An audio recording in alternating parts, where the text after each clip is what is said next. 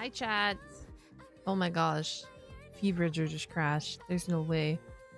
Oh my gosh. What the heck? Hi, chat. Hi, chat. Hi, chat. Sorry. Hold on. Bro, just my luck. Just my luck. Just my luck. Just my luck. Just my luck. Just my luck. Just my luck. Just my luck. Okay. Hi. Hello.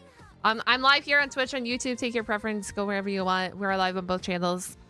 But hi. Hello. Happy Monday. I hope everyone is doing good. Hi, Sleepy Sa. Yeah, I didn't mean to sleep. My bad.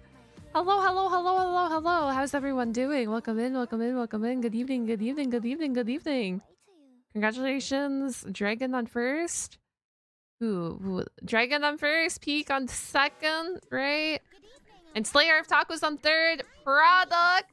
3 months of Silly Cat Girl. Thank you so much for the tier 3 for 3 months. Thank you! I appreciate it, gamer. Thank you, thank you, thank you, thank you, thank you. Hello everyone. Welcome in, welcome in, welcome in, welcome in. I'm lit, you can't deny. You're a big fan of my YouTube videos? Well, thank you so much, Shakir. I'm doing fantastic. How are all of you guys? You guys having a happy Monday? Good Monday? Hi, Saf. Hello, welcome in, new chatters. Oh, 120 watch? What the flip? I don't know, I'm third. I was seeing who was first, second, or third. Not first. Yeah, not first. L, not first. I'm kidding, I'm kidding, I'm kidding. Interesting weather? What do you mean by interesting weather? How interesting a weather was the weather? But welcome in. Doing good, got practice. Ooh, shit. Good luck. Have fun. Go crush it out there. Welcome in, though. We are chilling. Also live on YouTube. So hi, YouTubers. Hello, Meow. Hello, Meowly. Hi, YouTube. I don't think I have anything. We're going to watch the re-explain Bricky video. It's like an hour and a half. I'm such a liar. It's 2 hours. That is my plan today with you guys. I don't know anything else we're doing. We're going to have to see how we get through that. But other than that, I'm chilling with you guys. They're referencing an old comedy skit. Yeah, we'll be live here and on YouTube. Let me turn off the YouTube bot too while I remember before I forget. Oopsies, oopsies, oopsies, oopsies, oopsies, oopsies. Tomorrow I will be gaming, which means for you guys over on YouTube, I will not be live tomorrow. I'll be live on my gaming channel, Twitch. Same old, same old. You guys know where to find me. It'll be like an afternoon stream, hopefully, potentially. I don't know. I am in shambles right now. Sleep schedule is all over the place. We don't have anything going for me right now. So to be determined what we want to do. You love my YouTube videos? Thank you, gamer. What the heck? You guys are so kind to me right now. Hello? What is this? Kind gamers in the chat right now? No way. I'm kidding, I'm kidding, I'm kidding. Glad that I loved the video. It was phenomenal. It made me laugh before I went to bed last night. Happy 10 watch streak, Troy. Welcome in, welcome in. You can pause the binge watch or free reacts for this. Are you enjoying the binge reacts? Do you like them? Do you like them? Do you like them? Do you like them? Yeah, that is what we're doing today. Some Bricky time.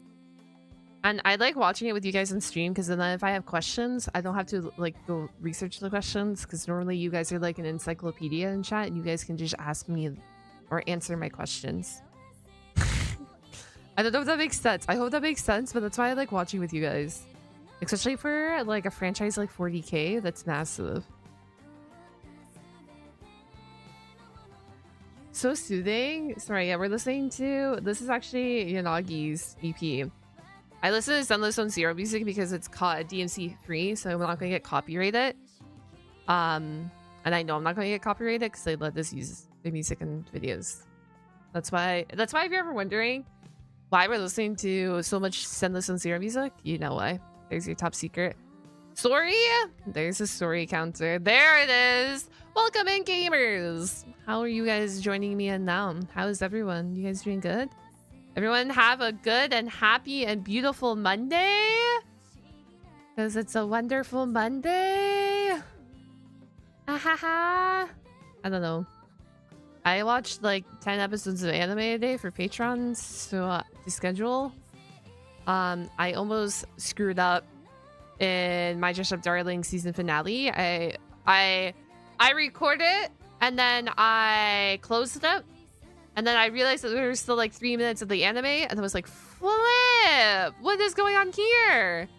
So then I had to reopen it and I rewatched it. And I was like, yo! I almost missed like one of the biggest reveals possible. God damn! Because I was being silly. I think that's it. I think that's all I have for you guys. I hope you enjoyed it.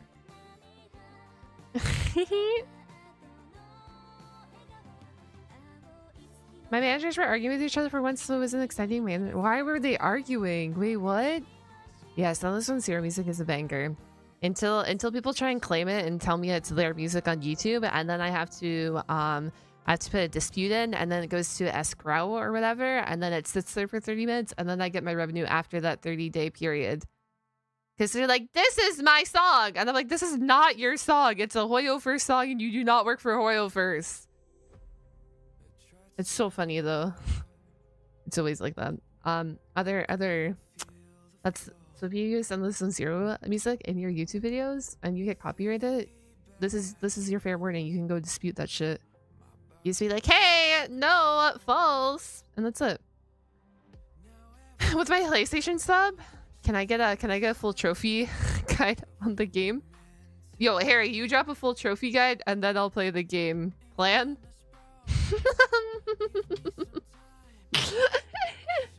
I just want to try because the stream. Yeah. Copyright claims are wild, and like I said, a lot of times I get copyrighted claim. It's not even like,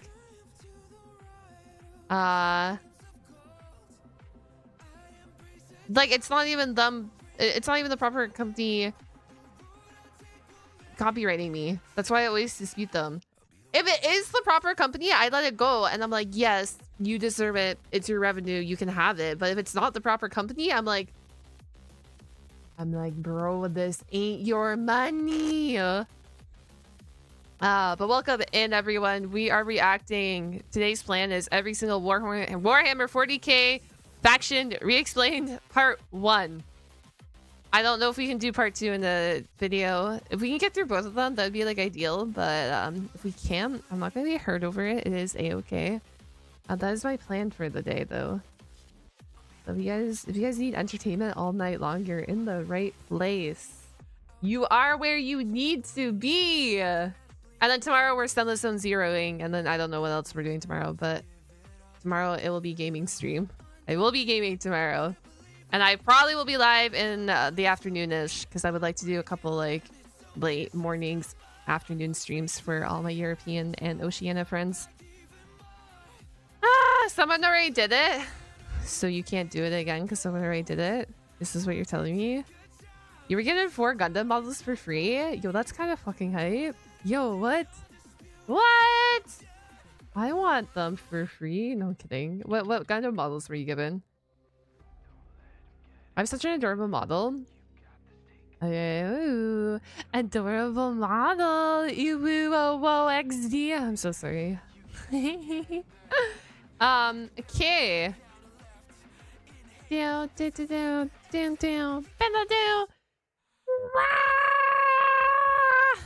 Okay. I don't think I have anything else to tell you guys. Do I have anything else to tell you guys? Do you have anything to tell me? Probably not. Do I have anything to tell y'all?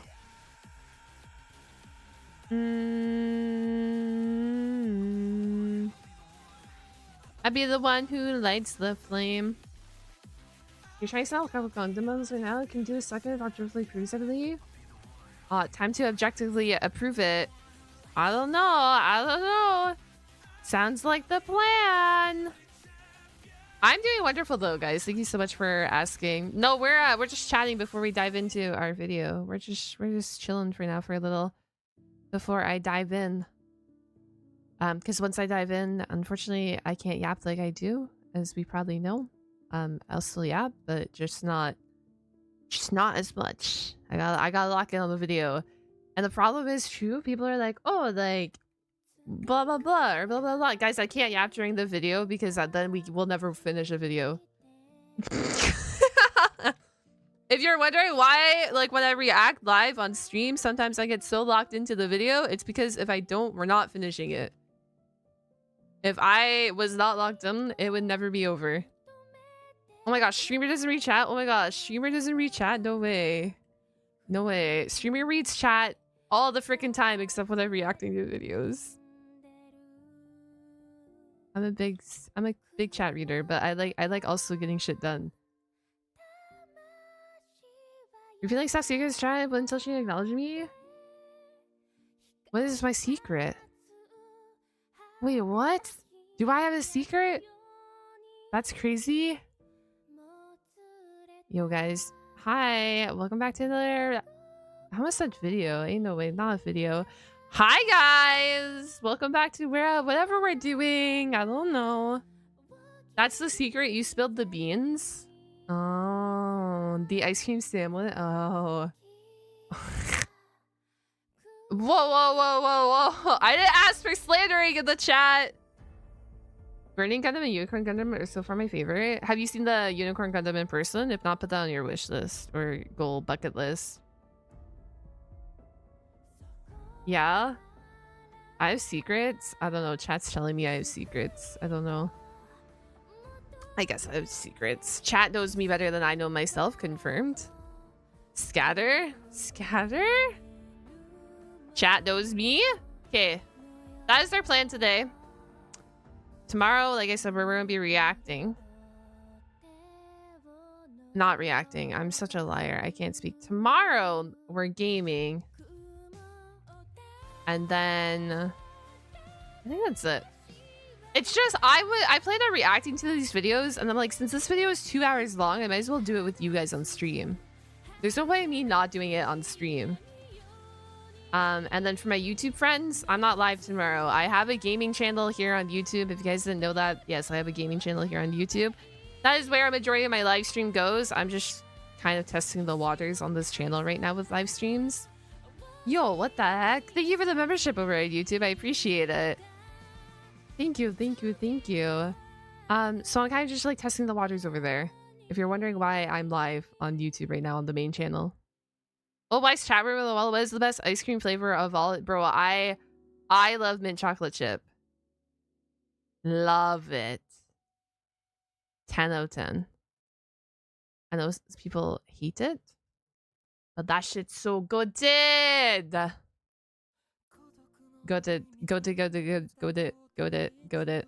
it. You too. If they have skinks and Ratman, I definitely will put those on the list. We can react to a bunch of shit. I'm currently trying to get shenanigans done.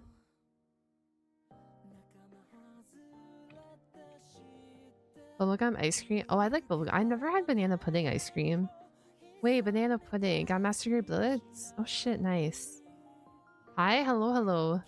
Oh, chat, before I forget to, for this week only, for new members, if you want to come join the Patreon, it is 50% off. AKA, I never do a sale ever. So if you would like to come join the Patreon, feel free to come join. The lowest tier starts at $1.50 Canadian, which is like $1 USD if you're from America, or like, I don't know, 80 cents, pounds, euros. Canada dollar is not super strong, so it is the best time to come join.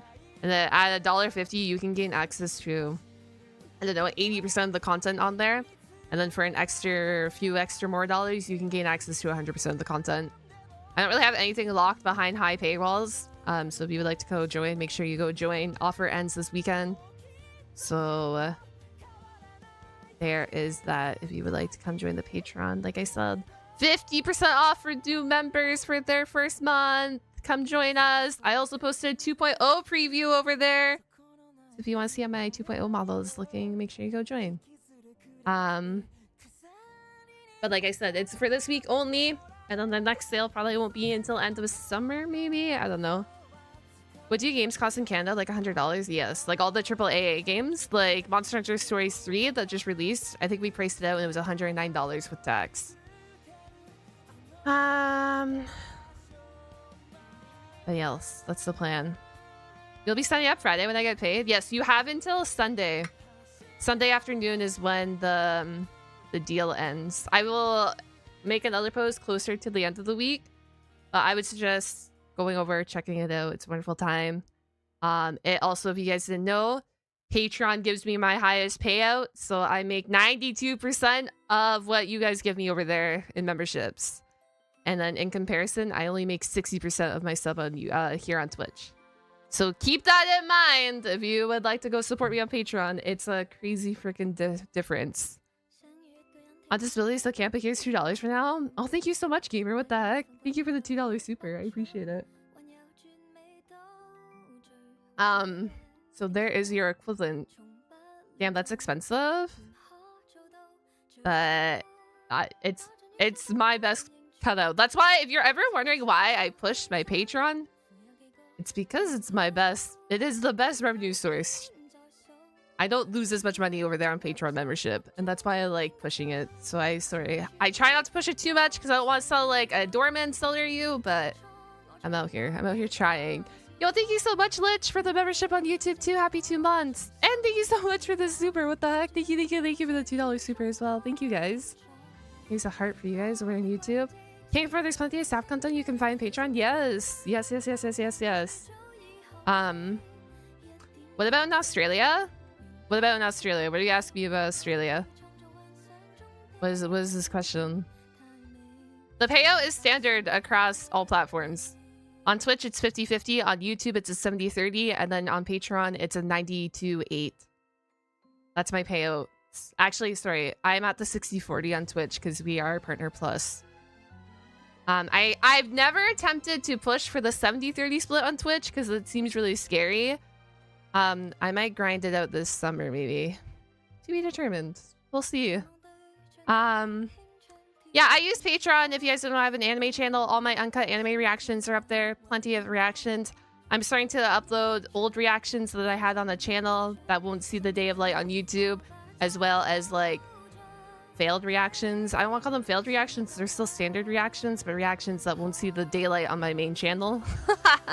And then I have some extra ASMR audios if you're into that. And then I have all my previews, sneak peeks, etc. I have a private channel in the Discord for all my Patreon members to talk. And I also speak in the Patreon group chat as well if you ever need anything. Lots of different reasons to join.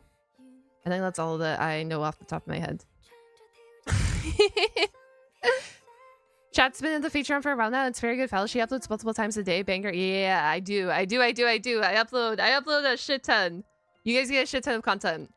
I upload kind of too much right now, but I will be tweaking it a little going forward, but you guys will still get at least one daily episode.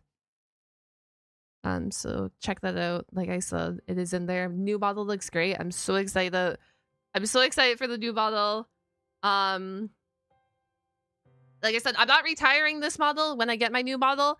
I'm getting a new model because it's easier to do things with.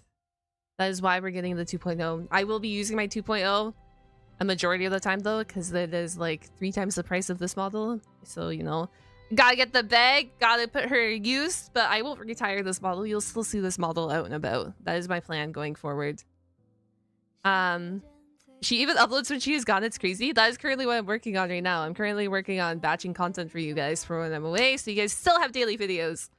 Yes, whenever I take a stream break, I keep scheduled content here on YouTube and on Patreon for you guys. So if I'm not streaming, if you want content, you guys still get content on YouTube and Patreon. I schedule it like crazy. Anyways, let me pull up this video and we can dive on in. And I don't think I have anything else. I'm at least over halfway done with the batch content. No. I'm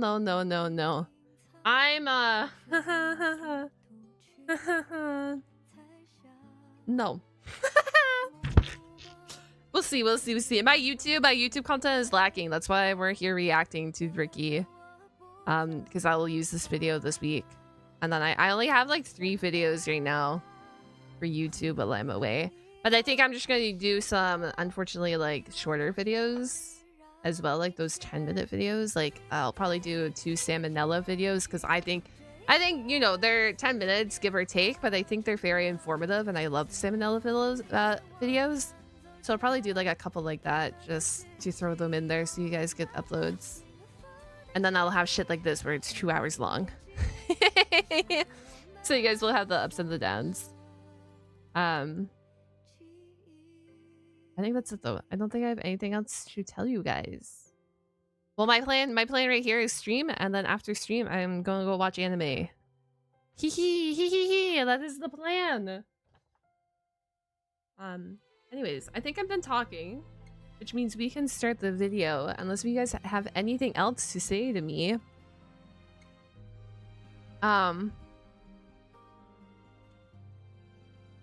You guys have anything else to explain, explain, whatever, please say it now before we begin. Fullmetal Alchemist is dope. Fullmetal Alchemist was one of the first mangas I ever read.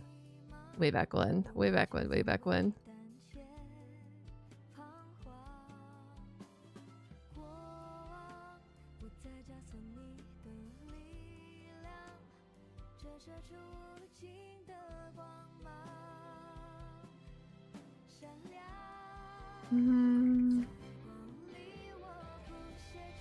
Okay, I think this message is nice.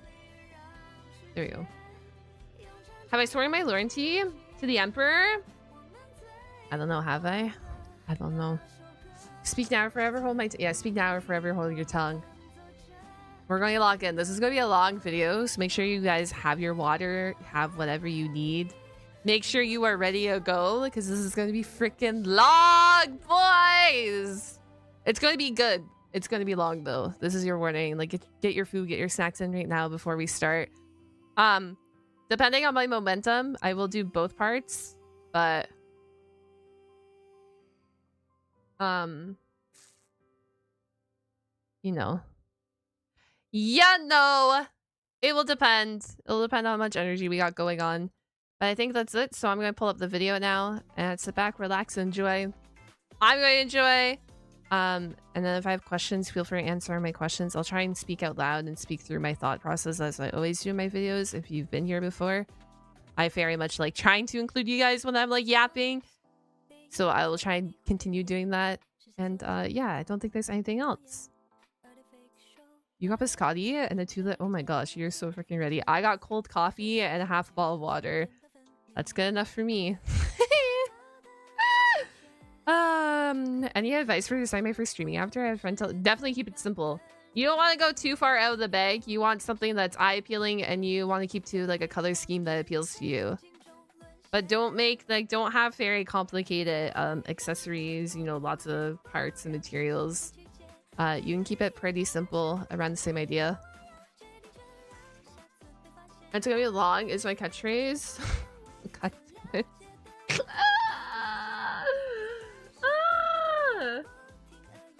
Okay. Video games. There he is. The man, the myth, the legend, the man, the myth. Text-to-speech is off. I should put that too. My bad. Breakfast of Champion.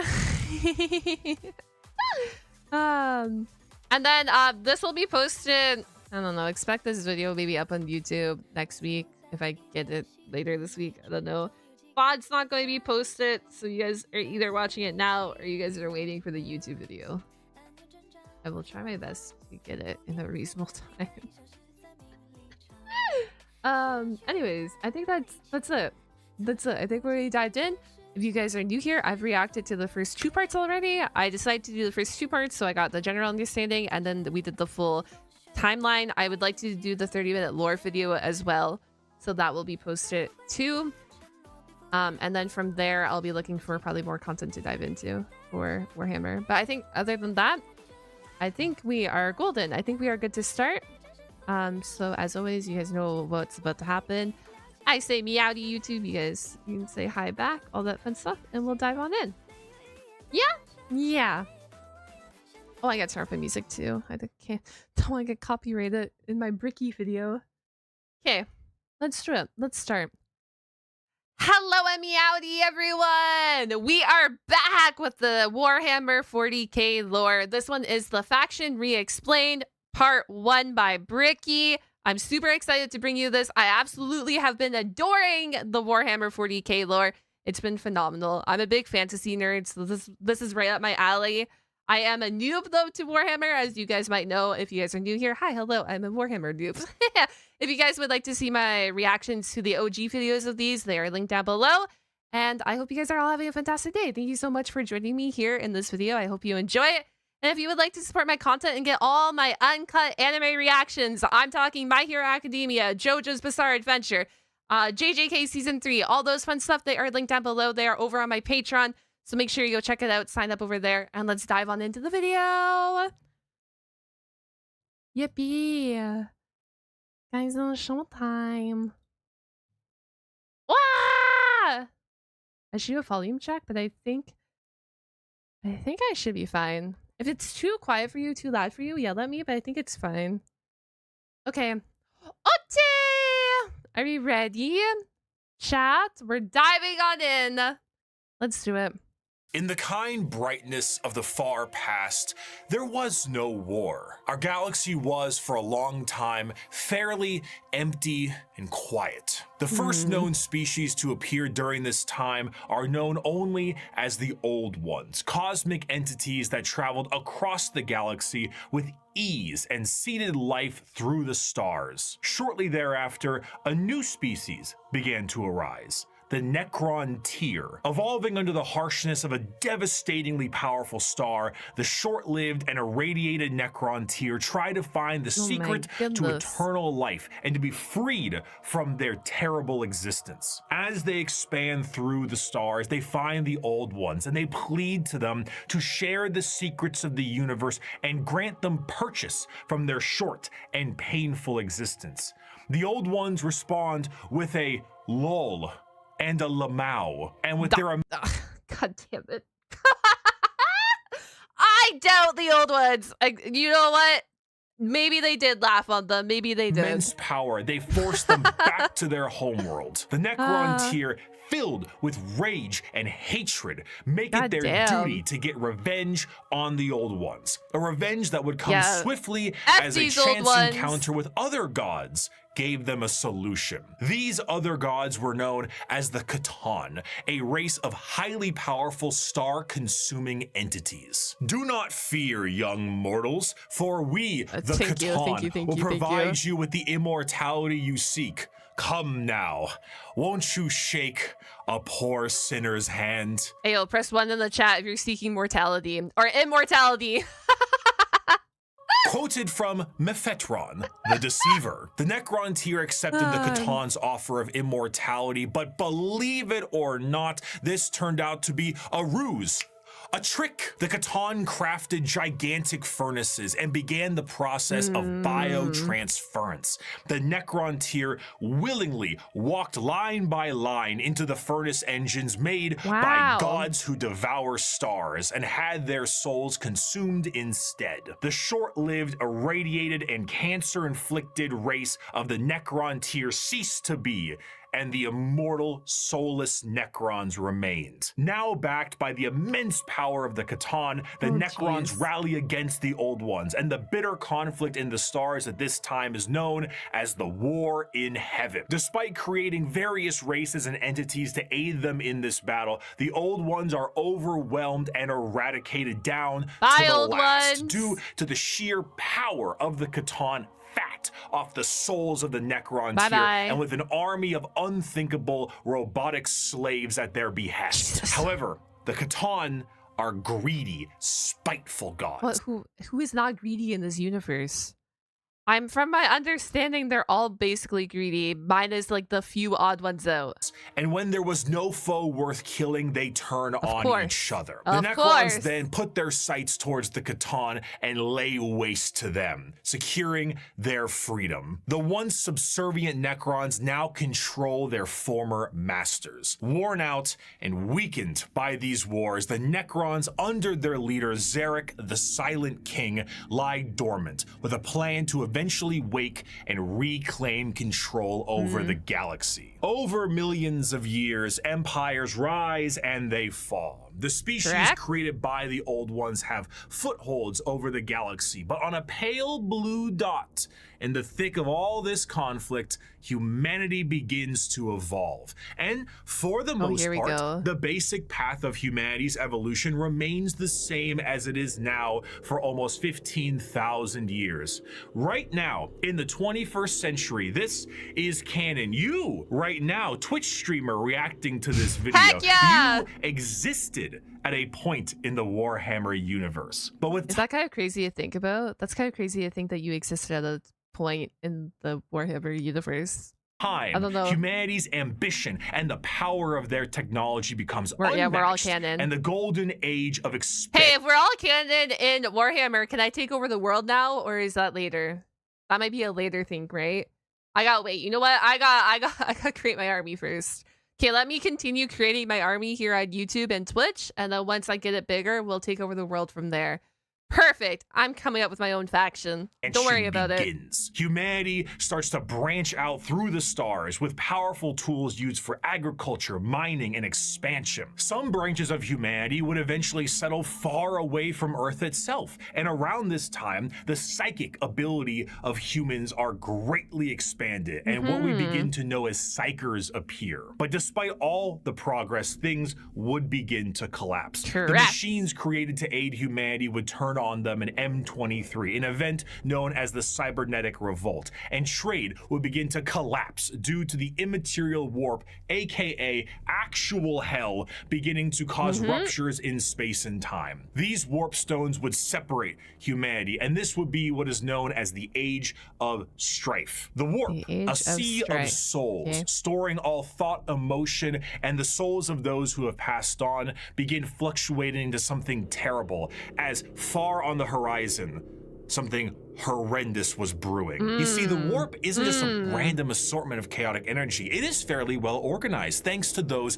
living in the galaxy. The warp itself acts as an afterlife of sorts, and the actions of the innumerable amount of creatures who live in the galaxy have manifested a pantheon of organized entities known as the Forces of Chaos. At their helm are three major entities: Khorne, Nurgle, and Tzeentch. Oh my gosh, here we go.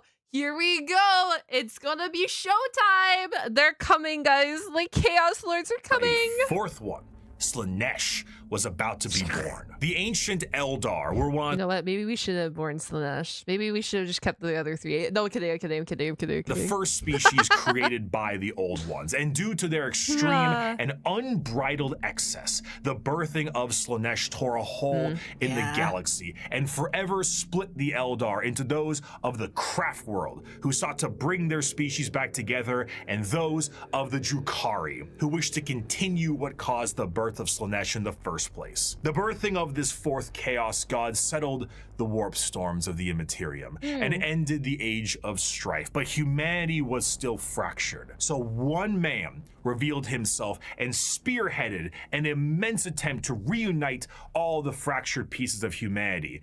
That man was the Emperor of Mankind. Let's go, After Emperor! reclaiming the nearly destroyed Earth, the Emperor embarked on the Unification Wars to unite humanity under the banner of the Imperium of Man. However, due to the very long and devastating impact of the Age of Strife, humanity as we know it is not the same. To reconquer Earth, the Emperor would need more than mere men. Great beings, known as the Thunder Warriors, were recruited by the Emperor to reclaim the Earth with ease. But these warriors are a blunt tool and had, overstayed their welcome. He would need something better, and that solution would be known as the Space Marines. Superhuman soldiers that will have the skill and cunning exponentially greater than the mortal man. These new warriors would be commanded by an elite group of his very own sons known as the Primarchs. Unfortunately, though, Daddy didn't charge the baby monitor. Daddy didn't look after the Space Marines, guys. Pack it up. And his 18 sons would be stolen by the forces of chaos and scattered across the galaxy. This would begin the Great Crusade. Daddy went to go get milk and he didn't come back. And when he came back, his sons were all gone. They all had different plans. They all wanted to rule the world. Monumental task to take back the stars in the name of humanity and reclaim the lost Primarch sons. Oh my gosh. However, he would need the fires of industry to make this happen. Looking to the distant cousins of Mars, the Emperor signed a treaty with the technologically irradiated hellscape of the Red Planet and allowed the cult of the machine god, the Mechanicum, to supply his crusade. While Space Marines were the tip of the spear, their numbers paled to the vast might of the Imperial Army and Navy. The Astra Militarum and their seemingly endless numbers make up the bulk of the fighting force for humanity, supplied by the intelligence and prowess of various agents of the Imperium, such as rogue traders and assassins. Due to the lack of connectivity between the worlds, what a society had become over thousands of years became mysterious and varied. Tools once used for harvesting and agriculture now are being used as machines of war in Listen. You had to get creative. You know what? Like, you know, you had to get creative. It's not their fault they didn't want to be farmers anymore and they wanted to fight against each other. I don't know. Of Imperial Knights. Some of these fractures of humanity would even be changed further and become unrecognizable to the average human, with differences in size, skin color, appendages, cat ears sometimes. Yippee! Some would go Shout out to the cat girls in Warhammer! so far to become their own galactic societies, like the miners of the Galactic Core and their immense supercomputers, forming the Leagues of Votan. After an incredible amount of effort and books, the lost sons of the Emperor would be reunited, and the Imperium of Man would be firmly established. This, however, would not last. Be it intentional or accidental, the Emperor would not reveal to his sons the true nature of the galaxy and the terrors of the warp. And this oversight would result in one of the most impactful wars in humanity's history. The favorite son of the Emperor, Horus. Why don't we know that it was intentional or not? I guess it's a secret that was never exposed previously? Would fall to the powers of chaos and turn on his father. This betrayal, this backstabbing, this heresy, this Horus heresy would result in a split in the Imperium with devastating consequences. Half of the Emperor's loyal sons would fall to chaos and become the Chaos Space Marines, along with the forces of the Dark Mechanicum and the Chaos Knights. The conflict would result in the absolute obliteration. Wait. Okay, so Horus killed the Emperor, right? And he was technically the favorite son. Do we... sorry, I'm like getting technical with you guys in chat right now, but I hope you don't mind. Do we ever know why Horus was the Emperor's favorite? Because he was the favorite by a far margin, correct? So I don't know if there's a story behind why he was so favorite and like why he was like the Emperor trusted him so much.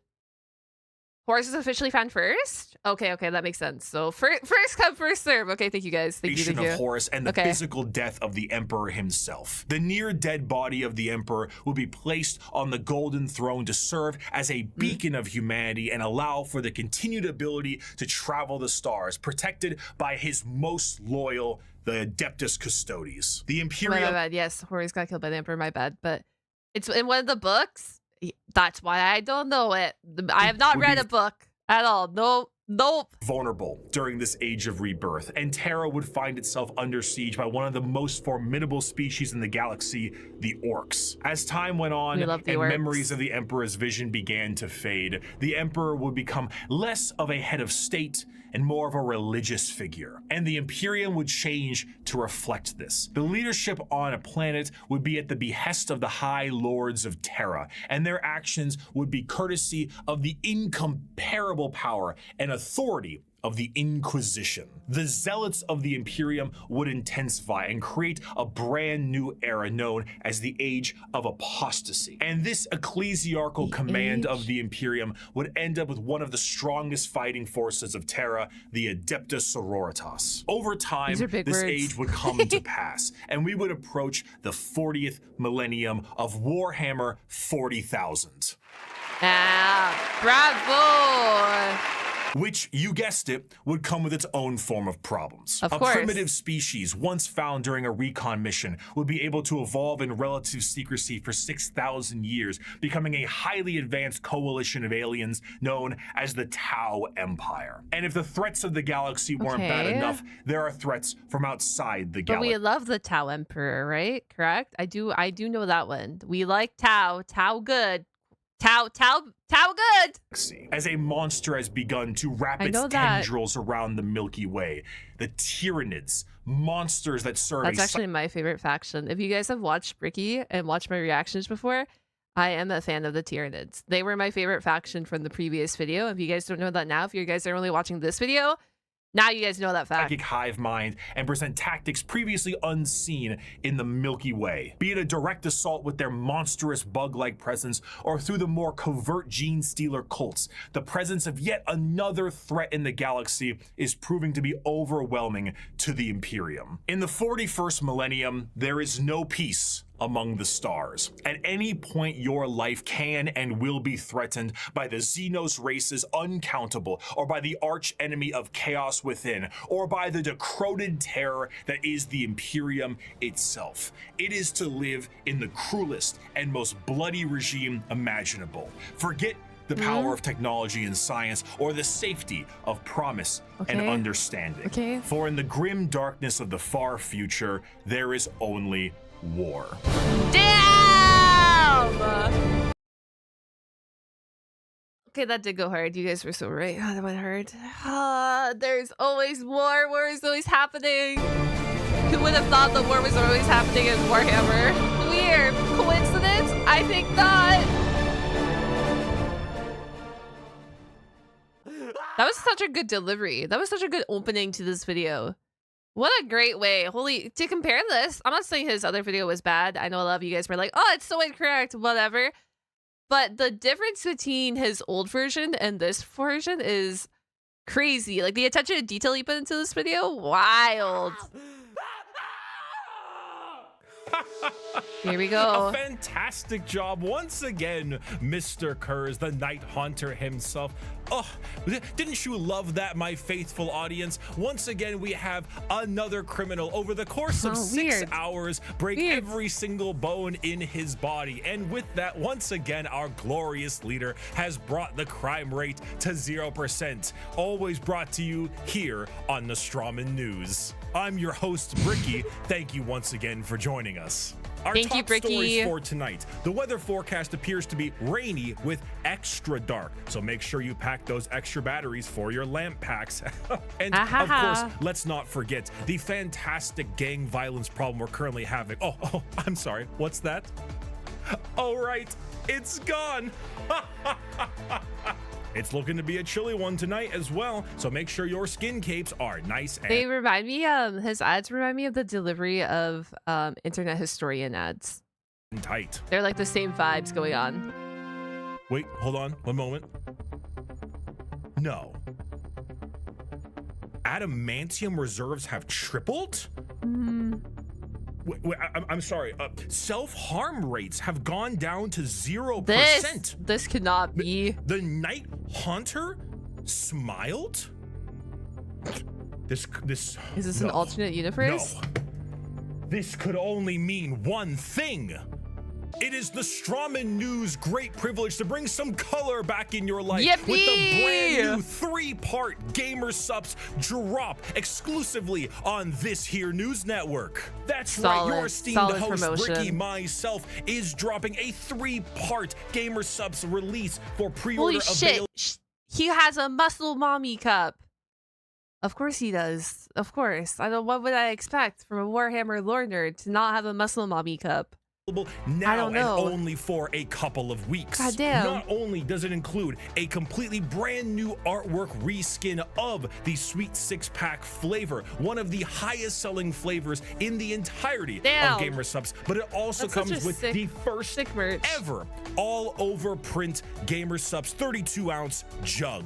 And it if for that Muscle Mommy. isn't enough for you, if the phenomenal drink and drink holder is not enough for you, we have a desk mat to go along with it. it. That's right, Oh. the Herculean look of the brand new Sweet six-pack style is here. We're still looking at muscles beyond belief, but this time we're talking She's so pace. jacked. We're talking Atlas. We're talking I like how smooth. brand this is though. And if that Smooth. wasn't enough, I, your co-host specifically, should you pre-order all 3 of these items, will personally hand sign nice. a note for you, thanking you for supporting this network. All of this you can receive for That's cute. I like 10% that. off if you Heck go yeah. down in the description of this video and click the link, or go to gamersubs.com/Bricky and use code Bricky. Save 10% off with code Bricky. That's such a Bring good some merch color drop. back into your life and increase production across the board course, the for our biologist guy, I love glorious that. I leader, love the Night I Hunter. love the tear. Thank you, GamerSubs, for sponsoring the Strawman News, and let us move on to our next scheduled program. Sorry, I should say too, whenever I react to a video, if you guys don't know, I normally always tend to watch the sponsorship or their ad segment, whatever it may be. I know some people skip it. I don't know. I think it's, it's in the video because it supports the OG creator, and I'm watching the OG creator to use for my own content. So it's like the least I can do is watch their ads as well when I'm reacting to one of their videos. You'll see it if you're new here. I react to, I watch a majority of them. I just think it's only fair. They put so much time into the delivery and the creation of these ads and their sponsorships. If you were ever wondering of why we're watching it. 5 years ago, I made every Warhammer 40K faction You explained. did. A passion project of mine for a universe that I enjoyed so much. Its main purpose was to be a drawbridge, the separation between the layman who had only ever seen the Oh my gosh, big he looks so different.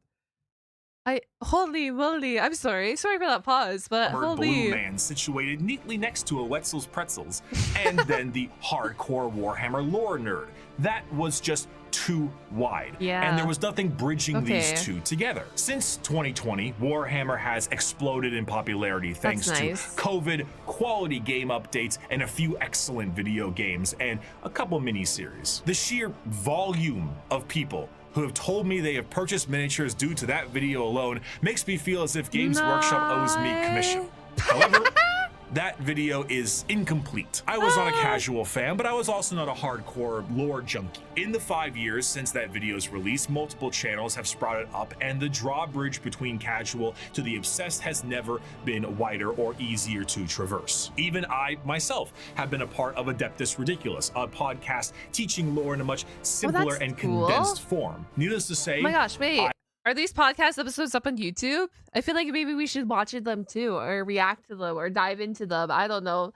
Maybe on my own time. I don't know. I've learned a lot. Warhammer is so much more than just Spaceman shoots big gun. It has also grown substantially from its origins, being a Warhammer fantasy spin-off just in space. Now, it is a black library filled with immensely deep characters, difficult themes, and even some tear-jerking stories. It is a backdrop for a million stories over a million worlds, and I did not see its true depth in 2020. But now, I'd like to share what I've learned. We just had a brief summary. You know what? I love that. I love that he released that first video as what he knew at the time type thing, and he made it very memey. And like he said, there was like a disconnect between that one and the hardcore fans. And he realized that, and he took this video and evolved it to make sure he covers like all of it. Love that. Of the world and each faction that takes place during it. And we did that because to truly understand each faction, we must understand what makes them the way they are.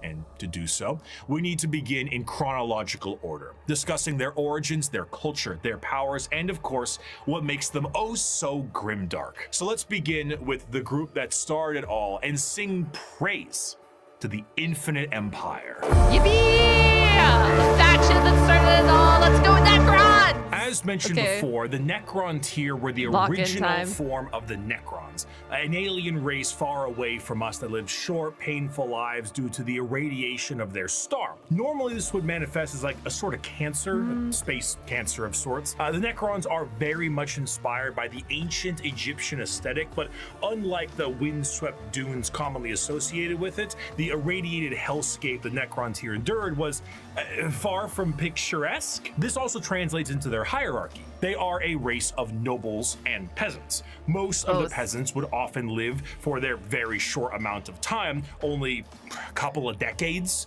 while the nobles tended to have better care and would live a little bit longer, but still far less than the average lifespan of a human, even today in the 21st century. The leader of the Necrons was Zarek, the Silent King. He was the one who took the deal with the Catan and the Deceiver. Of course, he wasn't aware of the fact that they were known as the Deceiver at the time, but the whole species was blinded by hate after being debased by the Old Ones on their quest to cure their illness. That's the sheer sad. pain so then they hold like what's the word? They hold a vengeance to the Old Ones then?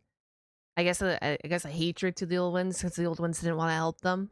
Underwent the Necron race can't be understated, as their fear was manic. The Catan are, of course, gods that eat stars, and when the leader of your species tells you to march into the gigantic green furnaces to ascend to immortality, you march. Yeah, I was like, you're doing it. Yeah. Long lines of both the peasantry and nobles clutching their loved ones in a frantic act to save their own lives. Many of them already inflicted in the late stages of this space cancer, some of them crawling into the biotransference furnaces, trying to outrace death itself without realizing death was the one who made these to begin with. What came out the other side was a soulless husk. And I say that literally. A soul is not an abstract concept like it is. Okay, so then I guess this is how the Necrons were born.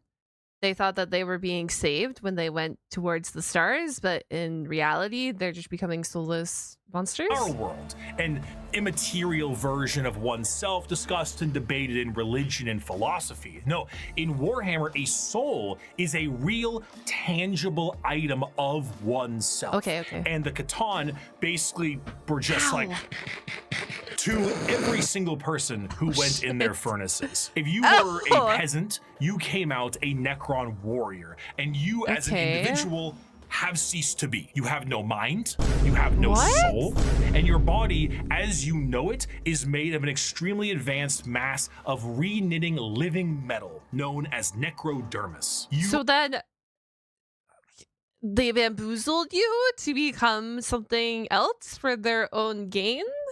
Cannot think for yourself, for you do not have a brain to think with. All you do now is await protocols from your overlords, which are sounds like the overlords bamboozled you into slavery. I think that's what I'm getting from here. The nobles who came out of the furnaces with their minds intact, not their souls, mind you, because but their minds are very much intact. These nobles now have command protocols, and they are able to command all of their peasantry and do with them whatever they wish. Zarek, the Silent King, is the most advanced of all the Necrons, a perfect metallic version of himself with incredible power and intelligence. His strength allowed him to lead the undead and the unthinking armies of the Necrons to battle against the Catan when they were at their weakest due to their incessant infighting, and then win back their freedom.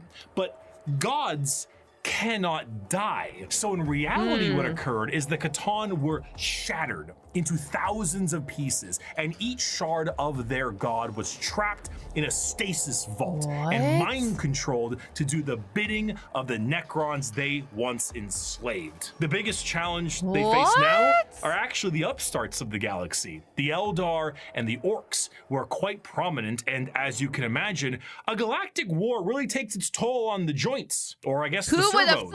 It was in their best interest to wait out the galactic rise of the other races and come back at a more opportune time. So they went into stasis via these massive tomb complexes hidden beneath. They said, yeah, we'll be back when we're needed again. They said, yeah, we've had enough war. We had enough of all this. We'll be back later. Come get us. Come get us when you need us again. Various worlds, biding their time until it was once again their opportunity to rule the galaxy. Zarek, the Silent King, as penance for his failure to his people, exiled himself into the darkness between stars for the next 60 million years with his perfect memory a constant reminder of the doom he inflicted upon his people. Flash forward to the modern day, and the Necrons are reawakening, but it isn't working as well as it could be. Whether the tomb world is reawakened naturally or by some imperial moron stepping on a green glowing rock, the Necrons have come back to reclaim a galaxy they consider rightly theirs. Yeah, I was about to ask that. I was like, do you think they come back with a vengeance or a plan because they think they were first? So I don't know, they seem to be like on their own little high horse over here. But 60 million years of hypersleep have taken their toll. Many Necron dynasties awake with systems unrestored and huge swaths of their population's minds completely lost. Necron nobles wake with various mental faculties compromised, sometimes exhibiting traits similar to excessive paranoia, schizophrenia, or even dementia. One notable Necron, Nemesor Zandrek, believes that he is still back on his home planet fighting off separatists and interlopers. See, Oberyn, the separatists come, attempting to outflank me as they did at the 4th Battle of Vindach. What? How they calculate that daubing themselves green and roaring like savages will produce a different outcome, I cannot fathom. But it is of no account. Ready, my legions. Another glorious victory shall soon be ours. Other individuals, such as the esteemed... Their minds are kind of all over the place. Imhotep the Stormlord seek to usurp the newly returned Silent King for rightful ruler over the Necron race, believing his time has come to an end. While scientists and archaeologists like Trazen the Infinite and Orikin the Diviner spend thousands of years bickering over artifacts and petty squabbles. Truly, the Necrons are a faction of unthinkable, unimaginable power, held back entirely by their own hubris.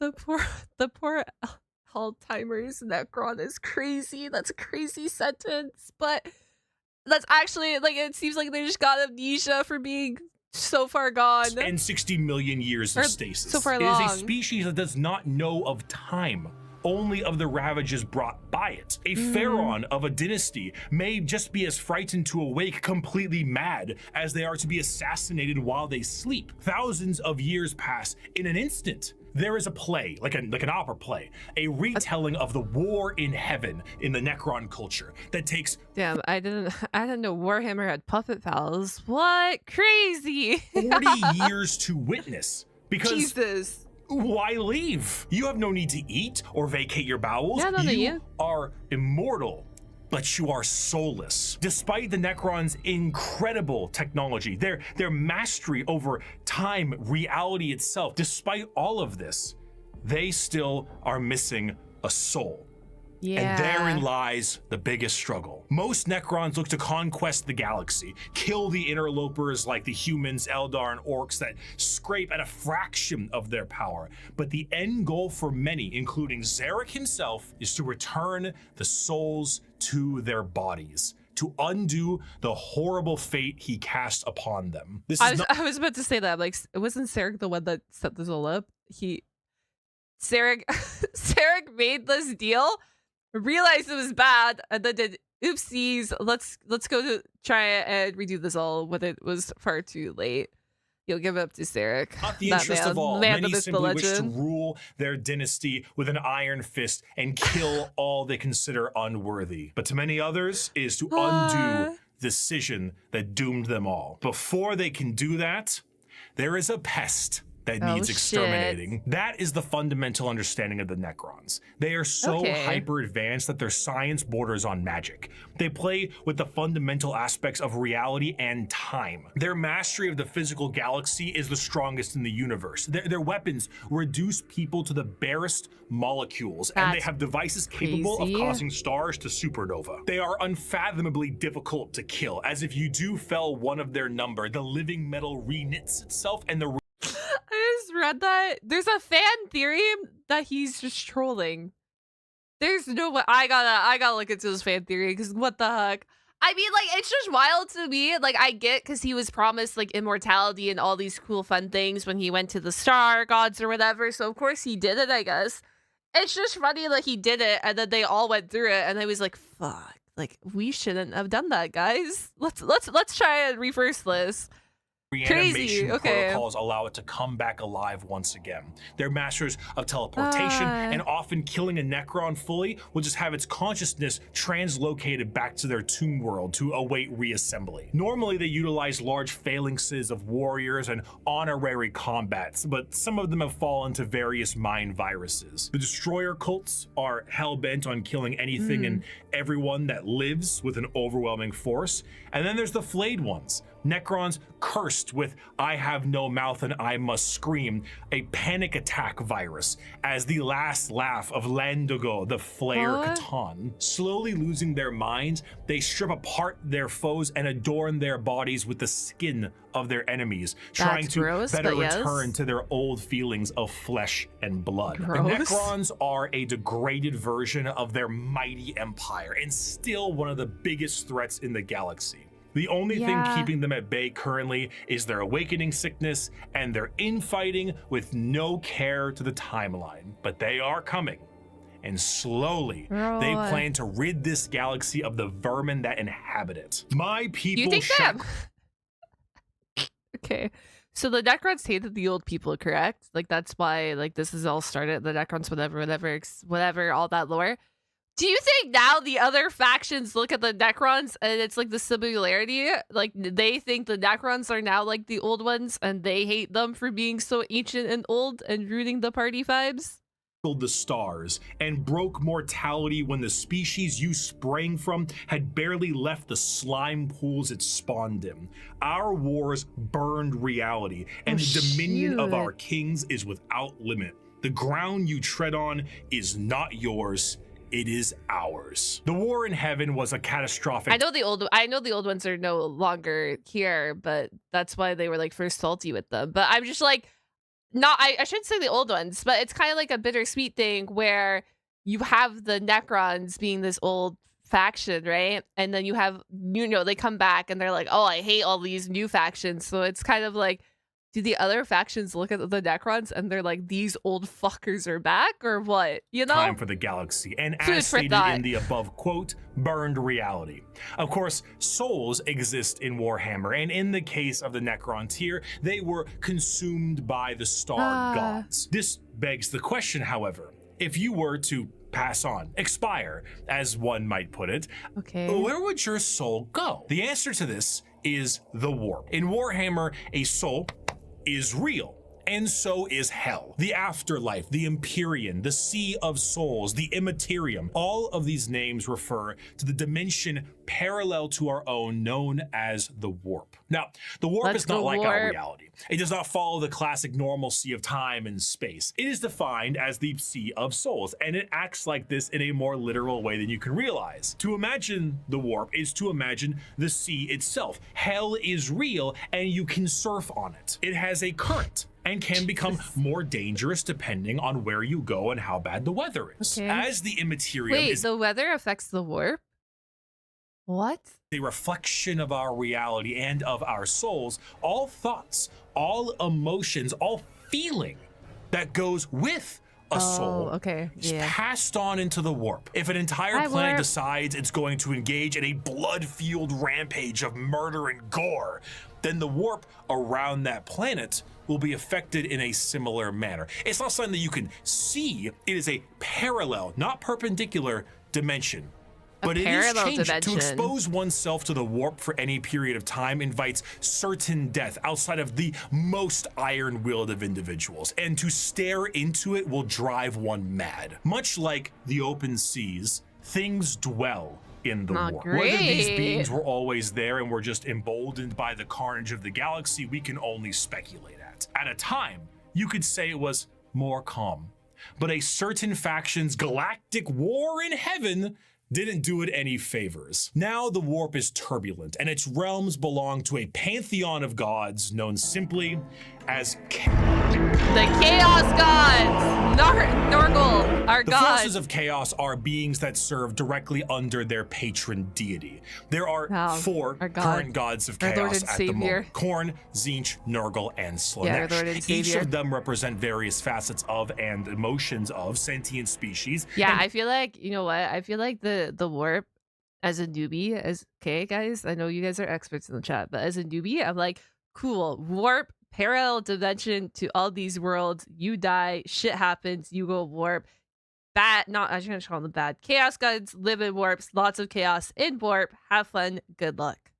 Play a great game against one another for total control over their realms. Interestingly enough, while their disciples have physical forms, we can understand the Chaos Gods do not have a physical visual that you can perceive in reality. So while there are tons of fantastic fan art, we do not know what they truly look like, though they are conveniently color-coded. Do you think they're ever gonna release the official artwork for the Chaos Gods? Do you think that's ever something that you guys will receive? Is the god of blood and murder, carnage and slaughter. He is the one who is most powered by the wholesale killing of any living thing. For Khorne cares not from where the blood flows. With a sacred number of 8, he is the lord of all things involving killing and blood and gore. The champions are extremely strong as well, with monumental muscles and extremely large weapons. A true analog to Khorne would be his greater demon, the Bloodthirster, an enormous muscle-bound flying devil with an axe so large it splits tanks in a single swing. They move into battle with armor of brass adorned by the skulls of their foes and pools of freshly spilt blood. This may appear to be quite frightening, of course, demonic, one might say. But in the world of chaos, all emotions feed one of these. Wait, Khorne is the blood for the blood god. Was that Khorne from the last one? Is this him? That's his saying? In one way or another. If you were to define Khorne with single words, you would use blood, carnage. Guys, look! I retained information. Oh my god! Skulls. But you'd be missing out on important ones like strength, honor, prowess, courage, and skill. Khorne is not just about the wholesale slaughter of people. He is about the honor and power of martial combat. The true strength there is in besting someone in physical strength and skill. Of course, a murderer would be someone who would feed Khorne, but a soldier could feed Khorne. A martial artist or professional fighter could feed Khorne. A warrior, good or bad, anyone can feed him. A diplomat does not. A premier soldier does. A GoFundMe does not. This is what leads many mortals down the path. You're telling me Warhammer didn't have GoFundMe? What? Guys, can you fund my war for me? I gotta kill these people. For he will bless those that bring him enough skulls. And in a world this destructive, there are many ways to reap a high tally for him. Prepare the dread claws and unchain the mad ones. Glorious battle awaits us today, for the world below has refused to surrender. Let us descend upon them with fury and rage, giving no quarter and sparing only those warriors who fight well enough to earn a place amongst us. As to the rest, their lives and possessions are ours, but their skulls are for Khorne. Normally, if I ever want to explain Khorne, I just kind of show them this clip. I'd never stab you in the back, Shepard. Warriors like you and me, straight to the face. Damn. Moving on, Zeke. Okay, yeah, that's a good explanation. He said, yeah, I ain't no pussy. We do this man to man. Bye-bye. Is the second god, the god of trickery and mischief, the changer of ways, the great conspirator and the architect of fate. With a sacred number of 9, Tzeentch is truly the god of change in all of its forms, but there is an obvious undercurrent of mischief and cunning. Tzeentch is such a liar that his pants have gone thermonuclear. What? What does this even mean? He's gaslighting? He's gaslighting boss? His pastime is asking questions that have no answers while simultaneously... God damn it, he's gaslighting boss. making up answers on the spot to a question he didn't ask. Have you ever had a dream that you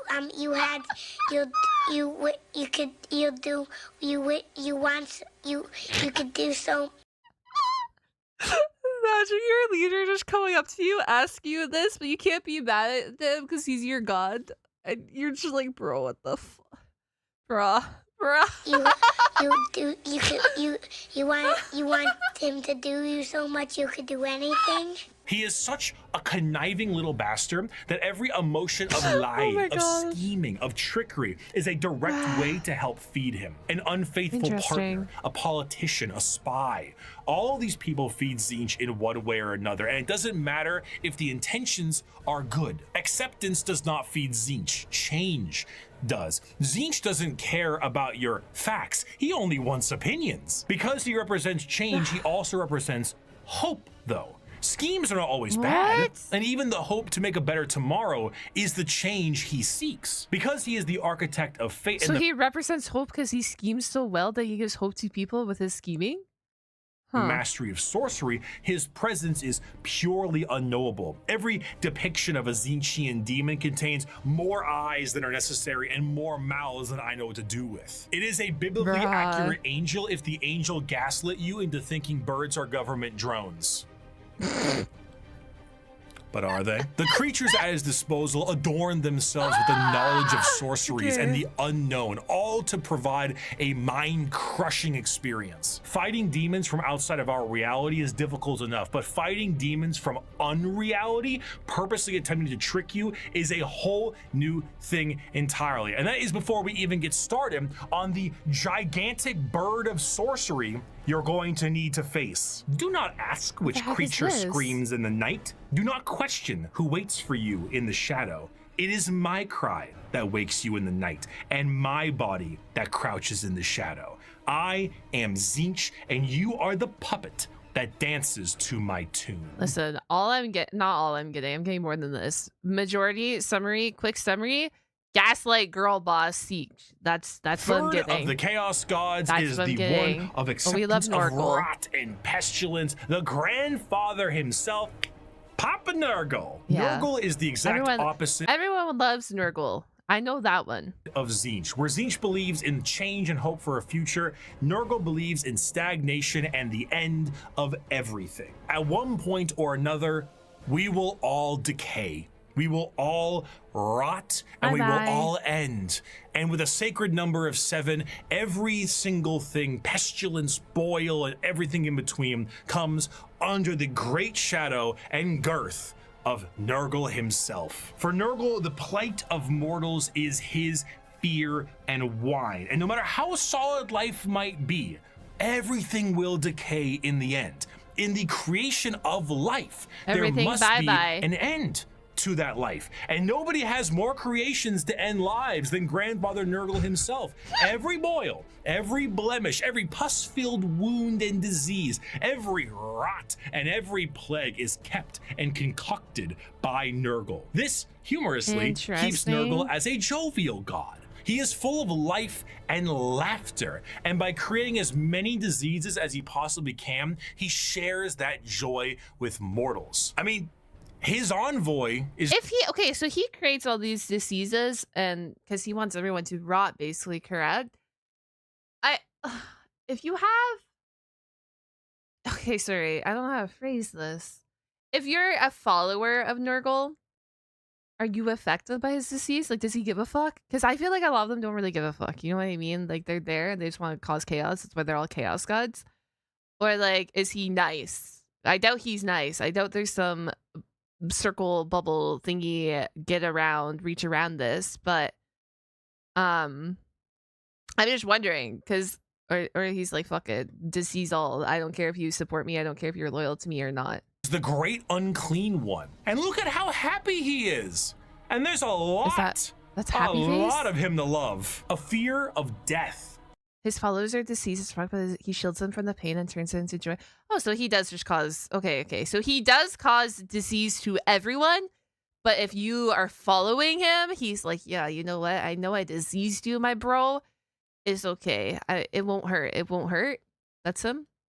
I'm tracking. Yeah. In general is feeding Nurgle. All disease makes him stronger, but to pray for salvation for a wounded loved one is to feed Nurgle. The timeless and inevitable fear that one day you will rot and decay is what gives him strength. The Peloton won't feed Nurgle. Licking the doorknob on a public bathroom certainly does. Yummy. However, should you embrace your grandfather's gifts, you may find an end to your pain. Maybe. All mortal followers of the okay. Chaos Here we Gods go. found themselves there in one way or another, either through the direct worship or the slow corrupting of their souls. But those that take Nurgle's gifts and embrace the decay of their bodies may end up being chosen among his few as a faithful servant. In doing so, you will be free of the pain caused by Nurgle's ailments, and you may even find So a select few get this. Okay, okay, just okay. as jovial and happy as he is. Maybe. His enemies shall wither and die. His allies shall wither and die. The universe Well, there and it all is. within His it. enemies shall wither and die. His allies shall wither and die. But if you are at a like a loyalty level or a special level or whatever, he will grant you a painless. You will still be diseased and you will still die, but you will die not with pain. Got you. Shall Got wither you. Got you. and die. I mean, at least he's respectful and doesn't put his followers in pain if you're at that level, I guess. And when the great corruption has settled over the land and permeated the very foundations of reality itself, then shall the Lord of all rise from the rot and ruin, Okay, spread his arms wide to reclaim all of his dutiful sorry. And when the great corruption has settled over the land and permeated the very foundations of reality itself, then shall the Lord of all rise from the rot and ruin, spread his arms to reclaim all his dutiful children. I mean, he'd still claim them all. I guess Those it's nice of him. were the three major chaos gods Yeah, and for they a got very smashed. long time. Emboldened by So, guys, if I go lick a doorknob in the bathroom, I can become a follower of Nurgle or what? No, I'm kidding. I'm kidding. I'm kidding. Do not do that. Do not follow my footsteps. Do not listen to me. war and death on a galactic scale, ever present, but now fact on the suffering of a galaxy. One race, for a while, was able to elude the pull of chaos, an advanced race of psychically attuned aliens whose master over the physical world was so strong that chaos could not glean from them the morsels of power they once had, or so they couldn't, not for a long while. 60 million years ago, in an attempt to combat the Necrons and Catan, the old ones made a new species. One with innate power in the warp and the ability to harness it with a mastery that was unseen by so many others. A mastery so powerful, the Necrons retreated to sleep in order to wait it out. It was no longer a galaxy to be ruled by them, but instead begin the age of the Elder. The Eldar are a race of pointed-eared humanoids that are all psychically attuned to the warp. Oh, these If we're are all being like meta here, the clown-looking people. Ah, whoa! You want pizza to do you need to lick all the door? No, do not go licking doorknobs. That was a joke. Chat, no. these are space elves, and these elves ruled the galaxy in the time the Necrons went to sleep and humanity began to rise. The Eldar's empire was galaxy-wide and lasted Yo, sorry for pausing, but thank you so much for the 20 gifted Jack. Thank you. for longer than any Thank you. other galactic power that we know of. Their understanding of all things was exceptional. With every single one of them being psychers, they had the ability to master the warp and use it to their advantage. See, being a psyker is basically like being a wizard, or I guess in this case it's more of a sorcerer, since you are born with the gifts as opposed to learning them. In order to utilize your psychic abilities, however, you must then reach into the other dimension, into the warp, into hell for that power. So if you were to say, cast Fireball, your mind would reach into the warp, gather the strength to rewrite reality, to then cast Fireball. Now, you might think to yourself, doesn't that mean if you are opening up a power to the warp, you may create a lot of risk to yourself because of all the horrible things we just talked about in the warp? Yes. However, in Warhammer 40k, willpower is a real, tangible thing, in the sense that in its own right, it can be weaponized. Being strong of will means being strong of soul, and being strong of soul means you can resist the pull of the warp that much more. A more inexperienced psyker opens up a hole into the warp that is large, and that hole widens to get more power, allowing evil things to get in. Powerful psyker is there a limit to this hole? How big this hole can widen? Is able to open a very small hole, but with immense force to get the same amount of power with less risk. The Eldar are master psychers. Every single one of them can call upon the warp, and over millions of years they have perfected it so much so that they can weave structures out of it. In some species in the galaxy, they utilize the warp itself for interstellar travel. The Eldar ain't having any of that noise. How about we utilize a fancy alternative mode of travel that is substantially safer than the old ones created called the webway? What about dying? Miss me with that. What? We no longer age. And if we do, we can just be reborn like that. Food, water, materials, we make things out of distilled warp essence itself. We sing unreality into cathedrals to dine. Bro, they literally were just like, you know what? We're done with dying. It's okay. We're going next. Thank you so much for the super over at YouTube too. I appreciate it. Wow. Okay. What truly could the Eldari Empire possibly fear? What? Psychers sometimes the just explode? Eldari Empire's biggest fear was themselves. With a society so perfect, they wanted for naught. And this led them down dark and dangerous paths. When the base functions of society are no longer a problem for you, you tend to experiment. Perhaps the medium rare steak on your plate would be better if it was elf meat. Hey, I'm not saying we should make cannibalism legal, but like, what's the issue with a little taste? Violence. Chat, would you try elf meat in that? No, I'm kidding. Sports is one thing, but how come we don't do sports to the death? I mean, I'm just saying, like, if both participants are willing and clear about it, like, what really is the problem there, you know? Art is in the eye of the viewer, and what is considered art is completely up to the concept of one's own interest. A canvas adorned with the blood of a man wronged is truly the visual poetry that our society needs. Hedonism, with a slow and consistent hedonism, the Eldar slid backwards into debauchery of the sort I cannot discuss on this YouTube video. Murder on stage, delicacies and drugs distilled from one another, the trade of slaves and concubines, and much worse. The Eldar physiology has their emotions heightened, and they can feel more than a human does. So while it can provide lows of pure despair, it can also provide greater highs. So they're on drugs. Their emotions are basically like being on drugs. Than you have ever known. And swinging between the two of them was the Eldar or they're bipolar, game. I guess. The warp took notice of this heavily, and it began to react. On a galactic scale, the debauchery and the hedonism of the Eldar race caused levels of warp storm so pronounced and so volatile that it cut off interstellar travel for all those who used it. Communications between planets was removed, and a nightmarish era of old night began. This continued for thousands of years, hundreds of thousands of years. The Eldar all but removed from the problems being caused as they entered heights of more and more ecstasy. They needed more. They're second phasing. And more. Nothing was ever enough. More. He's greedy. They're greedy. That's what I'm getting. They're greedy, extra greedy.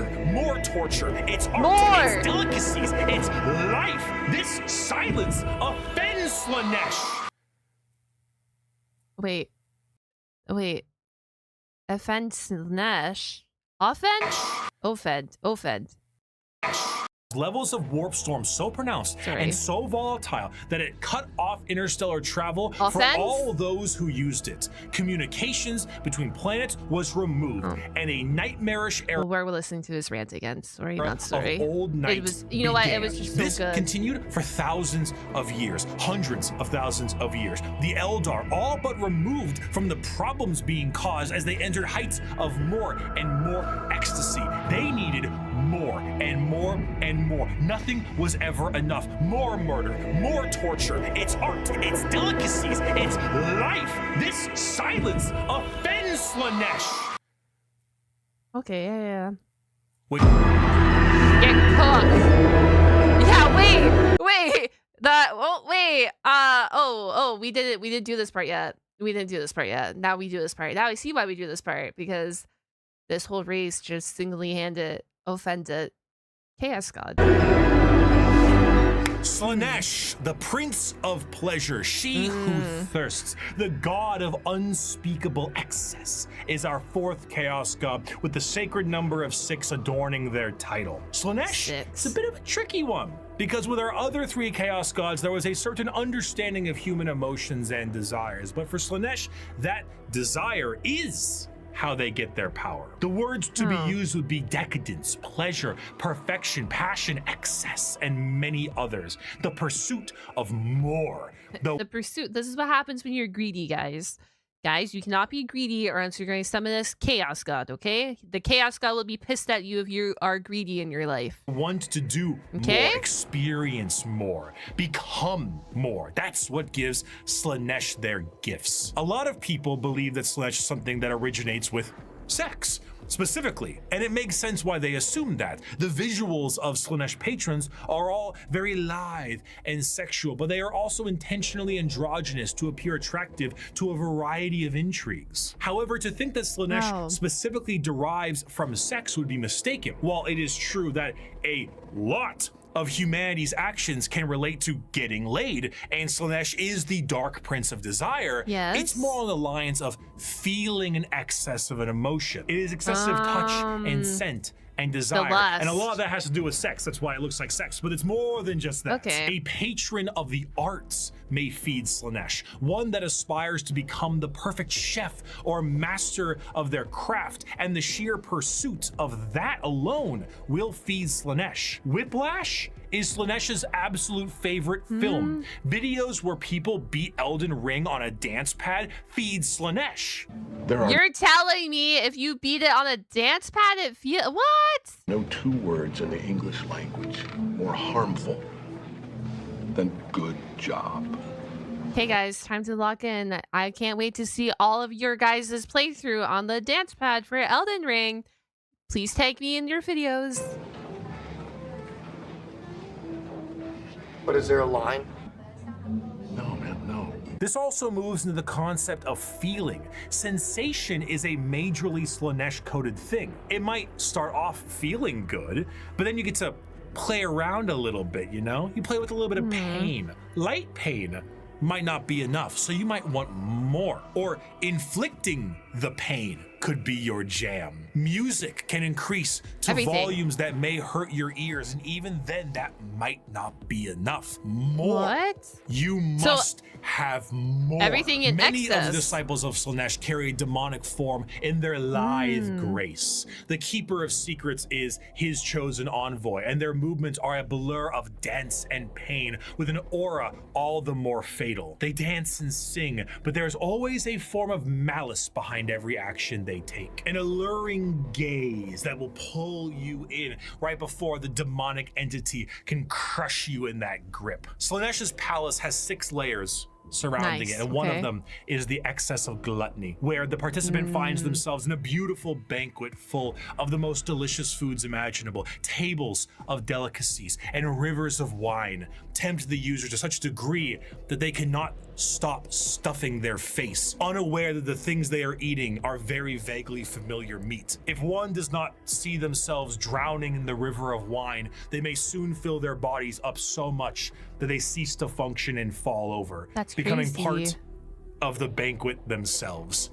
That is one of these 6 layers of Slaanesh's palace. This was the ecstasy that the Eldar civilization indulged in for millennia, and did so at a monumental scale that they created a god from it. Find pleasure in every moment, indulge in every whim, let lesser races feel the burden of their crude lives. We are beyond such concerns or worries. Every power is ours to use, every sensation ours to experience. We are truly masters of the galaxy, and all others exist only to satisfy our curiosities. We have earned our position of power. Let us forever taste the fruits of such achievement. Time itself is ours to command. We are eternal. So, excuse me? I went to go pause on the quotes. What is this? Okay, the Gangoonza come Satan. Wowie, wooey, wowie. I was about to say, so it's literally like everything is bigger and better in excessive, holy moly, sorry, excessive and obsession. That is Slanesh. Yeah, I'm sorry for pausing here. My bad. I didn't realize this was going to be the pause. With the birth of Slanesh, the Eldari Empire ceased to be. A catastrophic event so horrible that the warp ripped a hole permanently in our reality. A fissure forever known as the Eye of Terror. With the sudden inhalation of this god's largest breath, the Eldari souls are a currency to be now collected by she who thirsts. Trillions of Eldar died in an instant. Slanesh gorging on their souls to satisfy his palate. 99.9% of their— Does that mean that Slanesh is never satisfied either? They always keep going above and beyond and are obsessed with the excessive, right? entire species died, and the rest are That's doomed exactly what to this a means. fate worse than death. Entire species For Slanesh dies? now stakes a claim on each and every Eldar soul. From the moment they pass on, an eternity of torment awaits them. The remaining Eldar devote their entire lives to stopping this eventuality. Their dying race, so devoted to saving themselves. Is this not them seeking the consequences that they had, though? They were living such extraordinary luxury lives that this is what it came to, and now they're reaping what they sow. From the Dark Prince, and in doing so, have found very creative ways. In the modern world of Warhammer, the craft world Eldar are the main force of Eldar in the galaxy and represent the elf style that many think of when you think elves in space. Fantasy elves in space, not those elves. We'll get to them. A craft world is a monumentally large starship, the size of a continent, that acts as a form of flotilla. During the highest reaches of hedonism, many Eldar saw the demonic writing on the wall and began to try and seek asylum from their own debauchery. Those Eldar left on monumental craft worlds into the far reaches of the galaxy and saved themselves from Slanesh's awakening. The main thing the craft world Eldar seek is to temper their minds and bodies in a way that will never allow them to slide back into their old ways. The representation they carry is that of a more feudal Japanese motif. Eldar follow paths as they age, the path of the warrior, the seer, the poet, the diplomat, the bone singer, and so on. These paths are a strict code of conduct to hone the heightened Eldar psychology down a school of thought and action. And if it sounds a hell of a lot like Bushido, well, you're damn right. Here's a medal and a soul stone. Don't lose it or an eternity of torment awaits you. Going through these paths will allow you to take Do you get to pick your path? Or you are like, when you're born, I guess when you're created, I don't know, either born or created, you're just throwing down one of these paths. Not just a role in Eldar society, but keep your mind clear from the past worries that plagued them. Every Eldar is said to be a psyker, however, very few of them actually utilize their psychic powers for fear of tempting she who thirsts. A large amount of emphasis is also put on ancestors of the Eldar and learning from them the farther you go down a path. This can sometimes be seen by the large variety of jewels adoring the armor of Eldar. Those are called soul stones, the biggest middle finger to Slanesh they can think of. See, when an Eldar dies, these stones act as a backup, and instead of their souls going to Slanesh, they are then trapped and stored in this little their souls stone. don't go to the warp. Yo! Damn! They're big braining it over here. Or say they commune with their ancestors, they mean so very literally, as the spirit and soul of generations before them are stored here. Often larger structures may contain vast amounts of soul stones, such as the Infinity Circuit in the craft world itself, allowing the souls of the dead to help power their enormous starship. The young do not desire the discipline of the path, but rather their curiosity drives them to try every fruit from the tree. Thus, it is that so many take the path of wandering or the path of damnation in their first years of adulthood. And so, the great tragedy of our kind is played out again and again as the number of our people shrink from generation to generation. The path rather curiosity drives them to every fruit from the tree. Against the number of our path to. Okay. As the number of our people shrink from generation to generation. These paths, when completed, allow an Eldar to move to the next one. Then Oh, the so next they're just one. mastering However, everything. since this is the grim darkness of the world, many Yeah. of these paths rely on combat. The Eldar So they probably actually had gods at one point. Cain, Vol, Isha, Okay.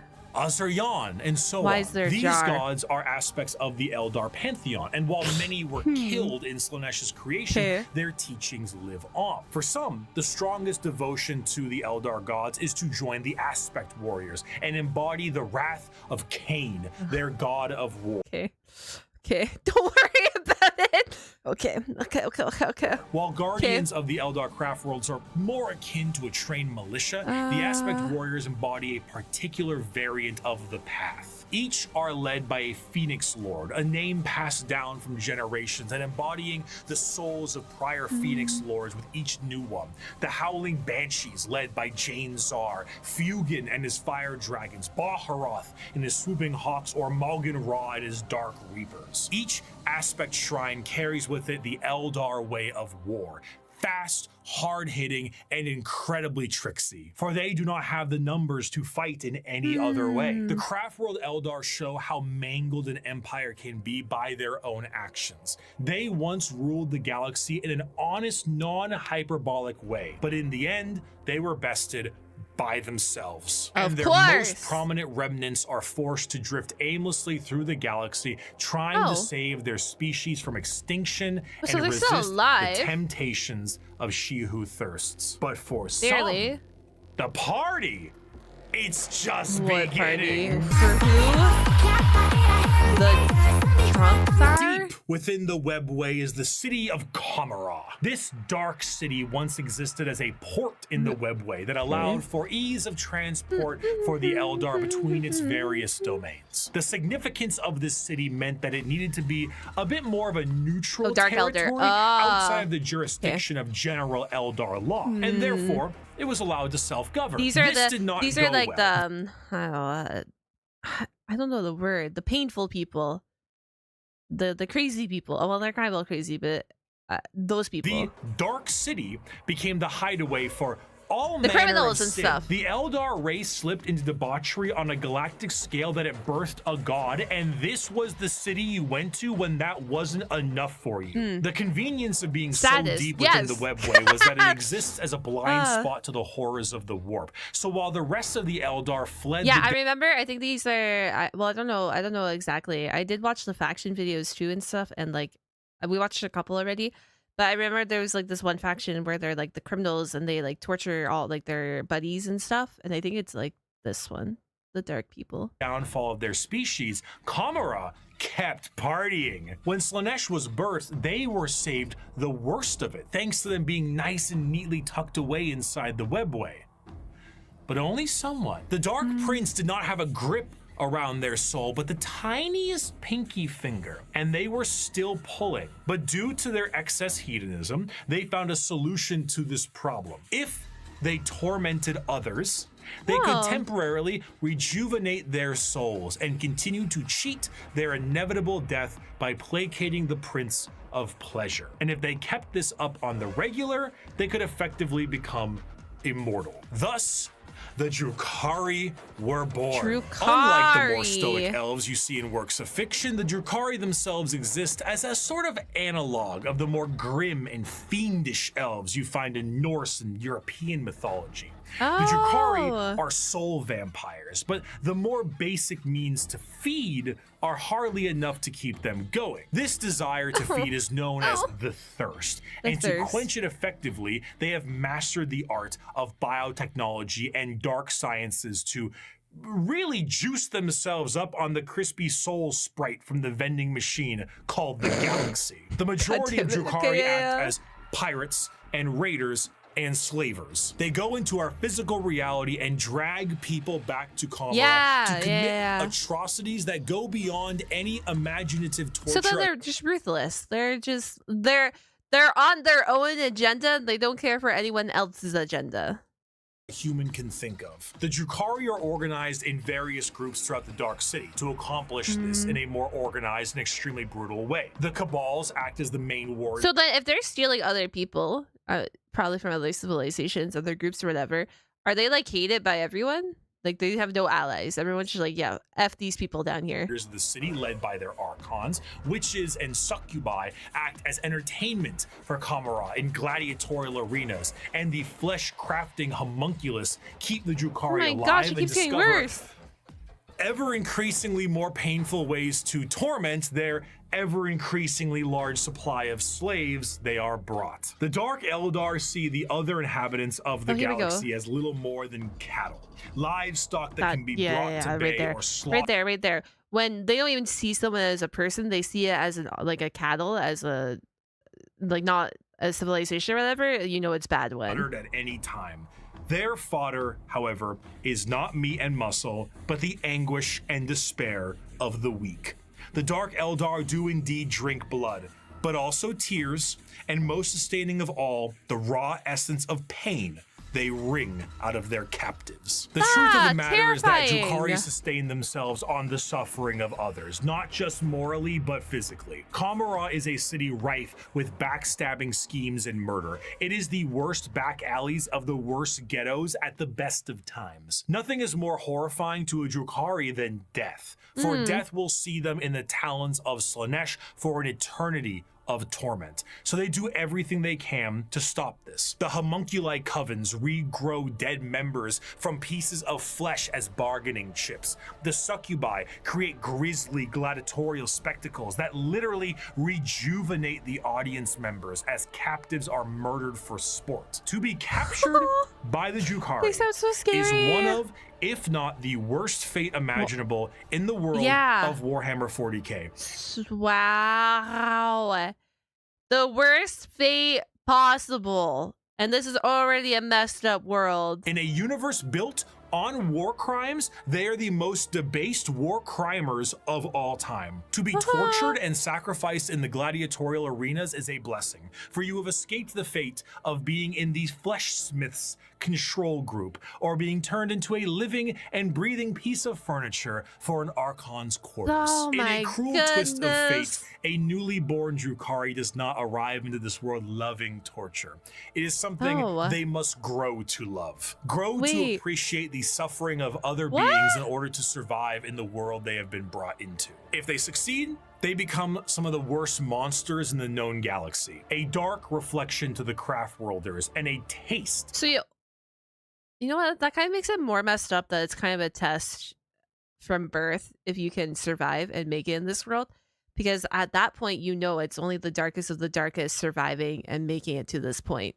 You know what I mean? Like, it's only the most messed up like characters, people, whatever, who make it to that point. Of what Eldar society was like before the fall. If they do not succeed, they must find purchase elsewhere. Often those will join smaller parts of Eldar society like the Exodites or the Harlequins. Exodites believe in a pre-industrial variant of their society, often retreating to more lush worlds to ride dinosaurs and live off the land. That Prehistoric style that I would normally laugh at if they weren't riding dinosaurs like ballers. The Harlequin dancing troupe are a subsect of Eldar that are more than just a little strange. A carnival of dancing jesters that serve the Eldar laughing god of Kegara. I like the Dino Riders. They arrive never when expected and leave just as quickly. Blurs of light carry their footsteps as they dance their foes into a grave. Combat is just as much of a joke as it is a play on bloody murder. They travel and aid many other Eldar and sometimes even humanity for reasons we can never understand. Weird. Perhaps one day we would have, were they not stripped of their army book and folded into the Eldari Codex. So I suppose it'll have to stay a mystery, or maybe it was one of Kegarok's master plans to get back at she who thirsts and save their species. Who could know? Perhaps it was all a sick and practical joke to Kegarok, and he would just find it very funny to watch me fumble the discussion of one human on a tiny blue planet across the galaxy. One human, tiny blue planet. Oh, speaking of. The Before the fall Imperial of Man. the Eldar, Earth, or Terra, as it's called, was in ruin.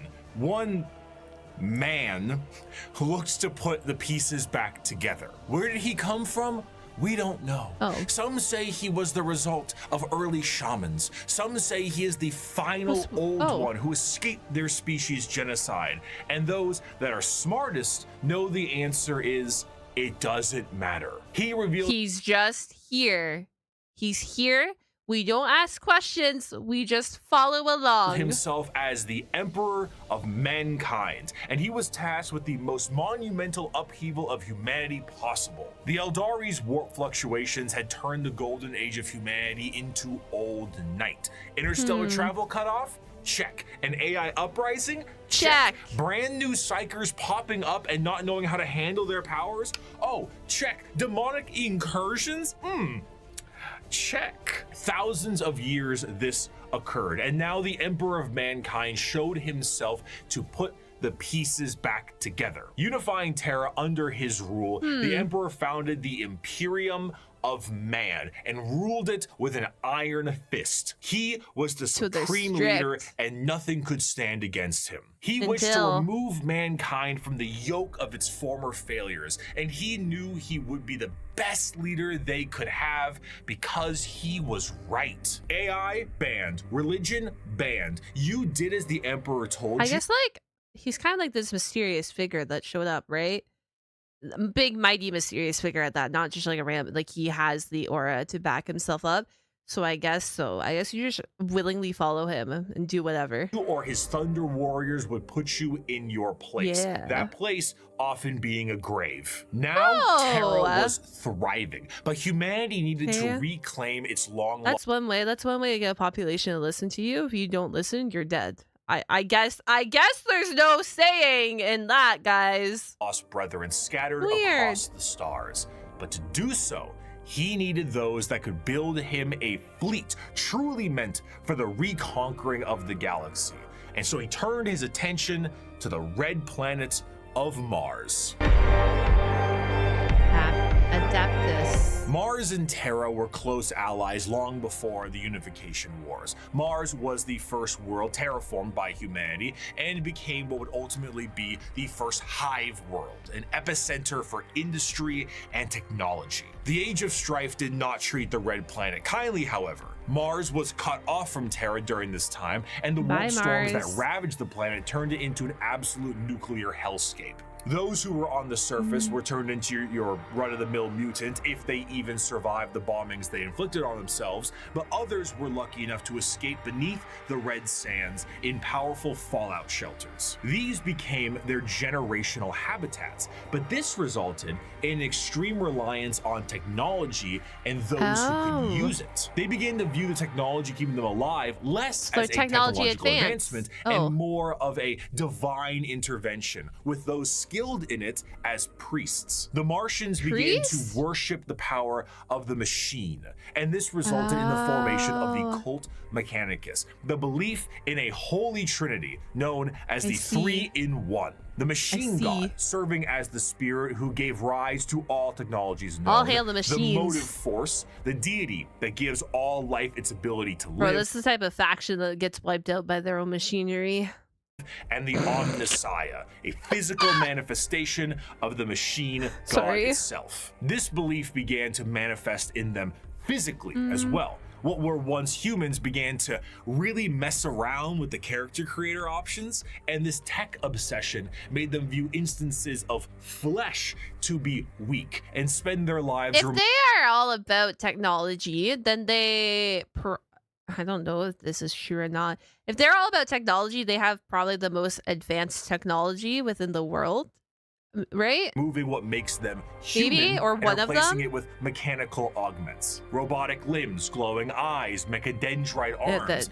They're cooking over here. Of flesh now looks like the back of a router, and the oldest members of the Mechanicus no longer even look slightly human. They're cooking. In addition to this, cloaked over all of their mechanical appendages are robes that reflect the color of their homeworld, the red robes of the Mechanicus. The cult Mechanicum, now the Adeptus Mechanicus, create a fascinating combination of cultures all birthed into one.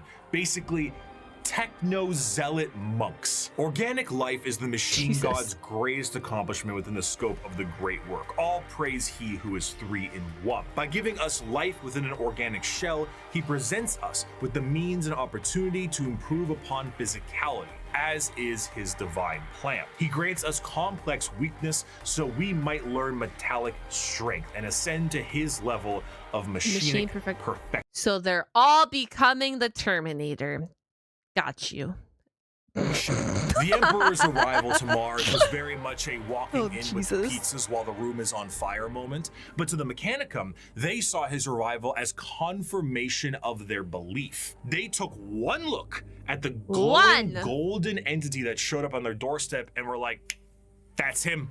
That's the guy right there. And they immediately accepted him as the Omnissiah. Obviously, showing up and being called Machine Jesus shortly after wiping out all instances of non-Machine Jesus a little bit beforehand is an instance of capital H heresy. But the Emperor saw the bigger picture. Were they strange with how they rubbed unguents on themselves, burned incense, and prayed to machines for them to work? Sure, but that's a lot of production right there. So the Emperor devised the Treaty of Olympus Mons, a unifying agreement between Terra and Mars. And this union would be permanently etched into the Aquila of the Imperium as the two-headed eagle. One head for Terra, the other for Mars. The forces of the Emperor would be supplied with all the technology and weapons they needed to reunite the scattered remnants of humanity under one banner. And the Mechanicum of Mars would be able to keep doing what they were doing religiously and scientifically so long as they kept up their tithes. This tithe meant total quality control over all technology in the Imperium. Is it a big spaceship? ADVANCEDgg take care of that. Tanks? ADVANCEDgg take care of that. The literal bullets in a gun? You guessed it. But unlike the factories of today, the forge worlds of Mars and the creations of the Mechanicum are a bit of a different experience altogether. Instead of a factory on a random given world, the entirety of the planet's surface is dedicated to manufacturing. But that's a little tricky. If you wait, so they do all the machinery right now for them? Like where are we? Imperium? That's where we are, right? They are him? Isn't it? Considering that the usage of Silica Animus, or AI, is a big no-no, and basically the largest affront to their divine machine god possible. Fortunately, there's a really neat alternative that they've come up with, and that's called a servitor. Incredible. They're technically support for the Empire, like mechanical support, technology support. But then you guys said that they're not innovating, so they're just like, I guess, mechanicus. They're actually just like mechanics. They're just fixing and continuing what is already out there, but they're not moving outside of that box to create some ungodly, holy creation, right? Like they're just there. They're actually, like you guys said, the supporting, I guess, like a supporting faction to what's happening out here. Incredible devices that can do anything from manufacturing, maintenance, basic door operation, even just float around like a helpful little not drone. Allowed. It's an extremely easy process too. All you need to do is take a human who is dying or preferably an enemy of the state, most likely that one, and lobotomize them. And then reprogram their brains to do exactly what they tell you. They even got little baby versions of them. Yay! So now you can rest easy knowing that the entirety of the Imperium, because they outlaw AI and learning new tech is heresy, is run on lobotomized slaves. Whether they deserve it or not is unimportant, and whether they can still keep their consciousness trapped in their own minds is another thing entirely. System guys, help.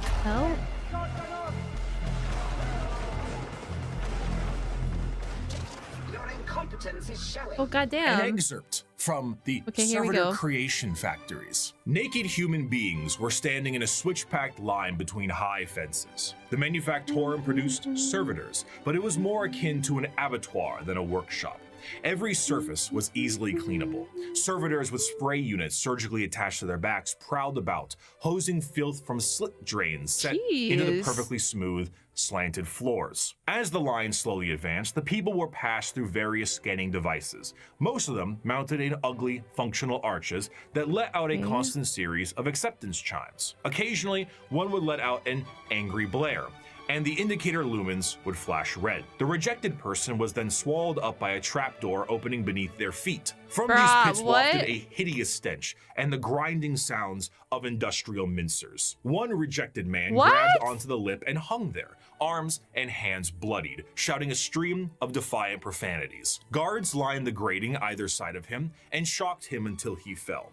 The adepts wouldn't even waste bullets on these people. The trapdoor flipped up, and the next terrified person was ushered forward. Violet metal arms snatched them up and spread-eagled them in the air, and a servitor shearer shaved them all over. At another, they were subjected to a high-pressure counterseptic wash whose chemical stink made me choke from 100 feet away. More scanners, more rejects winnowed out. Machines forcibly dressed them in a heavy rubberized garment common to all monotask servitors. These were saggy on them, all one size, until another process force-shrank them to fit their bodies, where metal cuffs, sockets, and collars bit into vulnerable flesh. The last few prayers gave way to screams at that point, and even the most stoic shouted in pain.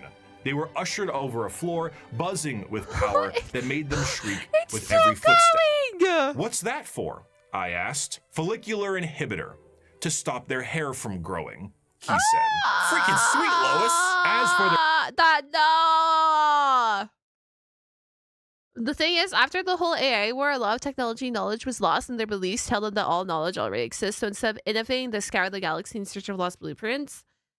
Jesus Christ, they have no mercy. What? I guess that's one way to make everyone a machine person. Scientific pursuits, the Mechanicum believe in the preservation of knowledge above all and the quest to expand it. However, as opposed to just innovating and inventing on their own with their vast technological know-how, they believe that it is a form of tech heresy. You see, because of their religious viewpoints on technology itself, they believe that the instruction booklet itself is just as holy as the Lego set it builds, and to innovate on that without the proper written knowledge is to go against the divine word of the machine god itself. All knowledge is already in the universe. You simply need to rediscovering it and attempting to invent something to improve upon divinity is very heretical. Prior to the age of strife, humanity okay. I know that they weren't chill dudes. I know that, but like I thought they were like somewhat chill dudes. And then he read that paragraph to me, and now I realize they're not chill at all. Humanity was able to populate the stars with devices known as standard template constructs, or STCs. These devices were, as far as we know, supercomputers with the ability to pull up and detail how to create literally anything a startup colony would need. Essentially, they were devices with the entirety of human technological know-how so that you could make a home away from home. The Mechanicum will not make anything without an STC. Quite literally nothing, because this is the knowledge they seek, and that knowledge is divine. One time, scouts of the Imperial Guard found a functioning STC that provided the schematics on a knife that happened to be a bit lighter and a bit sharper than most other knives. These knives were adopted by 30 Space Marine chapters and were one of the most advanced discoveries of the century. This discovery was so significant that they were each awarded a planet for finding this.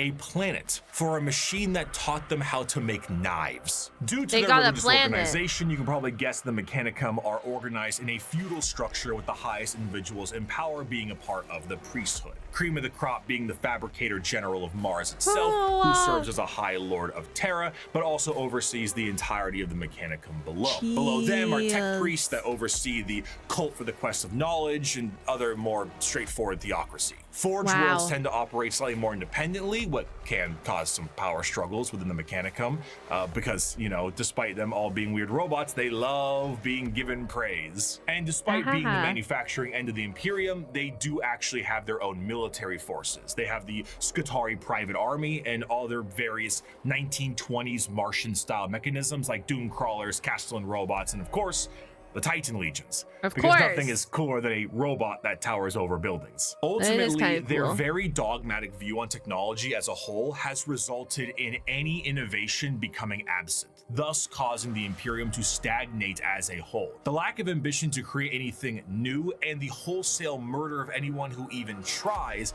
leads to things becoming derelict. I grow weary of this flesh I was born into, strangely disgusted by its nature. I crave only the cold, clean certainty of steel and silicon, that I might become one with the blessed crave machine. only the cold, clean I do not certainty? expect you to understand, you who I do cling not. to your flesh as if right. it were immortal, seeking only to preserve it, Correct. to protect it. One day you will see the folly of your ways, and then no doubt you will come begging to my order to preserve you. After the groundwork had been set unification-wise, it was time to start I just called Yo and he said, sorry that you're flesh and you're gonna be gone one day, disappear one day. I'm still going to be here in my mechanical body, so you can approach me if you want, but have fun. Good luck. Things together for the Emperor's Crazy. great crusade across the stars to bring humanity under one banner. The Thunder Warriors were a perfect fighting force for unifying Terra and Luna, but the galaxy was a whole different thing. You see, these warriors weren't soldiers in the eyes of the Emperor. They were tools, extremely blunt tools used for the fast conquest of Terra. As the Emperor was concerned, the tools you use at home aren't the same ones you take on a road trip. So the Emperor rid himself of his tools in the exact manner you think he did. And he went forward to crafting a brand new tool. One more mobile, more efficient, and ready for his next era of conquest. They shall be my finest warriors, these men who give of themselves to me. Like clay, I shall mold them, and in the furnace of war, this Emperor forge crazy. them. They will be of iron will and steely muscle. In great armor shall I clad them, and with the mightiest guns will they be armed. They will be untouched by plague or disease. No sickness will blight them. They will have tactics, strategies, and machines so that no foe can best them in battle. They will be... So they're like a super soldier. My bulwark against the terror. They are the defenders of humanity. They are my soul. They... What? And they shall know no fear. The vastness of the Milky Way galaxy meant that the Emperor needed assistance bringing everyone back to the fold. And who better to do this than himself? But since the technology to be in many places at once does not exist anymore, the Emperor decided that it was time to become a dad, the same way Geppetto did, and with far less care. It is not my son, Archon. None of them are. They are warlords, generals, tools bred to serve a purpose. Just as legions were bred to serve a tool in the war. What a dad. The Primarch Project was started to create charismatic and unique leaders in the Imperial military. The diversity of these eventual leaders meant that each one could be specialized for certain circumstances across the galaxy. Depending on the type of conflict, one leader might be better than the other. So instead of forcing one leader to acclimate to a situation directly, it would be better to send a specialized leader and force to handle it. In order to do this, the Emperor used his genetic know-how and maybe a little bit of that forbidden stuff to create these genetically perfect gene fathers that had the ability to serve as his analog directly, and also serve as the leaders of the respective Space Marine legions. All 20, all 18, that's... I was about to say there is redacted legions. I do remember that. There's not 20, there's redacted. Right, all 19 of his sons were meant to be directly molded by the Emperor himself, despite their genetic differences. And they go as follows in order. Here we Lionel go. Johnson, Fulgrim, Percherabo, Jagatai Khan, Lehman Russ, Rogel Dorn, Conrad You know what? I like them. Ferris Manus, The variety. Angron, Robute Gilliman, Mortarion, Magnus the Red, Horus Lupercal, Lorgar Aurelian, Vulcan, Corvus Corax, and Alfarius and Omegon. His sons, finalized and crafted to be the warriors he needed them to be, were complete. But he may have decided to do a bit of dabbling with things he shouldn't have. and paid a price. Before the Primarchs were You know what? No way. ready to go, an intervention by the gods of chaos prevented his plan from being completed as intended. Though the sources vary, the ultimate result of the Chaos God intervention was that all of the Emperor's tools were scattered throughout the galaxy at unknown places and times. Each one of his sons ended up in a completely different world, and instead of being able to directly influence their upbringing, these children were instead forced to experience the unique nature of their respective homeworlds. Some had a great time and lived in... I was about to say some probably had the blast and had the time of their life, and others were just put into the depths of hell. general luxury. Others, not so much. Despite his closest advisor, Malkador the Sigillite, saying, "All right, Chief, let's try this one again," the Emperor sensed each of his sons were still very much alive, and one of the primary objectives of the Great Crusade shifted to reclaiming each of his sons so they could take command of their specific Space Marine legions and carry out his will. These original Space Marine legions that were created alongside their Primarchs go in order: the Here Dark we go. Angels, Emperor's Children, Iron Warriors, White Scars, Space Wolves, Imperial Fists, Night Lords, Blood Angels, Iron That must be Hands, his favorite World faction. Eaters, Ultramarines, Death Guard, Maybe. Thousand Sons, Luna least Wolves, favorite. eventually Sons of Horus, the Word Bearers, Salamanders, Raven Guard, and the Alpha Legion. Space Marines, unlike their gene fathers, the Primarchs, are not made in a vat. There is a process to recruit more members from humanity itself, which seems a bit strange considering how massive a Space Marine is compared to a normal man, but don't forget, the Emperor is really good with genetics. Yes. Less good with anesthetic, however. These And we have, I remember, I think it's 2 that's redacted, right? From the last video I watched about this for the Space Marines. Prospects. We have no information about them. You guys just said that they were lost forever. are recruited across humanity from various reasons and methods, and are generally killed during that process. But sometimes they aren't, and they are able to go through more and more of the actual training to assess certain traits that are important and relevant to being a Space Marine. Most of the time, the common factor is a pure, unrelenting willingness to kill the enemies of the Imperium. After going through psychological screening, the prospect, now called a neophyte, goes under the knife to become a Space Marine. And here is a quick list of all the cool new stuff they get genuinely shoved into their bodies. A secondary heart, an organ that makes your bones grow, an organ that makes your muscles they get so big, much. an implant that makes your blood stronger, a little organ that turns your white blood cells into super white blood cells, a brain implant that allows you to sleep while being awake, a pre-stomach that allows you to digest literally anything, a spinal implant that allows you to absorb the genetic memories So wait, so the Emperor created all these people, all these leaders, sent them all to different planets. They all have like their own legions or whatever you want to call them, Space Marines, right? But who were they before? The Thunder people? Sorry. Were the Thunder people like an experiment to see how successful Space Marines could be? I feel like in this timeline or in this faction explanation, he was like, bam, we have Thunder people, and then nothing. They're just gone. And then we have Space Marine people. I don't know. That they were both experiment and rush job. Oh. Were a Terra. Oh, they were okay, they were experiment. Okay. Sorry. Also, I apologize. I shouldn't apologize. I asked so many questions, but that's kind of how I learn things. And that's why I want to watch with you guys here in chat instead of watching on my own time. Because you guys can actually explain it to me better. As well as like the YouTube comments, feel free to timestamp anything I said and like explain it also to me. But I know I paused a lot, but I'm trying to understand it because it is a massive franchise and there's a lot of information.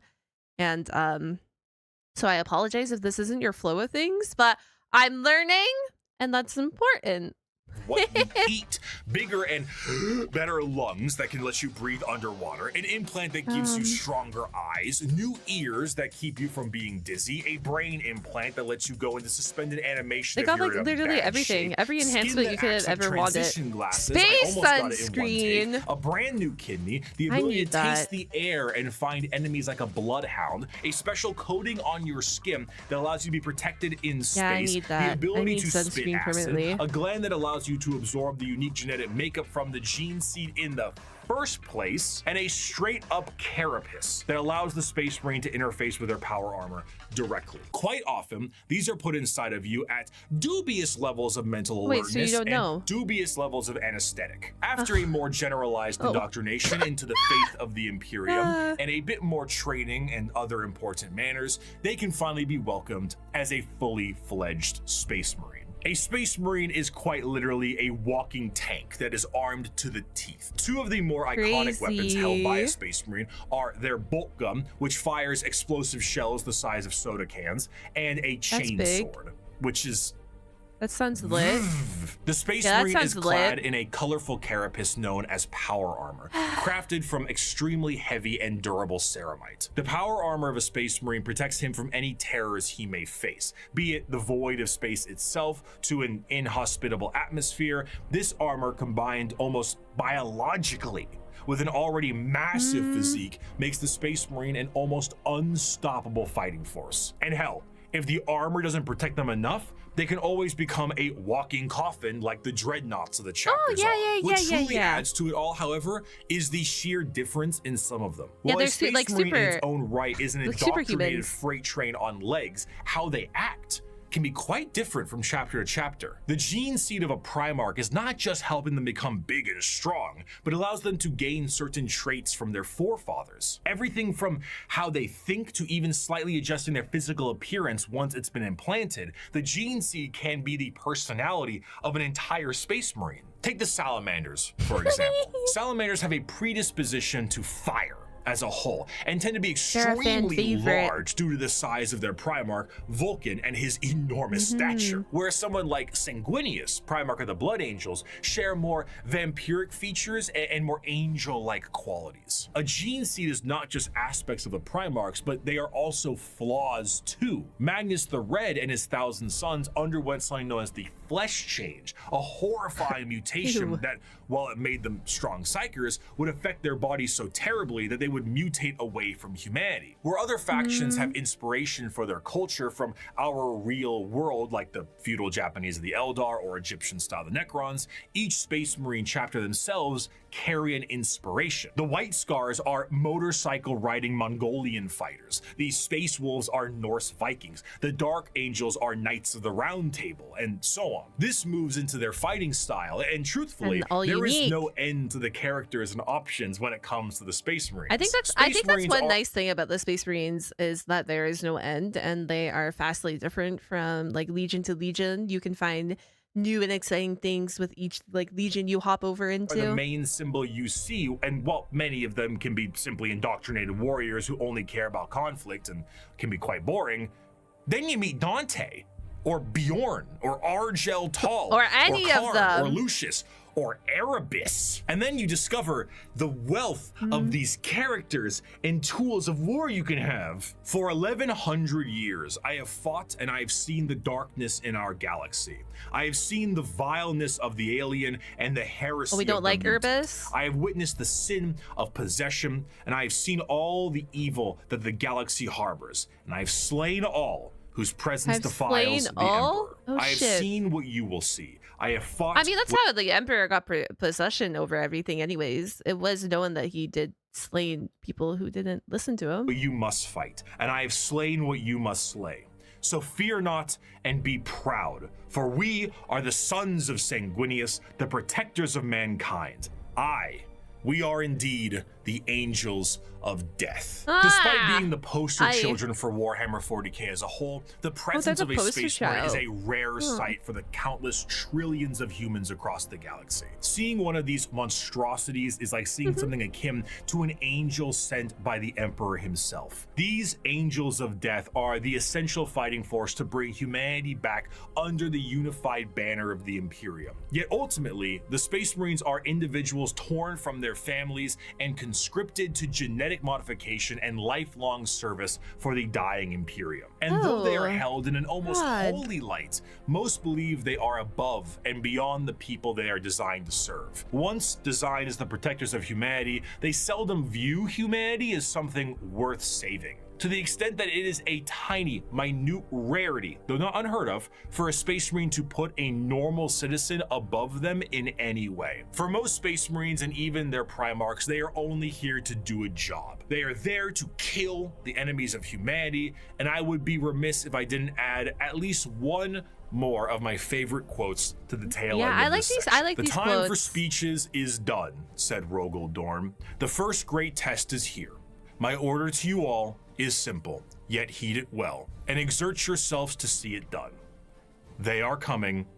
Kill them all. Oh, While the Space Marines are the spearhead of the Imperium's Great Crusade and also a major player in its warfare, there is a significant amount of importance that must be taken on their transport. Okay. What sci-fi universe would be complete without its navy? When you think of the navy or ships on the open sea, you think of something that Yeah, but we're talking about Warhammer, so these ships are about to be cracked out of this, like, out of this world. Sleek, something mobile, and something pretty. For Not in perspective, Warhammer. The longest self-propelled ship in history was the TTCY's Giant, an oil tanker that was about 458 meters long or over about 1,500 feet.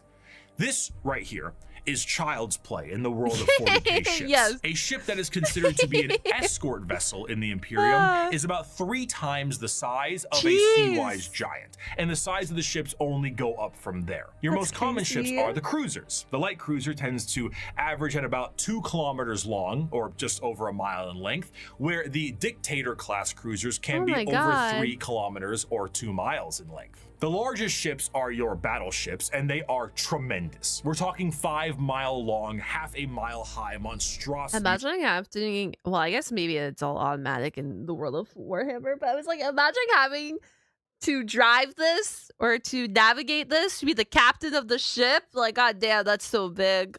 That look like gigantic Gothic cathedrals and It does. filled to the brim with weaponry. And not only are they filled with weapons, but they are also jam-packed with crewmen. Battleships tend to, on average, carry a crew between several thousand to several million. And they need every single one of those members because we don't have advanced technology for other things to pilot themselves or control themselves in a meaningful way because there's no AI. A lot of this stuff has to be done manually. Even the reloading of those giant batteries is a form of manual labor. And, of course, generally speaking, gliding through the stars is a very slow way to do things. And let's be honest, there can't be a science fiction setting without some form of hyperspace travel. This form of travel in 40K is less like going to Plaid in Spaceballs and more like going into Davy Jones' zipper dimension in SpongeBob. Stop. Not Davy Jones' super dimension. Yo, thank you so much for the super on YouTube. Thank you, thank you. Oh, now what? I suppose you're gonna show me. Oh, gee, that's very nice. Oh, what is geez. this, some kind of magic act? SpongeBob's a classic.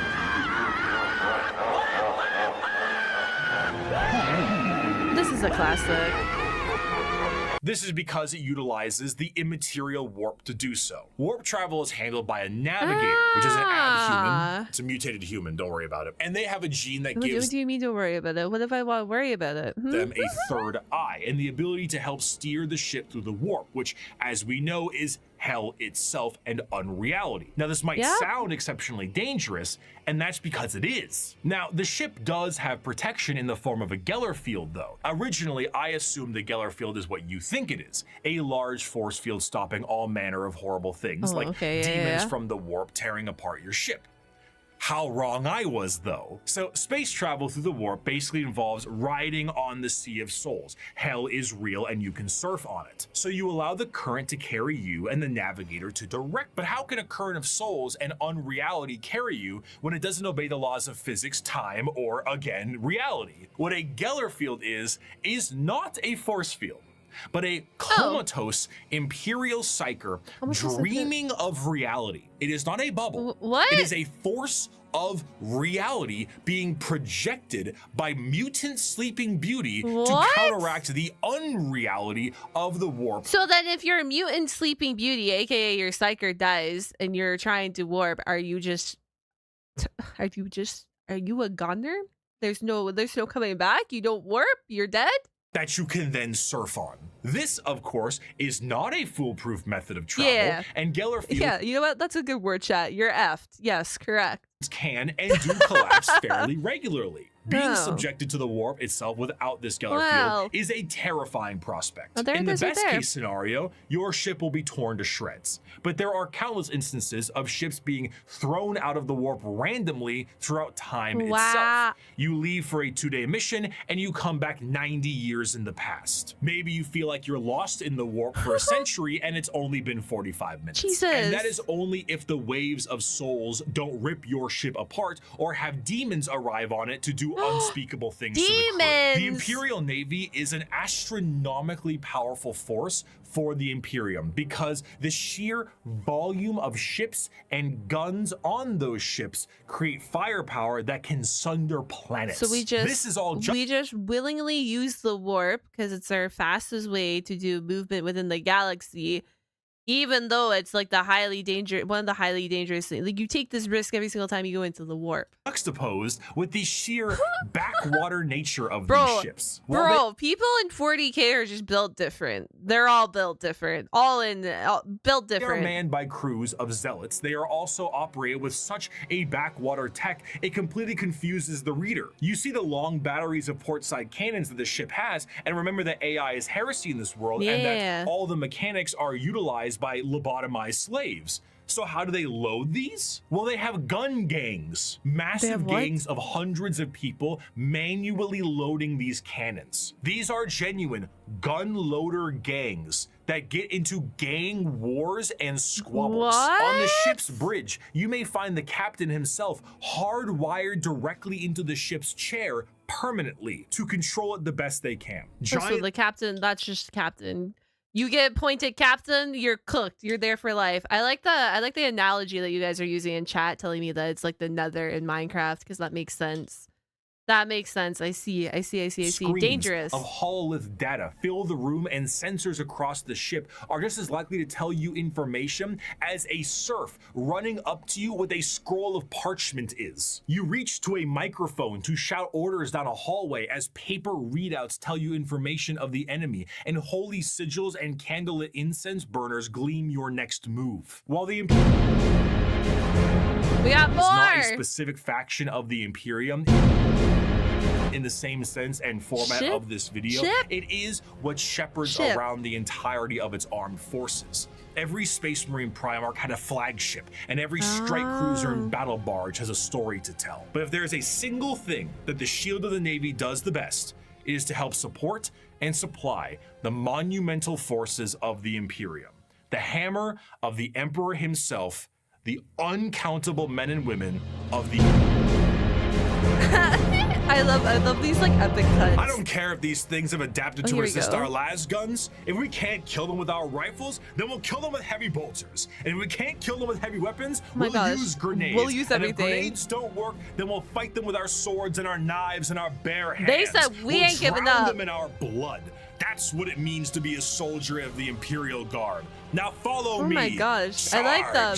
There is no better symbol of the might of the Imperium itself than the Astra Militarum, or as it is commonly known, the Imperial Guard. Though the Space Marines take the glory and stand as the visual representation of the Imperium, their numbers are dramatically thin and specialized in comparison. To reclaim 1,000,000 worlds, you need a countless number of troops willing to fight and die for your cause. The Imperial Guard represents the Imperial truth made manifest. Every year, the worlds of the Imperium pay a tithe in the form of soldiers to fight the good fight of the Emperor, and this number is impossible to pin down. Even saying billions would be a dramatic understatement. The sheer volume of soldiers serves as the fundamental backbone of the Imperium.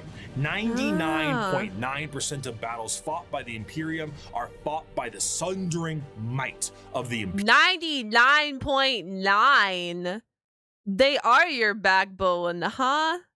So you're not fighting without an Imperial army behind you. Imperial Guard. With the knowledge that the Space Marines are essentially sentient tanks, what do the members of the Imperial Guard have? If they're the might of the Emperor himself, are they not suited up in a similar way? No, not really. No fancy suits, no biological. Yeah, these guys are the ones that get the heck in there, and they're always there. They're always dominant, prevalent in the fight. But unfortunately, like your space legions are like, we're the cool shiny people. And then you have these guys, the Imperial Guard, doing all the dirty work. They all do dirty work. I do know that. Like they all have their own rules and they all perform their own rules differently. But you just have the Imperial Guard in such a large, vast of numbers doing these coordinated like attacks, enhancements, and basically right? No expectation. That's why they are the to backbone. live. Once a regiment of guard are activated, they are sent directly into battle with almost no expectations that they will survive. This is because so they're expendable. You do not give an F about them. You just create. I guess you just keep creating Imperial Guards. You lose half of your Imperial. You're never going to lose half of your Imperial Guard. You lose 0.05% of your Imperial Guard, and you're just like, well, we're just going to go replace that 0.05%. Despite their training, their incredibly powerful armor, and extremely strong weapons that would crush any army of the modern day, they are so hopelessly outmatched to the things they will face. Sending a member of the Guard is throwing a rock at a nuclear bomb. However, where they lack in advancement, they make up for in sheer numbers, and their overwhelming force can be the difference maker in any deployment they face. Quantity is a quality all its own. If they do happen to survive, they will be sent to the next battle and so on. Yep, seldom do members dead. of the Astra Militarum get old or retire, and those that do are truly to be feared. There's an old saying that the average lifespan of a guardsman is about 15 hours from deployment, and considering the sheer number of guardsmen out there in any given battle, that number is probably accurate. When several million of your pool of guardsmen die within the first few hours of combat because the orcs threw a moon at you, it can really screw the number. Bro, I'm sorry. I love the orcs. We love the big green dudes. The soldiers of the Guard are conscripted and trained on an incredible number of worlds in the Imperium, and these worlds can impact their training and their combat style directly. The most famous visually are the Cadian shock troops. Why are we crying? But other notable Guard factions include the gas mask-clad Death Corps of Krieg, the Rambo level of Catachan Jungle Fighters, and the iron-willed Mordian Iron Guard. This also helps them specialize against individual types of enemies. The Indigan Prefects are a special Guard regiment that came from a planet whose planetary governor, the leader of the planet, thought it was fun to collect exotic animals, which then Acadia was destroyed, and that's why we're crying. Okay. Crossbreed, and then became the giant freight train-sized monsters destroying the planet. So the Indigan Prefects are specialized for big monsters. Hello, Tyranids. One particularly interesting officer in the Guard is the enforcement officer known as the Commissar, and they are one of the more visually striking members of a regiment. These are specialized Imperial officers and act as morale officers. But instead of singing songs to the troops and providing hot meals, the Commissars are there to make sure that the members of the regiment continue to fight to the bitter end. If a soldier does not meet the standards of the Commissar, the solution is simple. There are trillions of other soldiers out there. We don't really need you. Combat fatigue? Headshot. Damn. Concerns about the conflict? Headshot. Fleeing the battlefield? I mean, a lot of them are not living probably long enough to even fight against it, right? Like, a lot of the 15 hours is your life in a combat. They're not living that long. That's a headshot. Considering these officers tend to be outside of their regiment, feelings on them can be mixed. And in fairness, certain commissars, like the esteemed Ibram Gaunt or Caiaphas Kane, tend to do a bit better with the whole people talking part. Because if, say, you were trying to tell a beefed up Catachan jungle fighter what to do, you might take a mysterious leave of absence inside a carnivorous plant. But no matter what I say, I don't think I can truly convey the sheer might of the Imperial Guard, so I'm gonna get a visual aid. Let's take a look at this image right here, right?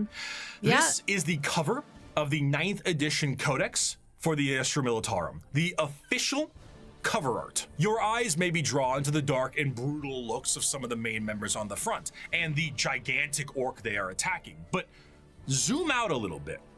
There is no floor. There is only people, and behind those people Holy. are tanks, and behind those tanks are flying artillery shells. There are God, it two never enormous stops. transport ships in the sky, and their ramps are down, and on their ramps are more people. The Imperium is described as having 1,000,000 worlds. 1,000,000 worlds, and each one of them gives soldiers to the Imperial Guard for the tithe. On a given battlefield, in a given fight, foot soldiers number in the millions, tanks in the tens of thousands, and you have enough artillery to turn the night sky day. You have walkers and APCs and aircraft and horse cavalry everything, and tanks the all of the size above. of apartment buildings. You have drop troops and spec ops and rattling snipers and gigantic ogres that can't count to 4, but they can turn you into 4 pieces, and it just doesn't end. Humanity is a horde army, but instead of a horde of bugs or rampaging orcs, it's a living wall of guns. At the end of the day, terrifying. though he's been ferried through hell on a ship that's 10,000 years old to some godforsaken war-torn rock, though he deployed from high orbit with nothing but a grav chute, though he is one of 10 million men and women snatched from his homeworld to fight a war he barely understands, though he has been given a weapon that fires small suns and may annihilate him as he fires because the knowledge of how it functions has been lost, though his company is supported by tractor tanks that run on anything you can burn, though he wages war against the devouring hive mind, ravenous demons and hordes of hyper-advanced aliens with strange technologies and sorceries he never dreamed existed. No one will remember his sacrifice. There will be no records of his deeds, no glorious parades in his honor, and no remembrance of his name. All he will earn is a shallow, unmarked grave on a forgotten world untold light years from home. Yet for all this thankless sacrifice, a guardsman is a man, just like you. He has no millennia-old genetic engineering, no prophetic leader, no miracles of faith. He has his lasgun, his orders, and those beside him. He is the Imperial Guard, and he will hold the line. In the end, the Astra Militarum, despite fighting for the honor of the Imperium, are their own form of a massive horde army where individuality does not matter. They are merely numbers to the Imperium, and the vast majority of the conflicts they are sent to are attrition-based battles that gain virtually no ground while countless millions die. Yet this makes them the most human. For the Imperial Guard contains normal people, people who are happy and sad, people who laugh and love, and in there are stories, because there is strength in facing the horrors of the universe head on with nothing but a rifle in your hands and a prayer on your lips. Armed with an innumerable amount of Imperial soldiers and Space Marines, the Navy begins its great crusade into the stars to rescue the stranded Primarchs and reunite them to their legions. But the biggest question needed to be asked was, what would they find? The age of strife lasted for thousands of years. If a civilization was still alive out there in the galaxy, what would they be like? The technological advancements of humanity prior to and during the Dark Age technology was unfathomable. It allowed them to spread through the galaxy with ease and allowed them to settle once inhospitable planets. These branches of humanity were provided with the vast knowledge of human creations and imagine if you didn't have like any of the Imperial Guards, how different the Warhammer universe would be. Also, welcome in, Lily. Thank you so much for the raid. I hope you had a wonderful stream. Welcome in, raiders. Given gigantic machines to make arduous labor and ease. The spreading of these massive colony ships was known as the Long March, and these ships would be retrofitted into settlements upon arrival to their new homes. Accompanying them were the gigantic pieces of farm equipment that served multiple purposes and the specialized pilots that could maintain them. They were not only able to tend the fields and do labor, but when interstellar communication was cut off, they also did a great job of protecting the colonists against both threats demonic. Yeah, I think all these Imperial deserve a medal. You give them all a gold star. I know they won't last long. You give them all a gold star, though. The Imperial Guard deserves a gold star. Because of the significance of these machines, those that could pilot them were powerful enough to be considered leaders, and the upkeep and preservation of the machines and the lineage of those who could pilot them was imperative. These machines, over the thousands of years, would eventually be known as the Imperial Knights. Evolution, He must guys. be humble of heart, strong of arm, Oh, here be we go. savage in war, loyal to hearth, and follow deeds of glory. He must keep honor with all, banish cowardice from his doings, and bring his house no shame. He must serve the emperor and defend the Imperium, thus should a knight rule himself. The Age of Strife caused these colonized worlds to be cut off from the Imperium, and the reversion of these worlds resulted in the reverence for this farm equipment But these turned guys- feudal. And the leadership that controlled the devices became viewed as a noble I must say, they're pretty freaking creative with transforming the technology because they don't like, right? Turning their farm equipment into these Imperial Knights, like they get pretty flippin' creative out here. hierarchy. During the Age of Strife, exploratory fleets from Mars found plenty of these worlds, and it seemed the majority of them reverted to a similar state. Like King Arthur seeing Merlin himself, these feudal worlds welcomed the tech priests of Mars with open arms. The mutual relationship between the ADVANCEDgg and the nobility was beneficial. The ADVANCEDgg were able to secure more worlds for mining resources and potentially long-lost STC information, and the noble houses were provided with technological know-how and modifications from the ADVANCEDgg themselves. The suits became more and more specialized, and their history as mere pieces of equipment were lost to time. What was once a tractor became a killdozer, and the Imperial Knights were born. Unlike other military aspects in the Imperium, the nobility of the Knight houses remains just that, a nobility-focused feudal hierarchy that swears fealty to either the Mechanicum or to Terra. Like the knights in our history, once they swear fealty, they can be called to aid their respective allegiance in the heat of battle. The ones that swear fealty to Terra are led by the High Monarch, while the ones with the Mechanicum are led by the Princeps. The ones with Terra might be sent directly to the front line of war, while the ones with the Mechanicum tend to be sent to protect the Forge world. And the heraldry then they're of all these houses is different. what you'd expect from a generic history of knights. Houses pledging allegiances here and there, your run-of-the-mill War of the Roses aesthetic. Except instead of ponies, you have gigantic death machines. These knights can't Guys, I'm not gonna lie. I think gigantic death machines are a little cooler than having ponies. to be piloted by any old person, however. A member of the nobility of any given knight house must you have go to be a through noble? the ritual of becoming. This ritual involves them sitting on the device used to control Oh. the knight, known as the Throne Mechanicum, for a full night. What's wrong with that? I mean, sitting in a chair for a full evening sounds pretty great right about now. So, a pilot cannot drive a knight. They can, but it moves about as effective as Ripley from Aliens 2, big, lifter thing. So you're just in it. In You're a just sense, there. a beast that must be controlled, and a pilot must merge with it. The mind of the noble is connected to the machine and must fight with the mental signatures and personalities of the prior pilots as well. Everything a knight experiences in battle is felt by the pilot themselves, be it the general movement in the battlefield or damage sustained by the machine itself. If a knight's leg is blown off in battle, the pilot could experience a broken bone in the same spot. The merging to the machine forever changes the mentality of the noble that experiences it. This connection reinforces a strong degree of nobility and honor in the pilot, and a desire to fight for the glory of their house until the bitter end, as their ancestors' minds are linked directly to the knight. The size of these knights can vary, but generally speaking, they stand in the ballpark of 30 to 50 feet tall and are protected by a thick adamantium armor. Beyond that, they have their own unique ion shield generators that give them added protection, and when it comes to their looks, the most common pattern across the Imperium is the Questoris pattern. I And like it's the look. I honestly like the one you're pattern. probably That's a thinking cool about look. right now. But there are also smaller versions like Armigers and bigger ones known as the Dominus. As for a loadout, these guys are essentially a violent Mr. Potato Head. Battle cannons, Gatling cannons, heavy flamers, thermal cannons. Not up close and Mr. personal, how Potato about a Head. gigantic chainsword or a straight up gauntlet. And Oh, for that shit. empty spot up top, screw it. More auto cannons, maybe add some missiles. Whatever you can do to make it as over the top as possible, you gotta do it. A squire serves a knight serves a lord serves a baron, and a baron serves a monarch. So who does the monarch serve?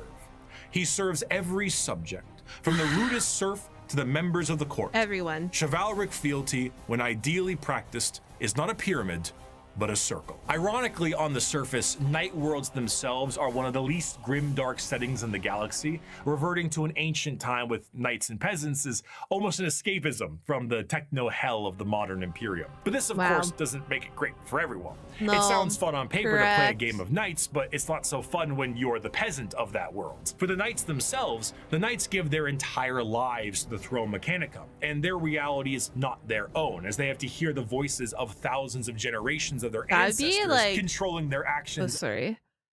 That'd be terrifying. Not terrifying. You're used to it. You're going to be equipped for it. Just listening though, like, And their oh. lives for as long as they live. It's a strange dichotomy. When it comes to Warhammer, most to all jobs tend to be terrible. However, if there was one that could be considered enjoyable, it would be the pilot of a knight or a princeps of their larger One's cousins. enjoyable? While it does contain an egregious amount of hardship to be a knight pilot, you do enjoy a wealth of privilege. A knight pilot is often an asshole who can back it up. The rich noble that, despite his braggadocious behavior, is still very much him, and he will continue to be him. But knights are not the only thing that the Imperium found lost in the stars during their Great Crusade. Due to the circumstances of the Age of Strife, humans were changing and adapting to their new homes they were now isolated on. Some of these humans evolved over thousands of years to adapt to these areas, and they were known as abhumans. Many abhumans found their way into the Imperial Guard or other lesser positions in the Imperium if they were not wiped out immediately for being too different from their human counterparts. But their abilities and appearance vary from planet to planet, and one part. It's so iconic that if you don't fit the stature of what they're going for, they just kill you. If you're not part of their plan, instead of dealing with you, they're like, yeah, you know what, you're out of here. We're unaliving you from this server. Bye bye. Particular group of abhumans have made quite a name for themselves in the center of the galaxy. AKA the Kin. The origins of what will be known as the Kin start at some point during the Dark Age technology, where their ancestors left a planet that is very much Terra and went to the galactic core to mine it of its resources. They brought along with them everything that they would need for a long-term stay, most important of which were the incredible AI-based supercomputers. Be it guidance, technical or philosophical, schematics, or the ability to upload the memories of a deceased explorer to gather information from them, these computers became an essential part of their everyday life, especially considering that the galactic core is one of the most inhospitable places in the galaxy. It is an exceptionally star-dense location, full of abnormalities, black holes, and sentient hostile nebula. Whatever that last part means, it is not a safe and easy place to make a living, and this only got worse thanks to the warp storms during the Age of Strife. In order to adapt to this area, these travelers perfected a genetic makeup that made their future clones to be more adept to the area. These future clones would be shorter and more robust than their ancestors, and the need to procreate would be unnecessary because why risk messing up a good employee when you can just make a new one? These would be known as the Squats, and they would all die, except for when they didn't. Wait, and now what? they are known by a different name. What are they? Most void-faring races have what at least one cautionary tale of foolish explorers vanishing amidst its blazing stellar nurseries and strange anomalies.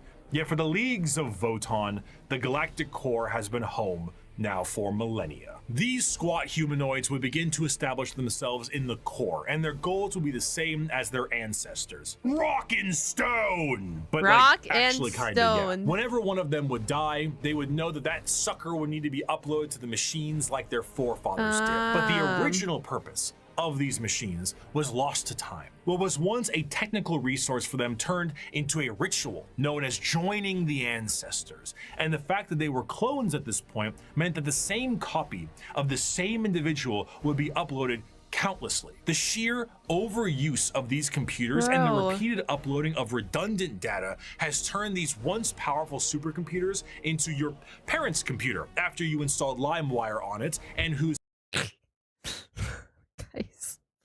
He's not bringing up LimeWire. He's not bringing up LimeWire. Bro, that's an if you know, you know. Holy shit. 50 Google Chrome tabs Holy definitely shit. contain information they will return to one day. So Definitely. much corruption that these computers began to develop the makings of a personality of their own. These would be known as the Voton, and the kin, this dwarf-like abhuman of humanity, would revere them. The Voton still operate to this day, but the volume of corruption have made anything outside of their very basic functions highly unpredictable. They may not answer a question for centuries at a time, and if they do provide an answer or data, it has become so corrupted and so incongruent that it takes a literal kin wizard to comprehend it. The kin, much like the dwarves of fantasy, exists nowadays as a mercantile species that constantly work to mine and manufacture. However, their capitalistic desires are dangerous. The biggest crimes a kin can face are being lazy, unproductive, and breaking a contract. Stellar conflicts have broken out over hundreds of years due to the breaking of a deal.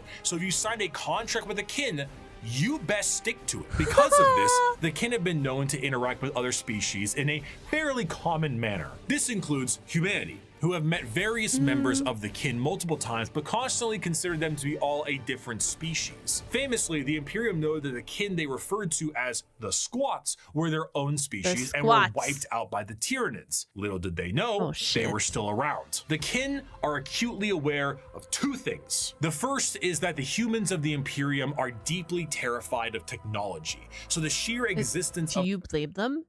Do you blame the humans of the Imperium being afraid of technology? Do you blame them? No. Valid.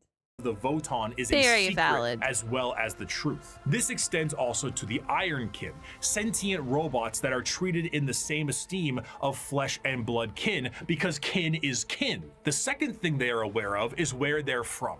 They are fairly confident that they are from Terra, and they know that if this secret was to be known by the Imperium, that the Imperium might want to take ownership of them and everything they've built. So the more alien they are, the better. Now, this sounds fine and good, right? What could possibly be wrong with these guys besides the hyper late stage space capitalism? Well, we have to go back to their creation. The kin are an entirely clone-based race made from the computers that are exceptionally difficult to recreate. These machines, the Voton, are becoming more and more unpredictable and derelict. If anything were to happen to these machines, it would be a twofold ending of the kin. New kin cannot be reproduced, reducing their numbers, and the existing kin would have no further purpose because the end that awaits them would be non-existent. The horror of the kin civilization is that the entire purpose of their lives is to do the best they can at their duty and upload all they know to the Voton, their ancestor cores, join their ancestors. But doing so is actually the thing that is killing these supercomputers in the first place. The ancestors were dead, but through the first truths, they're like— I love Warhammer is like, hey, we're gonna go do this thing, but when we go do this thing, it's gonna ruin everything else that we're doing as well. Oh well, let's still go do it. Legacy continued, and though their eyes had shut long ago, indeed the ancestors were watching, not with a gaze from eons gone, but with the eyes of every living kin. Each generation was the embodiment of the ancestors cast anew by the Voton. The galaxy changed. Stars died, planets were destroyed, and civilizations fell. But as long as the Voton endured, the ancestors still lived. I do want to end this last bit with an enjoyable quote from one Kim. As you may have assumed, the Leagues of Voton are space dwarves with a corporate sci-fi motif, but they are still very much dwarves. They're squat, they're strong as hell, and they hold serious grudges. This time it's just more about your contracts than anything else. And so because of this, they might treat most things about how you would expect. Imagine if your faith or reproduction method were the thing that were killing you. Yeah, I think it's like a bittersweet in this world. They're like, yo, we're going to go do this thing and it's going to kill us, but we're still going to continue doing it. And you're like, yeah, okay. Yeah, sure, buddy. A capitalistic dwarf would treat things. You misunderstand, capitalistic human. dwarf? I am not here to debate. I am not here to compromise. What you see as yours, I am taking for my kindred. And like in that past faction with the kin and whatnot, like they kept uploading all their information and then eventually just screwed over themselves with uploading all their information. It's so funny. Like they're just like, I love them, but they each have their individual problems. Like each little legion, each little faction, everything in this has their own individual problems and they never address it. It's just like, that's their problem. They have that problem. They live with that problem. That's just part of what they have. And it's so funny to see the difference among all of them. You want to bargain? Torek, unholster our means of negotiation. As the Great Crusade continued, humanity would find their missing Primarchs, re-establish the locations of all of their various worlds, and finally reclaim what the Emperor was always hoping for. But eventually, all the Emperor sought to build would be his undoing. His original attempt to have all of the Primarchs lead his great armies and usher humanity into the better ages would end up crumbling down. Yeah. And we will learn about how the Imperium backslides and the horror of the modern day of 40K in part 2. I will see you very soon. I Thank you so can't much for wait to watching. see how more factions screw themselves over in part 2. That was crazy. Crazy. What a crazy freaking video. In the There's still like some things that I, are over my head, and that's okay. I think as a new person into the faction or into the franchise, they'll become easier to understand as I watch more and dive deep in more. I'm kind of really curious into those podcasts. I forget their name of them, so I'll have to look at his channel again. But like where he was doing the podcast of like the beginner lore and stuff, I feel like that would be a nice way to like digest everything he talked about further. You know what I mean? I think that'd be a nice way, a nice little thing to do. Even just like starting at episode 1 and just working my way through them. I don't know if I'll do them for videos. I don't know what we'll do there, but I think I'm interested enough that I will go check them out. I understand the majority of it. That's why I always ask questions. Like I feel like I did get a grasp, lost the train a little bit on the end there with the kid and stuff, but I think because that's a newer topic to me, I didn't have any really background information to anchor and explore on. But nonetheless, like it was still a fantastic video. The quality, not the quality difference. His other video is really well done too, quality wise. The content, like the quality of the content included and the lore content was included. It was crazy. The difference between these two videos. I see now why he did a re-explanation with all this new content. He like dwelled further into every single point that he made in that first video, and it was phenomenal. I love it. This is only part 1. There is a part 2 if you are wondering, but that was crazy. Loved it. 10 out of 10. My favorite faction is the Tyranids.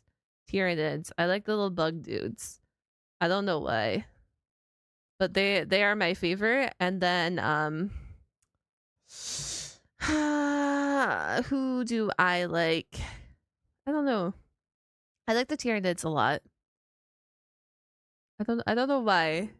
I think it's because I found them so fascinating. The very first time I did like the whole thingy, and the very first time I saw them, I was like, oh, also I forgot to do my outro. Sorry. And thank you YouTube so much for watching. I hope you have a fantastic day. Remember to like and subscribe for more content from me. I am on the road to 100,000 subscribers, so come in and join in on the journey.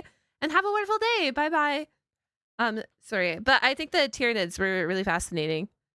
It's fine to get lost in Alaska. I have watched the videos of people react to doesn't can guarantee it didn't all stick in the first. No, and like yeah, Necrons are so metal. I love them. Always got a great book reading section for them. Who's my favorite so far? Going to the end. Yeah, I think that's my favorite so far. I know they didn't really. They came up kind of in this video, sort of. But not so much. And then I think I don't know. I like the Tyranids. And I think my favorite Space Marine Legion so far, I think, is the Blood Angels. I don't know why. I don't know. I think from when I remember correctly, when I was reacting to all the 28 legions of the Space Marine video, I think I really liked the Blood Angels. I think part 2 is an hour and a half. What time is it? How long have I been streaming for? It's 11. I mean, we could do part 2 probably tonight too. Blood Angels are pretty popular. Yeah, I think those are my 2 favorite. Tyranids overall as like my favorite faction or whatever overall. And then I think the Blood Angels are my favorite. Have I heard about the Ghoul Stars?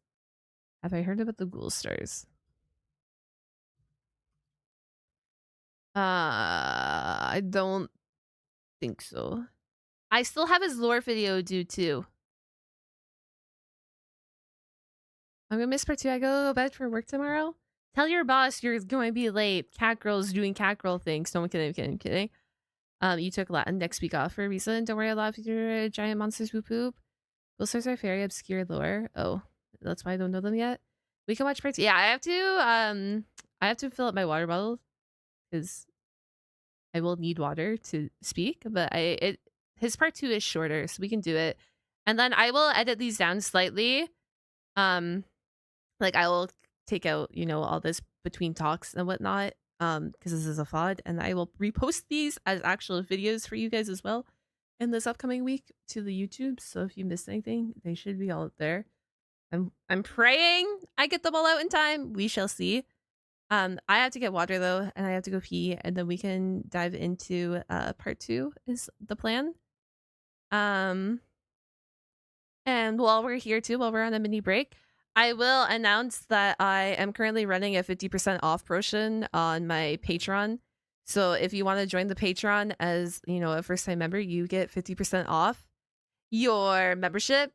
AKA, it's $1.50 Canadian if you would like to come join right now. You don't have to come join, but it's the best way to support my channel if you enjoy my content, if you enjoy hanging out. All my anime reactions are over there. So if you like JoJo's Bizarre Adventure, My Hero Academia, JJK Season 3, I don't know, Free Run Season 2, My Dress Up Darling, like I have all those over there. I also have bonus reactions over there that don't make it to the YouTubes, all that fun stuff. If you would like to go support, link is in the chat. Go check it out. And yeah, I'm going to go grab water real quick. I don't have a be right back stream, so I'm going to put you guys on the starting soon screen with some music. Give me like 3 to 5 minutes and I will be back and we'll do part 2. Okay? Perfect. And if you are leaving, have a wonderful night. If not, we're going to continue on to part 2. And then depending on how long this takes, we might be able to do the the lore. Is it the lore video? It's a 30-minute video. I need to pull up my tabs real quick. What is the Warhammer 40k timeline, I think, of the 40k lore? Depending on how long this one takes me. Depending on how long I get up in this one. But I will BRB. Enjoy. I will see you guys in like 5 minutes. And then we can continue on our discussion. But I don't have a BRB screen, so enjoy the starting soon screen.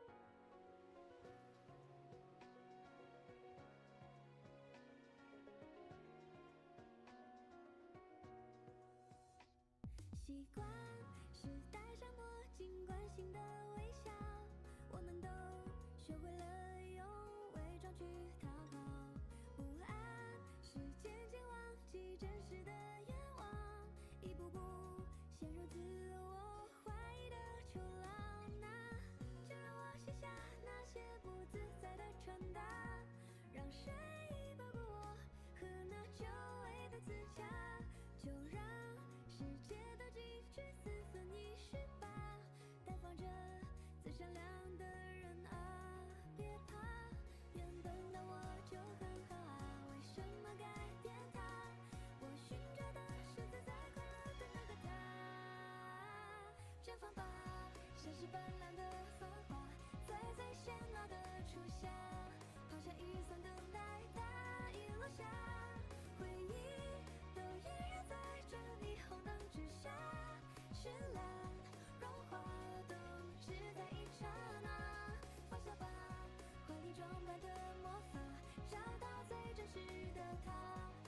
自己聆听蝉鸣的夏，未来藏在迷雾之中，从不作答。寻找吧，命运交织的火花，在幸运之上涂鸦。My daydream。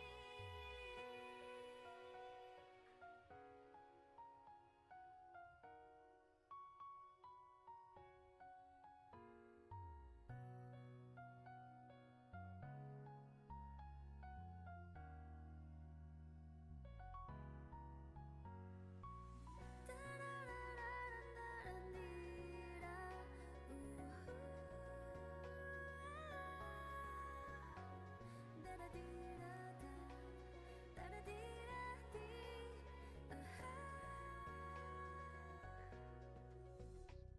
自由是牵着手穿过人群涌动，霓虹灯喧嚣这个城市的沉默，不安是渐渐替代真实的自我，忽然间失去表达自我的选择，我再不去做那些言不由衷的表达，让世界包围我，就算夸赞或谩骂，就让世界都静止在这首歌吧。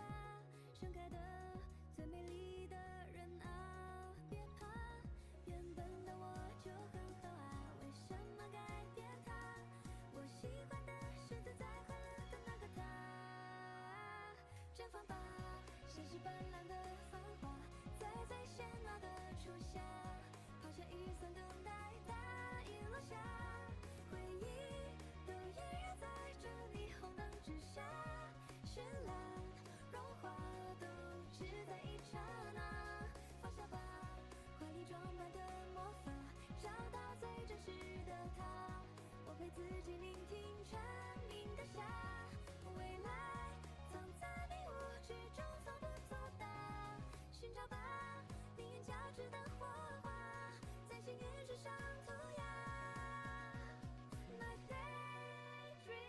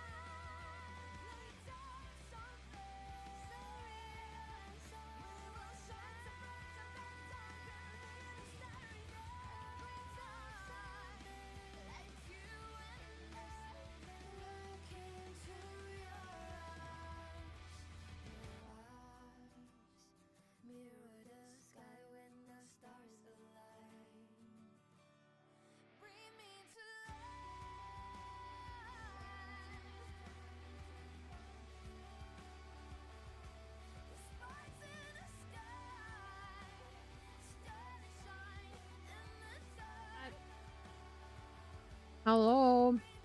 Okay, I'm back. Sorry, I made a tea because I figured that'd probably be better too. Nah, I made tea and I got water. And I had to go pee. Because I'm not... Sorry, I'm not a Warhammer machine that can sit here for 18 million hours without taking a break. I'm back though. I'm here now. We're gonna go do part 2.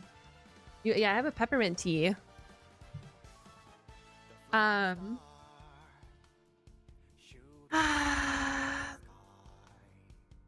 let me do part 2. Or then that probably will be the end. I'll see it. I'll see it. If I still have energy, I would like to do the lore video as well. But if I don't have energy, because I still have to film anime tonight also for patrons, we won't do that, but to be determined. Also, YouTube side of things. Hi, hello. I never do live reactions to you guys over on YouTube. I don't know why I don't do them. I just never really do them. I do stream on YouTube a lot, but I stream on my secondary channel, Saphwyn Games. If you guys are enjoying the reactions, I can probably bring them more to the channel, like twice a week or something. I will give you guys a heads up, of course, but if that's something that you guys are interested in, we can look into doing more. Yeah.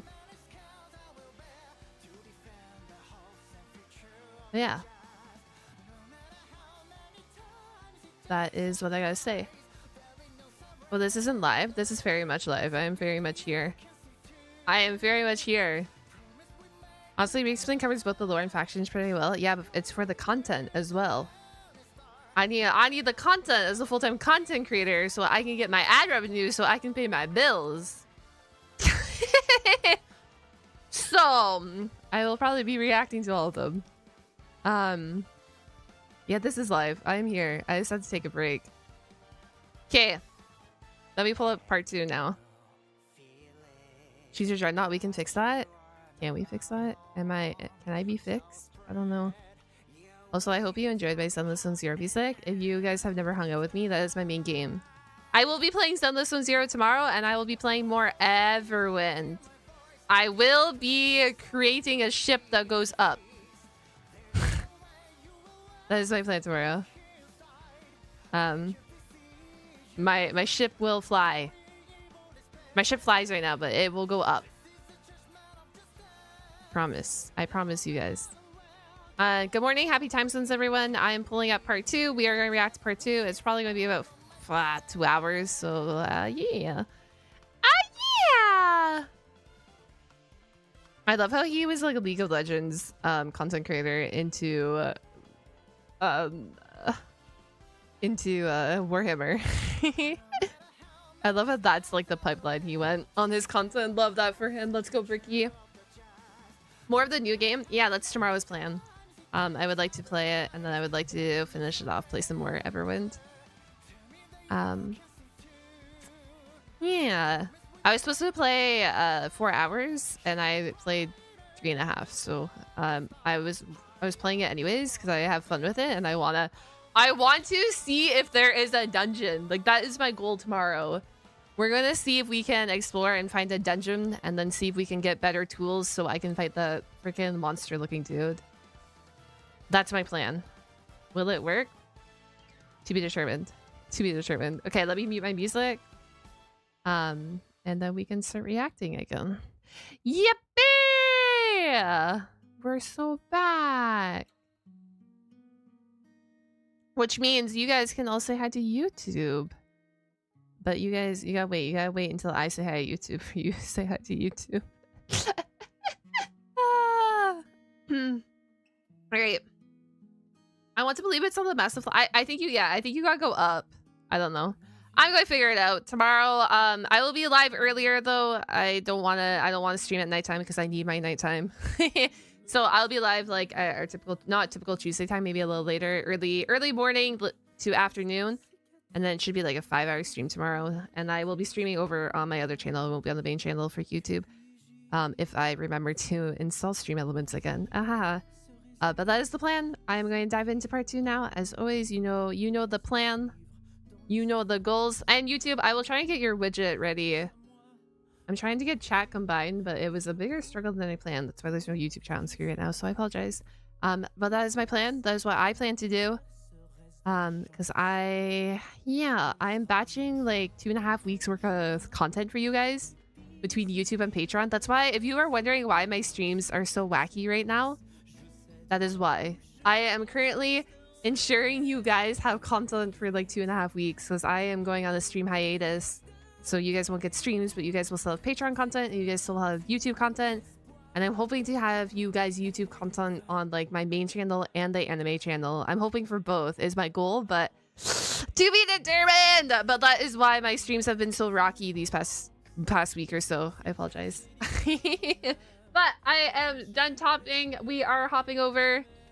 We're going to dive on into part 2, or else I'm going to be here all night. And I guess we could be here all night, but you guys probably don't want to hang out with me all night. No, I'm kidding. Okay, I will do my intro. And then I will pull it up and we're good. Perfect. Hello and meowdy YouTube. Welcome back to another video. This is going to be your part 2 for every single Warhammer 40k faction re-explained by Bricky. Original is linked down below. If you would go support the original creator is what I'm trying to tell you. Oh my gosh. But that is what we're doing today. I hope you enjoy. I hope you sit back, relax, grab your drink, grab some popcorn. It's a long video, but it's a good video. So yes, go. As always, if you want my anime reactions, we have an anime reaction channel here on YouTube. And if you would like the uncut version and to support my content and get even more content, make sure to check out my Patreon. It is linked down below. It is the best way to support my channel. I appreciate it greatly. And let's dive on into the video. Perfect. Nailed that shit. Yippee! And then I turn off my music again. And then we are good to go. She's a pro? Oh my gosh. A pro! Music off. I go to my corner. And we dive into part 2, guys.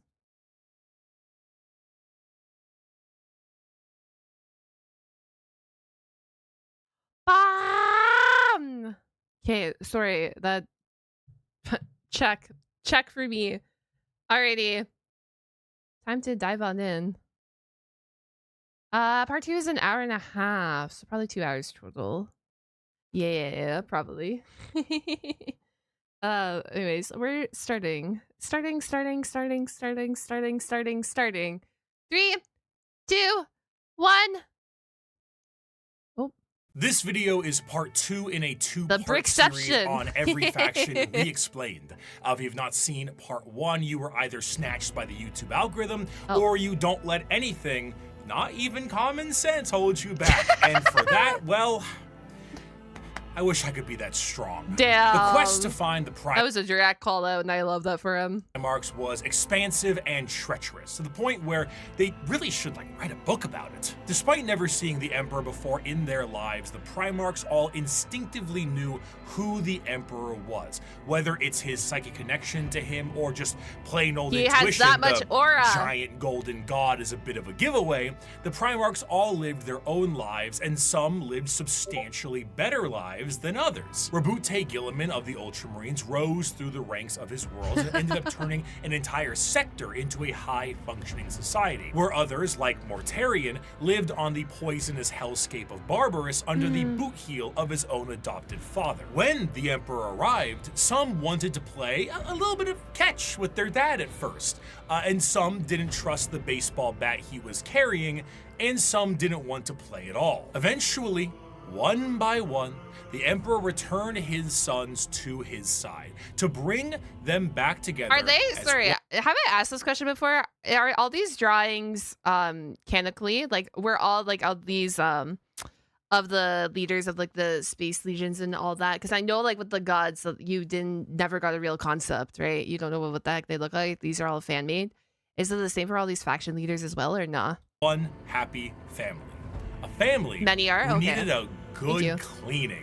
Are you tired of boring old soap? Is your son the foulest being ever? Do your eyes sting when he comes near? Well, clean that man right back up with the power of Cheeky. That's right. What the heck is brand this? new moisturizing bar soap brought to you. Oh, I'm by what are you Moist advertising Critical me and right now? Bricky I see. Nurgle hates it, but you'll love it. What do you bar mean? soap is always Nurgle would love a bar of soap. so sticky and has a ton of fuss, but now you'll be glowing to the surprise. The one you were asking of if it was Lehman canon, the Russ. Triumph. Cheeky Okay, thank soap you. is so Thank you. we didn't even take a down payment for the sponsor. That's right. We love this soap so much, we are operating on 100% commission. We are supported nice. purely and only by those of you who buy Cheeky. It is the best bar soap Cheeky. we I like have the ever name. used. That is not a hyperbole. Your satisfaction Wait, is he calling us all stinky for watching Warhammer lore, and he's telling us to go get some soap? is guaranteed. I don't know, man. Take it from the man himself. Bricky's right. It's very good.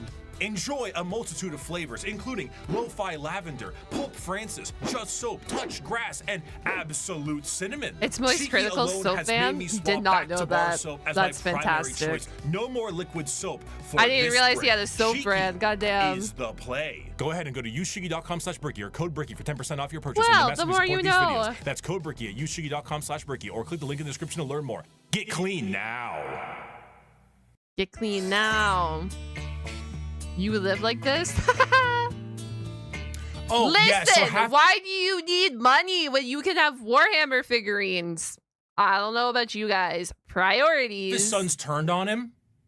After the Emperor was able to bring all of his sons back into the fold again, he sent them on their way with his end goal in mind, reclaiming the lost worlds of humanity. Each of his Primarchs fanned out across the galaxy to accomplish this goal, but the one they were expected to report to was his favored son, and the first one found, allegedly, which was Allegedly. Horus. Horus was granted the Horus, title yeah. of War Master, and he certainly lived up to Big E's expectations, which were very specific and set by Big E himself to all of his sons. However, either intentionally or not, the Emperor did not mention to his sons some of the more chaotic aspects of the galaxy. Definitely Horus himself, intentional. while in the process of reclaiming a more advanced human world, was informed of the existence of chaos gods, a factoid that Horus initially did not believe. To him, it was a bit unfathomable to think that his father would admit such significant information on the inner workings of the galaxy. However, he soon realized this was the truth, and this betrayal was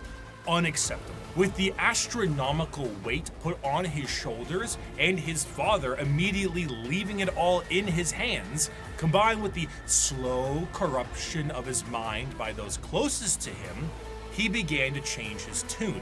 Horus began amassing a following behind his father's back. with Let's go, several other Horus. Primarchs, and began to formulate plans to usurp him from his throne on Terra. While this was occurring, Magnus the Red tried to FaceTime his dad back on Terra, and that resulted in the shattering of a protective barrier between Terra and the demons of the warp. Due to this damage, the Emperor was forced to sit on the Golden Throne to assure that it would continue to function. Ultimately, half of the Primarchs would fall to chaos, and the remaining half would fight back viciously Shit. against their brothers. Them chaos Horus gods. eventually gained the upper hand and arrived Okay. in orbit above Terra itself. And after antagonizing his father enough, the Emperor temporarily removed himself from the throne, strategically putting his old friend there as a seat warmer, and went to confront Horus himself on the Vengeful Spirit, his flagship. The Emperor faced down his son, and after a heated battle and 64 novels, the Emperor managed to Jesus. obliterate Horus on a subatomic level, but not before his favorite son was Oh. able to mortally wound the Emperor. As the Oh? dust settled and the traitors fled from Terra, the Emperor's body was dragged back onto the Golden Throne, where it sits permanently to assure that it continues to function. A corpse forced to constantly hold back the horrors of the warp and guide humanity with his pale light. And that light is flickering. From there, the remaining members of Bro, so he's like barely alive. That's a dead ass skeleton out here on this throne. the traitors to the Emperor fled to their respective safe havens.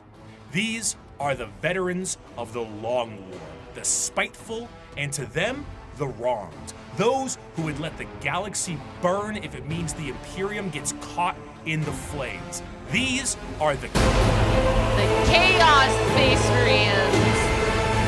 Heck yeah. Heck yo. Now we're cooking, guys. Now we're cooking. Now we're cooking. Actually, I like both. I like both. Both are And good. what are the achievements of your fragile Imperium? It is a corpse rotting slowly from within while maggots writhe in its belly.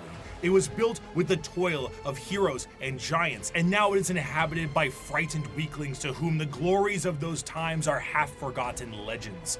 I have forgotten nothing, and my wisdom has expanded far beyond mere mortal frailties. The Horus Heresy saw the collapse of the Imperium as we knew it at the time, and half of the Space Marine legions fell to the ruinous powers. Though the favored son, War Master Horus, was killed and the rebellion ended, the heretical forces retreated to the warp and remain a constant threat to this day. The twisted reminder of what the temptations of the warp may bring, the Chaos Space Marines act as a mirror to the loyal legions, and as time progresses, their warp taint further changes them to suit the needs of their patron deity. Though marred and absolutely mangled by the ruinous powers, they are still unmistakably Space Marines in stature and shape, and according to them, they have never been more free. After the heresy, the loyal legions of Space Marines became very strict in their organization, and their separation into separate chapters with capped numbers and other formalities was done to prevent any form of heresy from happening again. The Chaos Space Marines are a bit different. Ultimately, these Marines are subject to the primary legions that fell to Chaos in the first place. The majority of these legions, the Black Legion, the Word Bearers, Iron Warriors, Alpha Legion, and the Night Lords, are supporters of Chaos Undivided, either enjoying the powers of all Chaos gods or sometimes shunning them altogether. But a few of them follow a very specific Chaos god. Thousand Sons are followers of Tzeentch, the Death Guard follows Nurgle, Slaanesh has their claws in the Emperor's Children, and the World Eaters are avid followers of Khorne. From there, crazy to think that the Horus Heresy has caused like this dramatic snowball effect among the Space Legions, and now we have the Chaos Space Legions because they were fallen into them. It's crazy to think. You see, this is how impacts or events start impacting everything. The legions themselves are separated into roaming war bands that may go under their own unique names or may stake a claim to one of the primary legions. Most of the gear and armor of a Chaos Space Marine remains the same, but stylistically it changes quite a bit to reflect the intention of the legion or their patron god. The Death Guard's armor has become rotted and full of gaping mouths and plague-filled boils. The World Eaters' sharp and violent armor reflects their bloodthirst, and the chaotic noise of the Emperor's Children armor, nipple rings included, pleases Slaanesh greatly. Due to the taint of nipple rings included, that is a vital part. That is vital for Slaanesh. Chaos, the armor itself becomes less about plating and more about a new skin for any given Chaos Space Marine. Though the Chaos Space Marines have no true fear of death or numbers diminishing, there are still major recruitment efforts for their legions. However, the conscription of these recruits is a lot more chaos-fueled and is more of a forced assimilation, and in some instances, breeding. The organ implementations and other modifications are the same, and the necessity of a gene seed remains the same, but the result is a hell of a lot different. Understanding Chaos Space Marines is a difficult exercise. If we took my original video 5 years back and looked at the Imperial Knights section, it mainly focuses on big stompy robots. Now that I understand more, I can discuss the Code Chivalric, the Throne Mechanicum, Squires, and Monarchs, and bring some more context to it all. To assume Chaos Space Marines are simply the opposite side of Space Marines would be foolish, for once you understand the plight of their Primarchs, it can provide a context always needed. Horus himself turned through an overwhelming weight on his shoulders and lies told by his father. But what of Angron? Angron lived as a slave gladiator for his planet's masters, who took so Horus has got to like a breaking point then? That's what that sounds like? He hit like a breaking point and he was just like, yeah, and then I guess the temptations of chaos set in. Technology and shoved it into his brain, so experiencing any emotion other than rage was agony for him. He finally leads a revolt for his fellow gladiators and frees himself from the confines of servitude. The Emperor finds him and says he will take him home, but Angron refuses. He will fight with his friends against the tyranny of his slave owners to the last. At the final last stand with him and his closest friends, slave gladiators, all of them outnumbered and on the verge of death, the Emperor forcefully teleports Angron to his flagship and none of his compatriots, leaving Angron to live and watch all of his friends die. You kept that. Why would you do such a thing like that? Wait, why would the Emperor do such a thing like that and then not like expect repercussions, I guess. What the bro, I know the Emperor is like messed up, but that's wild. Anger. Pharaoh. Russ Angry. kept his kin friends. The Lion kept Luther. Humans, brothers, and foster fathers. Saved and raised into Legion ranks. But not me. Not Angron, no. Did the Emperor teleport his gold-wrapped custodians down to help me in my army? No. Did he free the Warhounds and order them to battle? Fight alongside me? No. Did he save my brothers and sisters the way he spared and honored the Lion's kin? The way he honored Corferon? No, no, and no. No mercy for Angron. Angron the Oathbreaker. Angron the Betrayer. Yeah, Angron the Oathbreaker, Angron the Betrayer. But it sounds like he was just fueled to this point. Like, he pushed to his breaking point. Crash out. The angry crash out. Is a lonely boy scrounging the dregs of a hive city plagued by constant visions of an assassin sent to murder him by his own father. I mean, you're right. You're completely right in that the Emperor just sees them all as tools in his little game that he likes to play, and they're nothing more than a tool. But then when you start causing issues like this, then the tools become when the tools start fighting back, there's issues. That's what I'm trying to say. Lorgar was born on a world of chaos worshippers with abusive parents, and the Emperor decided the best way to reprimand him was destroy his holy city. The Emperor robbed Mortarion of vengeance and suppressed Magnus at every turn.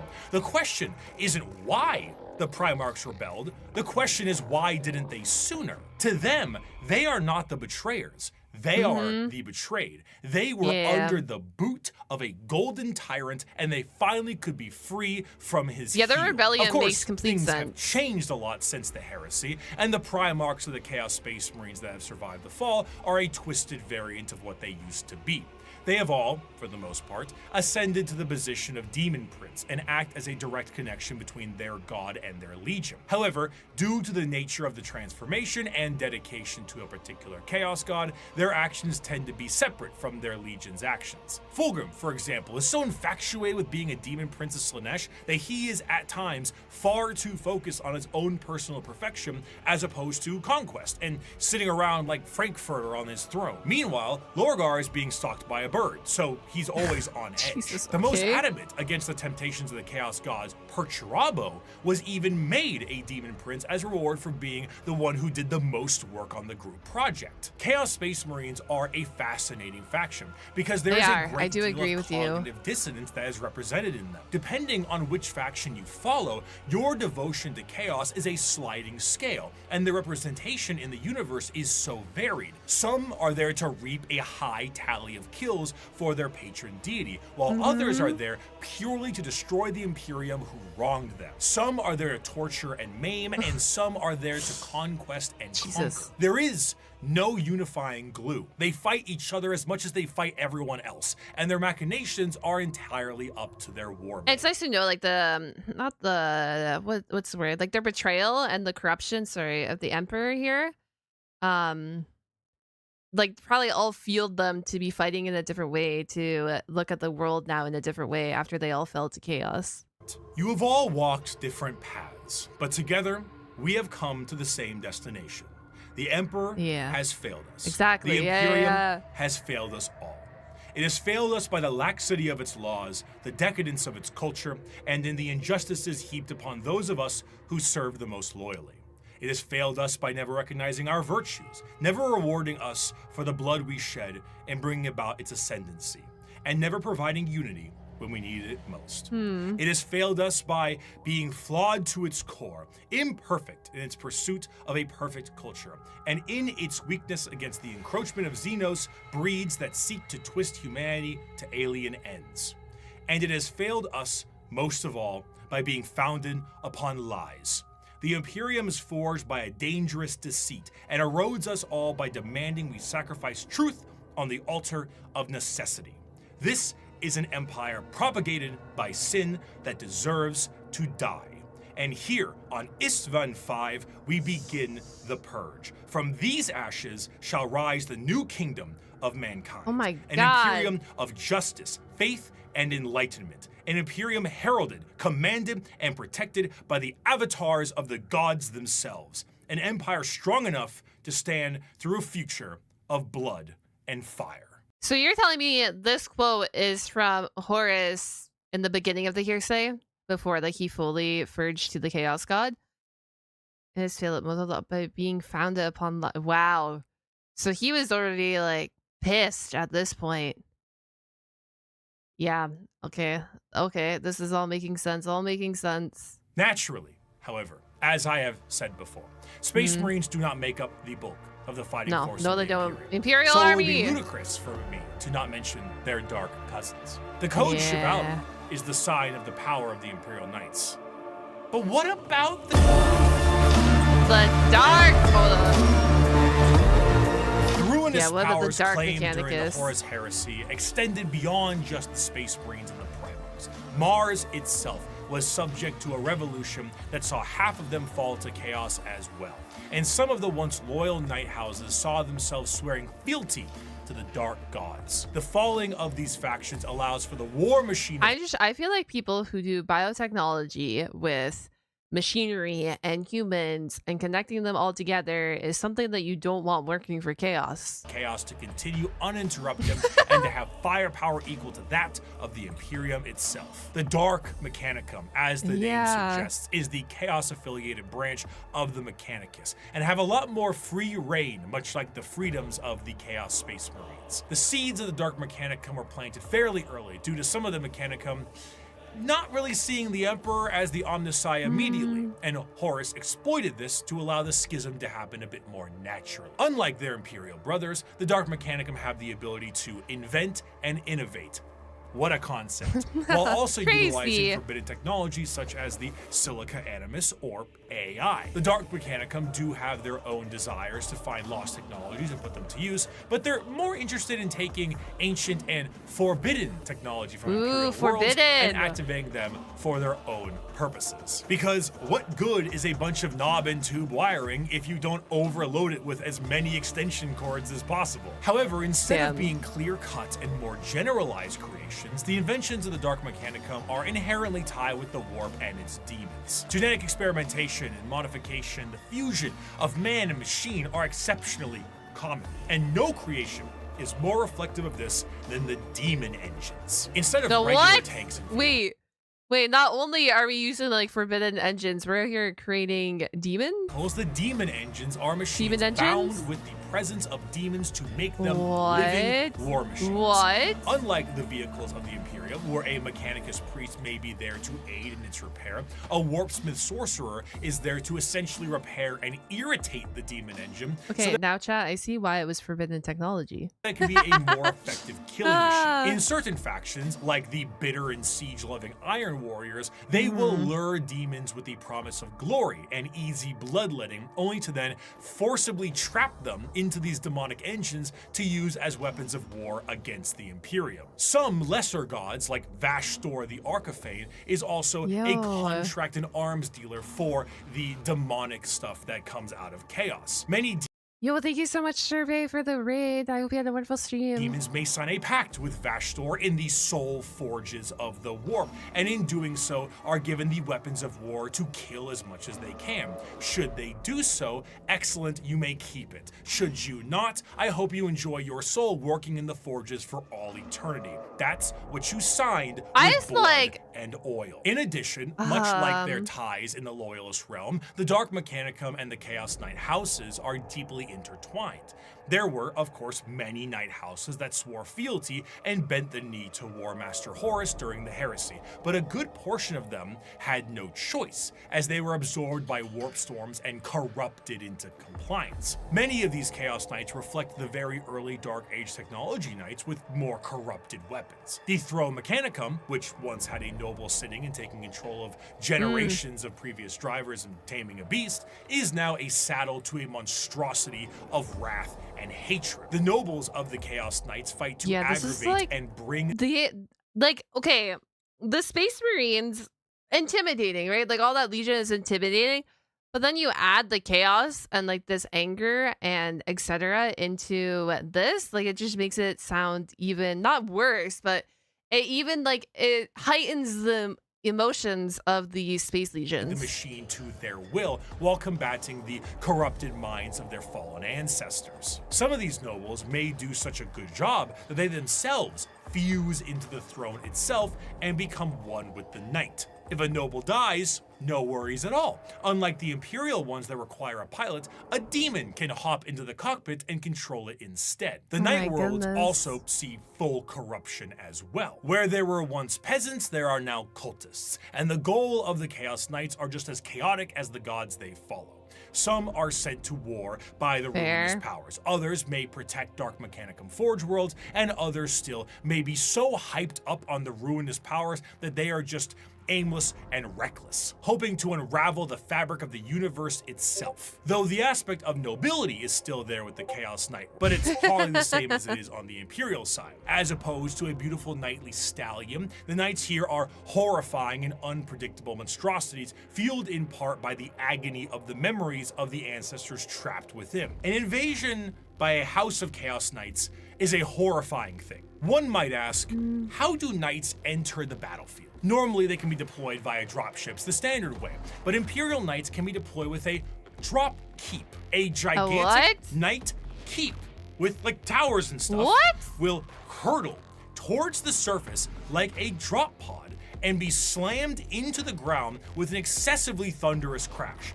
Then, massive drawbridges slam down, banners unfurl, and huge horns play the song of their people as these lumbering robots charge out of their, again, drop keep to fight for the Imperial. Oh my god!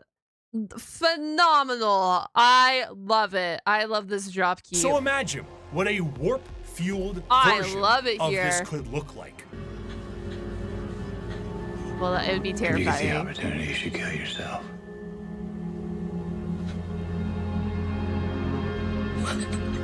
That's creative. I like this drop keep. Have such a presence, the warp fluctuates in their tread.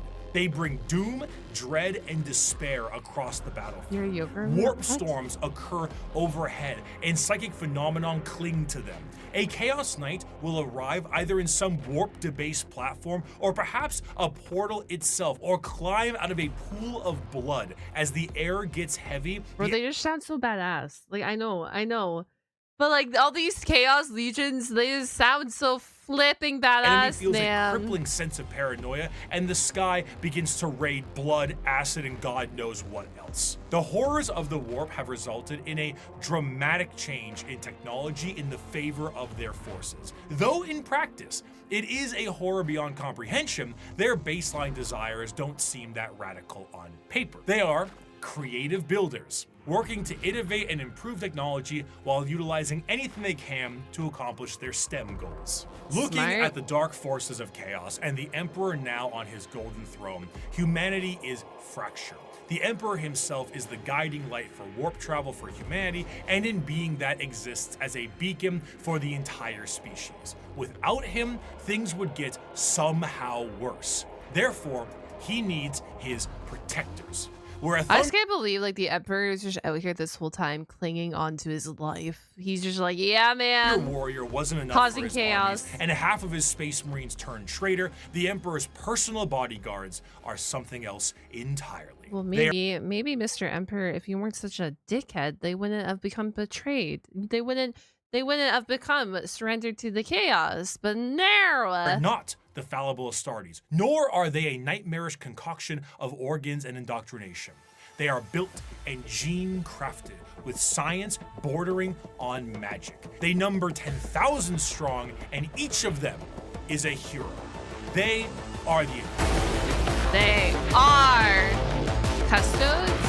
Adaptus Custodes. Rare is the battle where an Emperor's custodians outnumber our foes. We are ever beset, surrounded upon all sides by heresy and foulness, just as is Terra itself. Yet, like the throne world, we stand resolute, indefatigable, indomitable. Let the enemy come. Let them darken the horizon with their numbers. Still, we will prevail. Though the Emperor sits rotting on the golden throne, his talons remain sharp. The talons of the Emperor was the name given to the most elite forces at his disposal. The left hand of his talents comes in the form of the Sisters of Silence, psychic blanks that scour the galaxy to claim souls to fuel the Astronomicon in the form of the Great Tithe. 1,000 psychers sacrifice daily to keep the Emperor of Mankind alive, dragged into the black ships of the Silent Sisterhood. The right hand of the Emperor. Bro, crazy. I want cool personal bodyguards too. No, kidding. I love the look of the Sisterhood. I think they look freaking sick. Emperor's protectorate, his golden bodyguards that serve him and only him. These this is like the OP people. Custodians. Well, they're all okay. They all are magical and OP in like their own way type vibe, but like these people, crazy. The members of the Space Marines went out to take back the galaxy. The Legio Custodes stood back and kept a close watch over the Emperor himself. The Custodes are, in a sense, similar to Space Marines in that they are genetically modified super soldiers clad in power armor, but that is where the similarities stop. Their genetic makeup seems to be made from the Emperor himself, or at least something quite close. And the precision of their creation predates the development of the Space Marines and even the Primarchs. Unlike Space Marine recruitment, where there's a process undertaken when a subject is at least somewhat grown, a Custodian's process begins at infancy. The methods in which they are made are a secret. But what is known is that it's understandable though. You train them from when they were a little baby and they barely know anything. They're going to become this super OP, like human warrior type vibe crossover thing. Each Custodian was made by the Emperor himself. Regardless of the bioalchemical process, the process is exceptionally long and grueling, and only a handful of selected aspirants make it to the end. Those that do are clad in the most regal and effective armor in the Imperium. Commonly, a Custodian is seen carrying a Guardian Spear, an utterly yoked up version of the stabs the Praetorian Guards of the Emperor in Star Wars had. They are also clad with specific shields and blades, but the most interesting thing with all of their gear is that due to the meticulous and dedicated maintenance and preservation of their armor and gear, these items are the same ones they used 10,000 years ago. The Custodians do not age biologically, so some of the veterans in the Guard may be several thousand years old. That's crazy. And unlike the Space Marines, they fight entirely as a solo force. When a line of Custodians is holding back waves of enemies, they operate independently. There are no battle formations, there are no squad tactics. Each Custodian is the main character, trailed by serfs and servitors, tasked entirely to reload their weapons. They fight with a singular purpose, if not action. Groups of Custodians will dispatch enemy... So like, sorry, I don't know if you guys know this answer. Do like the Sisters and is it the Imperial Guard? Is it the other one? Do they like ever interact? Or are they just like actually like off in their own world because they are the protector of the Emperor? After enemy, their spears coming within inches of each other, but never close enough for a killing blow. Their strikes are intentionally defensive, allowing their opponents to attack 1 to 2 times before parrying and ending their lives. Each strike deflected is an opportunity to know their enemy more and learn from their patterns. They are truly the Emperor's bodyguards, masters of close combat, enemy knowledge, and reactions measured in milliseconds. Though the Custodians are a part of the Adeptus Terra, the members of the Guard only answer to their own leadership and the Emperor himself. The leader of the Custodes is known as the Captain General, and individual squads of Custodians are overseen by a shield captain. As their focus is on the Emperor, their command center is located within the Imperial Palace.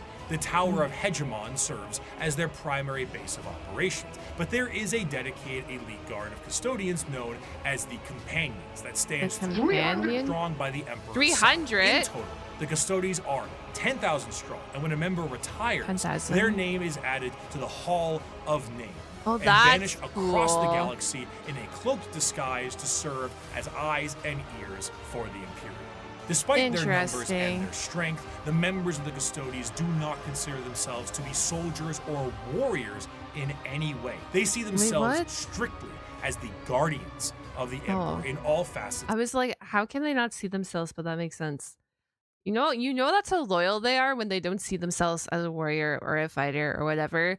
When they see themselves as only a guardian to the Emperor, that defines your royalty, or not your royalty, my bad. That defines the loyalty right there. Of his presence. This extends beyond the physical. Custodians believe they represent the guarding of the Emperor's ideals and philosophies too. Their gains are both physical and literary. They are the protectorates of everything the Emperor stood for, and in doing so, the Custodians are also artisans and scholars, in addition to being the Golden Guard of the Golden Throne. However, due to this nature of being protectorates, they have a very strong view when it comes to the Space Marines and the Primarchs. The Emperor himself had insinuated many times that once the galaxy was brought to heel, that there would be no need for the Space Marines anymore, and they were to go the same way the Thunder Warriors went before them. Bruh! Fucking don't let this Emperor experiment anymore, man. This Emperor is cut off. He's not allowed to do anything else. Cut this man off. There's no way. There's no way you throw the Thunder people into the cavern because they were like an experiment, and then you make these 20 legions, and because you're a dickhead, they start betraying you. You just want to throw them away also. Guys, I don't know if I like Big E. I'm going to be honest with you guys. I don't know. I don't know if I can get behind him. The Custodians were meant to be the judge, jury, and executioner of this will, and are biologically designed not only to be able to take down Space Marine with ease, but to be able to go toe-to-toe with the Primarch as well. During the Heresy, the Custodians mused on how suspiciously easy it was to kill Chaos Space Marines, as if they were trained and made for that explicit purpose. Constantine Valdor, one of the closest advisors of the Emperor, was asked if he ever disagreed with Big E on something, and he I feel like, okay, before he tells me the answer, I feel like you do not disagree. Even if you do disagree with the Emperor, I don't think you tell him that you disagree with the Emperor. If someone comes up to you and you're like, do you agree with Big E? You just go, yes, I agree with whatever Big E does. Because I think the minute that you start fighting back, that's the minute you're freaking cooked. He said once, with the formation of the Primarchs. I feel I do my best, but they don't. Let me ask you a very fair question. What do you do successfully? Quickly. Okay, that's not bad. Okay, that's not bad. That's not bad. Not bad.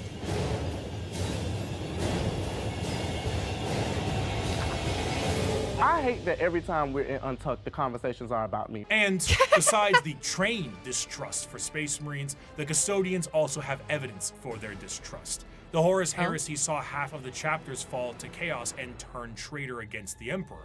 In the mind of a Custodian, the fact that half of the Space Marines fell before means that the other half can fall with ease. They are fully capable of wiping out literally any... I see now why they want to wipe them out. They don't want them all falling to chaos. I see. force put against them, and in a sense are the final representation of the golden age of terror. However, they are forced to stand in silent and blind service to the Emperor and to the ill of the Imperium. And they, for 10,000 years, have stood vigil over the Imperium and have watched its rise and fall with the inability to do anything about it. While they do go out and fight some battles here and there, at the end of the day, the vastness of the Imperium means that the closest advisors to the Emperor himself are powerless to make any change. But goddamn, can they kill a Space Marine? For one, they do have trust issues, but like I see it, like I see where they're coming from now of why they are this way, because you have these, okay, right? You have the Adeptus Custodes, and these people are like severely dedicated to the Emperor. Like this is their whole world. They don't know anything else. They serve the Emperor. And then you have your Space Marine legions who have fallen to chaos. They are loyal, but are they loyal? So I see now where this discrepancy comes between them, and I see like why they're where the wipe out the Space Marine part comes from, because they can't. It's not like they can't trust them. They're just like, are you actually loyal? Or are you going to be like the last people who just fell to chaos, right? I now see where that comes from, especially when there's such a dedicated freaking faction. It would suck to be that dedicated to the Emperor, though. 100 years, I stood my watch amidst the somber shadows of the Sanctum Imperialis. I was still as a statue, but always ready, always attuned to dangers unseen. Days, months, years passed. by in a frenzied blur beyond those walls. Yet with him, little moved and nothing changed. For 100 years, I did not but wait. Yet had any threat appeared, I would have struck it down in a heartbeat.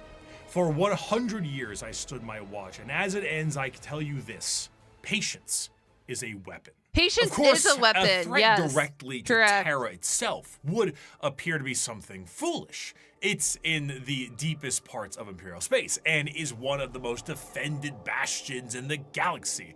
You'd truly have to be foolhardy or insane to think that you can take on Terra itself. However, one faction certainly got close. In the dark ages of the stars and in a river of misery, there is one faction having a cracking old time. The galaxy sees them as savages, yet they have already figured out the questions of the universe. Their numbers are uncountable, their technology incomprehensible, and yet their violence is so very green. I am, of course, talking about the You mean the guys that will just throw a freaking moon at you? No way. Okay, we live here, yes. We love these orcs. We love our war boys. The orcs are the pinnacle of creation. Oh, we love them. For them, the great struggle is won. They have evolved a society which knows no stress or angst. Who are we to judge them?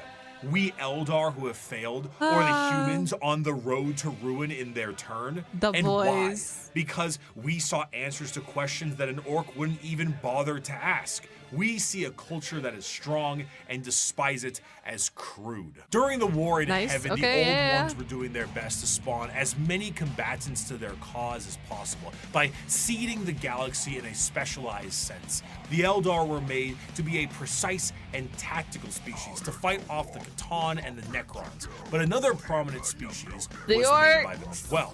The boys were warriors clad in ornate armor with more dangerous weaponry.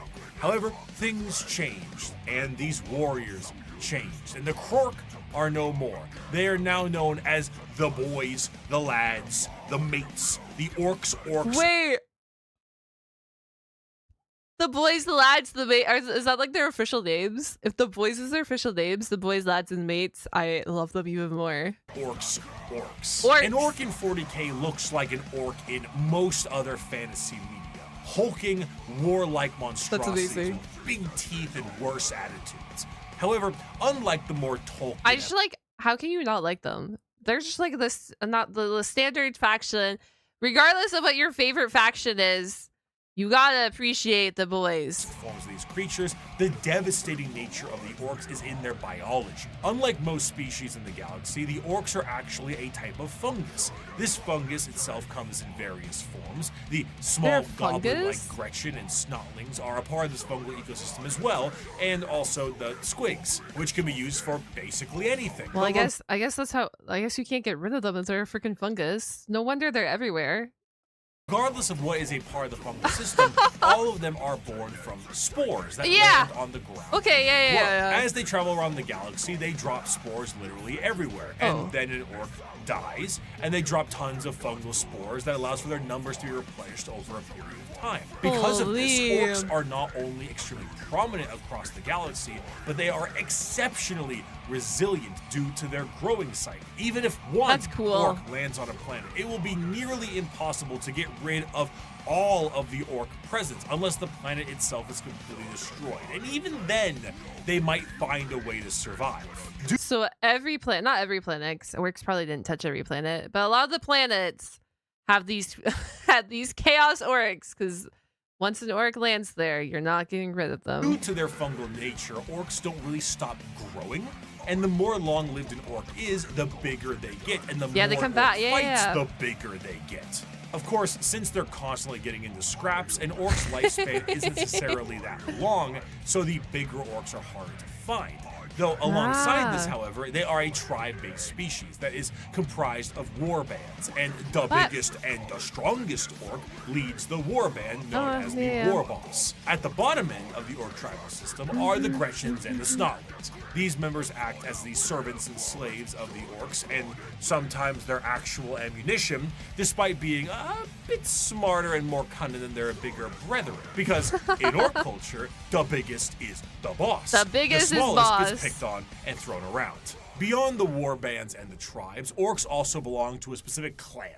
Tribes constantly shatter and rebuild, but the clans do not. They are, in a sense, a psychological state of being for any given orc, and gives an orc their specific character and traits. And to make things easier, these clans— Is there another faction, species, I don't know, legion, people, whatever you call these, like the orcs, that can just populate by spores that easily? Because I feel like this is an OP spawning technique. I don't know if the others have it. I know some are like created and they're actually like, you know, whatever, however they're created, they actually have to be created. So that would be a slower population rebirth, but I don't know about all of them. But I'm wondering if there is any of this line. Terran, okay, well, that makes sense. That's why when Incubators try to horse, yeah. The Tyranids make sense too, to have a rapid ingrowing like population like this. The Tyranids are the closest. Yeah, that would make sense. That would make sense. Okay. They have their own method. We'll get there, I guess, when we get there. But now that makes sense. Yeah. Of everyone else, the bug faction would also have a high reproduction rate. I think it's cool that they are like, I guess, asexual reproducers, and they just spawn from fungi. I don't know. As someone who studied science, pretty flipping cool. These are also color-coded, so that's very easy to tell what orc does what. Though there are many clans out there, 6 of them are the most prominent and well-known. The Bad Moons are essentially the merchants and have a lot of money because their currency is teeth, and they grow teeth faster than any others. The Blood Axes are the stealth units, and by stealth, it means like slightly more quiet than the others, and they have a— We don't care about the humans. The humans aren't as cool. No, I'm kidding. They are cool, but they're in the past now. We already learned about them. We're on to the next things. Love for LARPing as humies. Death Skulls are the scavengers, and the Goths are the close combat specialists. The Goths? And on the 2 ends of the spectrum, we also have the tech-savvy evil sons, and the more traditionalist and tribal snakebites. Another major facet of orcs is their religious beliefs. They believe in 2 gods, Gork and Mork. Gork is cunningly brutal, and Mork is brutally cunning. The difference between them, according to orcs, is that Mork hits you when you aren't looking, and Gork hits you when you are. There's a lot of They're so silly. confusion as to which one is which, and this results in a lot of infighting. In other species, this would be considered a sort of religious conflict, but for the orcs, it's just another excuse to fight. I have a quote here, but I don't really do a good orc voice. So I'm going to get my co-host of That's Ridiculous to read this one. Yes. And I'll try to lip sync it. Oh, he's more cunning than a grot and more killy than a dread. The boys that follow me can't be beat. On Piscina, we jumped the Marine boys, and our boss pose was covered in the helmets we took from the dead. He kills this. We burned their port and killed their bosses and left nothing but ruins behind. I'm Warlord Gezgul Mac Uruk-Drucker, and I speak with the word of the gods.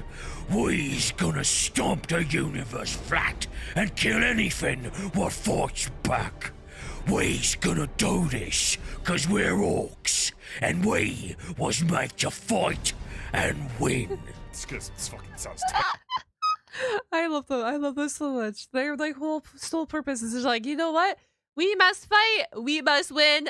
I happy, orc happy, equals happiness. Fighting is the biggest aspect of orc culture, and it's essentially their life's purpose. They are genetically hardwired to get into battles and scraps with enemies that can feel pain. The more they fight, the bigger they get. This, combined with them getting bigger over time, means that some of the biggest and baddest orcs of all time have been notably gigantic. The Beast, as he was known, was about the size of an Imperial Knight. If an orc runs out of other enemies to fight, they will immediately start infighting to scratch the battle itch. For example, in The Warp, a planet exists where a band of orcs are in a constant state of war and battle, and have been for an improbably long amount of time, strictly because how much Khorne enjoys himself watching it. For some, being trapped in a perpetual war planet for all eternity would be a fate worse than death, but to the boys, this is heaven. In the event of a particularly big battle, a massive amount of tribes and war bands will unite under what is known as the Waaagh. The concept of a Waaagh covers a few bases. The first is the group aspect of the massive green tidal wave of orcs fighting for the same cause. Okay. Cause being the second base. But the most prominent aspect of the Waaagh is the psychic aspect of it. Remember how the old ones made the Eldar and all the Eldar are psychic? Well, the orcs are too, kinda, but just not as much. Only a little bit of it. And they often don't know how to use it and frankly don't care. But a huge gathering of orcs generates a psychic field that allows orcs to be more organized, dangerous, and dedicated to the war-based cause. However, the true extent of the psychic energy and its usage is relatively unknown, but that doesn't matter considering the outcome 90% of the time. In a similar sense, their ragtag technology and weaponry is also a mystery to most who encounter it purely because of that Waaagh energy. The technology the orcs use seem to be held together with duct tape and plastic glue. And so they're not technology savvy, or not all of them at least are not technology savvy. Crude doesn't even begin to describe it. Their guns seem to have an inordinate amount of ammunition and firepower, and they are seemingly able to put things together on the fly in the middle of combat. So they're smart, The Imperium is of the mind that the orcs' weapons and machinery only work due to their innate psychic ability, but realistically, orc gear hardly works in the first place. Weapons blow up in a Bugs Bunny-esque manner all the time, and their war buggies can collapse in the middle of battle. Just because it works a handful of times does not mean it's an effective weapon. Done, then. But this doesn't stop the orcs and their green tide. To really understand the power of the Waaagh energy, orcs... Bro, they really just be relying out here on their little psychic powers, I guess. Wow. Yeah. If it believes it, it will work. They must look at a weapon, see it falling apart, and they must go, good enough for me, and hop on in here. Can operate purely off of belief. Now, a misconception is that orcs believe something is real and it happens. But that isn't true, because that's just one orc. However, there's never one orc. There's normally a few billion orcs together, and if they all believe something is true, the warp will tend to respond with a positive green light. Sometimes. Do the red ones go faster? Well, with enough orcs, yeah. How does an orc buggy with an engine block that's just a boulder with vroom vroom written in chalk? There's no way. Who cares? Orcs breathing on a ship with a hull breach? Go ahead. An orc went back in time to kill a version of himself so he could have two of his favorite weapons. It is shenanigans. Because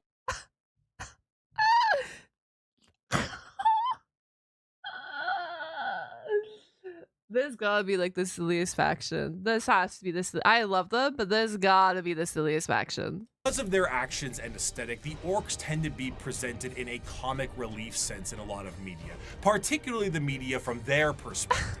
They are bumbling and loud and goofy British football hooligans, and they say silly things and act in silly ways. But to the citizens of the Imperium, the orcs are far from funny. They are violent and irrational creatures that take humans for punching bags, slaves, or ultimately dinner. They have no moral compass and are violent and brutal killers that know nothing else. They are genetically designed to be a violent species that was capable of beating back the Necrons and the Catan. And if the orcs were ever able to unify under one banner, they would be utterly unstoppable.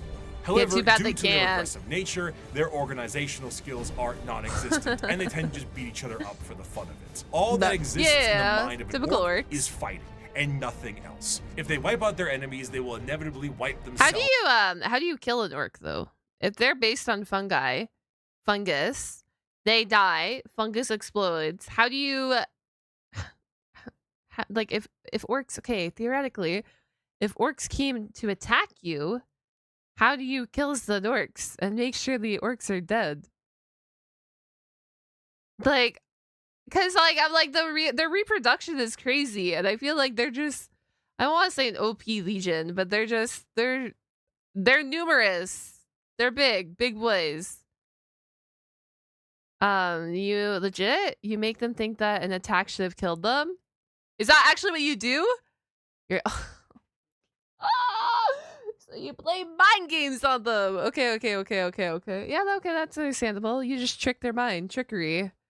Be a little jokester with them. Be a little prankster, and fire and prankster, and disrupt the leadership. Okay, that makes sense. I was just so curious because I'm like, you know, like even in the real world, a lot of fungus is really hard to kill. So I'm like, how do you get rid of? Like, I know you said you gotta like actually blow up the whole planet to get rid of them once they're on there, but I'm just wondering because they enjoy fighting, so they're probably always in a constant battle, and you're always constantly going against them.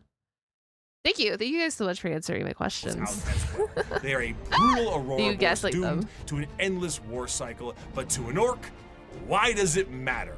If they fight and they win, they win. If they fight and they die, it was a good fight. Now that the Xenos armies are growing in strength and more are threatening the safety of the Imperium, they need to bring new methods in order to handle what they are currently facing. The Emperor is on the Golden Throne. Half the Space Marines are traitor, and they are beset from enemies within and without. So now the Lords on Terra must prepare for anything possible, and sometimes the impossible. For that, they take to the stars to explore and expand. They recruit assassins for priority eliminations. They train a galactic police force and a secret police to root out any and all heresy. The lesser known, yet most feared, Agents of the Imperium. Oh shit! These are like the I bad carry boys. with me an inquisitorial seal. It is a small, unassuming object contained in a neat box of Pluvian obsidian. It is a modest thing, relatively plain, adorned with a single motif and a simple motto. Yet with this little object, I can sign the death warrant of an entire world and consign I don't think a billion someone should have that souls much to power. oblivion. Where the Imperium may Goddamn. see its justice dealt out by the hands of its armies and the gauntlets of its Astartes, when one needs eyes, ears, or both cut out, it looks to the agents of the Imperium. In a meta sense, these agents are a homogenized version of multiple factions from the original video 5 years ago. They comprise multiple aspects of the wide and all-encompassing armies of humanity and serve. I remember in his the other video when I watched it, I believe they're like assassins, or at least one of them were assassins. I believe, if I'm correct, and that they are just like specialized, but they are really cool from what I remember. Different roles, whether it be the law enforcers of the Adeptus Arbites, the void-faring explorers of rogue traders, the invisible hand of the Assassinorum. Yeah, I or the remember them. I remember. I can't admit this, but I admit this. I remember them because he uses an image where they're crouching down, showing their backside, and it's a goddamn image. Because, like, I'm a big fat dumpy. I'm sorry for admitting that. I used it for a YouTube short. That's why I know that exact scene. But that is why I remember them. And I'm so I can't believe I admit that that's how I remember them. But it is what it is. Of the Emperor's Inquisition. Each has a part to play in the God Emperor's domain.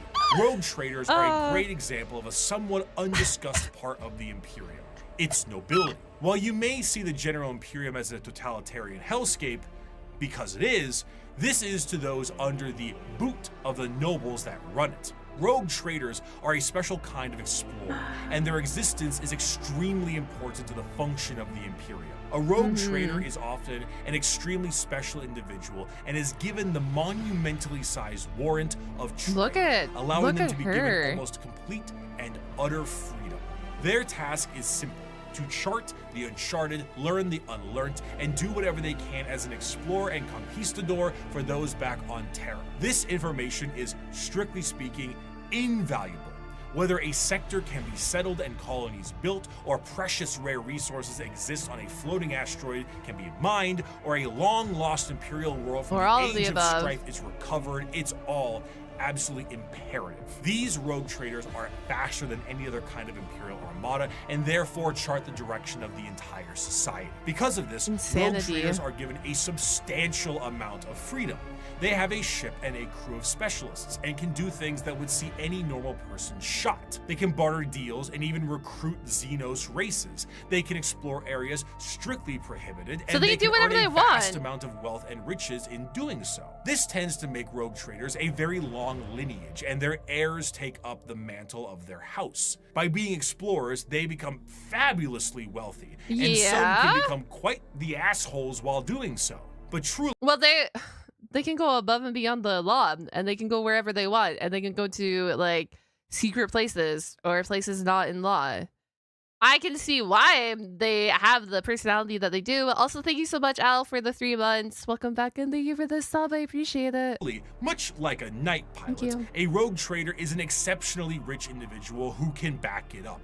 They are master swordsmen, explorers, merchants, settlers, diplomats, and everything in between. They chart a course, and they set the grounds, which means they will need someone to defend them, and the prime choice for that can be the Adeptus Arbites. Now, the Arbites are cops, Judge Dredd-style cops, as their inspiration clearly shows. Each planet will have their own members of local law enforcement, and most of them will settle many of the issues there and then. But when something requires a far more in-depth peacekeeping force, the Adeptus Arbites are brought in. Think local police versus the FBI. Arbitrators in the Arbites tend to focus heavily on stopping crime before it can become too much of a threat. A criminal gang or heretical uprising can be subdued quickly and efficiently by utilizing them and dealing with soon-to-be criminals, as they put it. They will tap into communications, create spy networks, do interrogations and sabotage, anything that helps the good of the Imperium and the law they seek to preserve.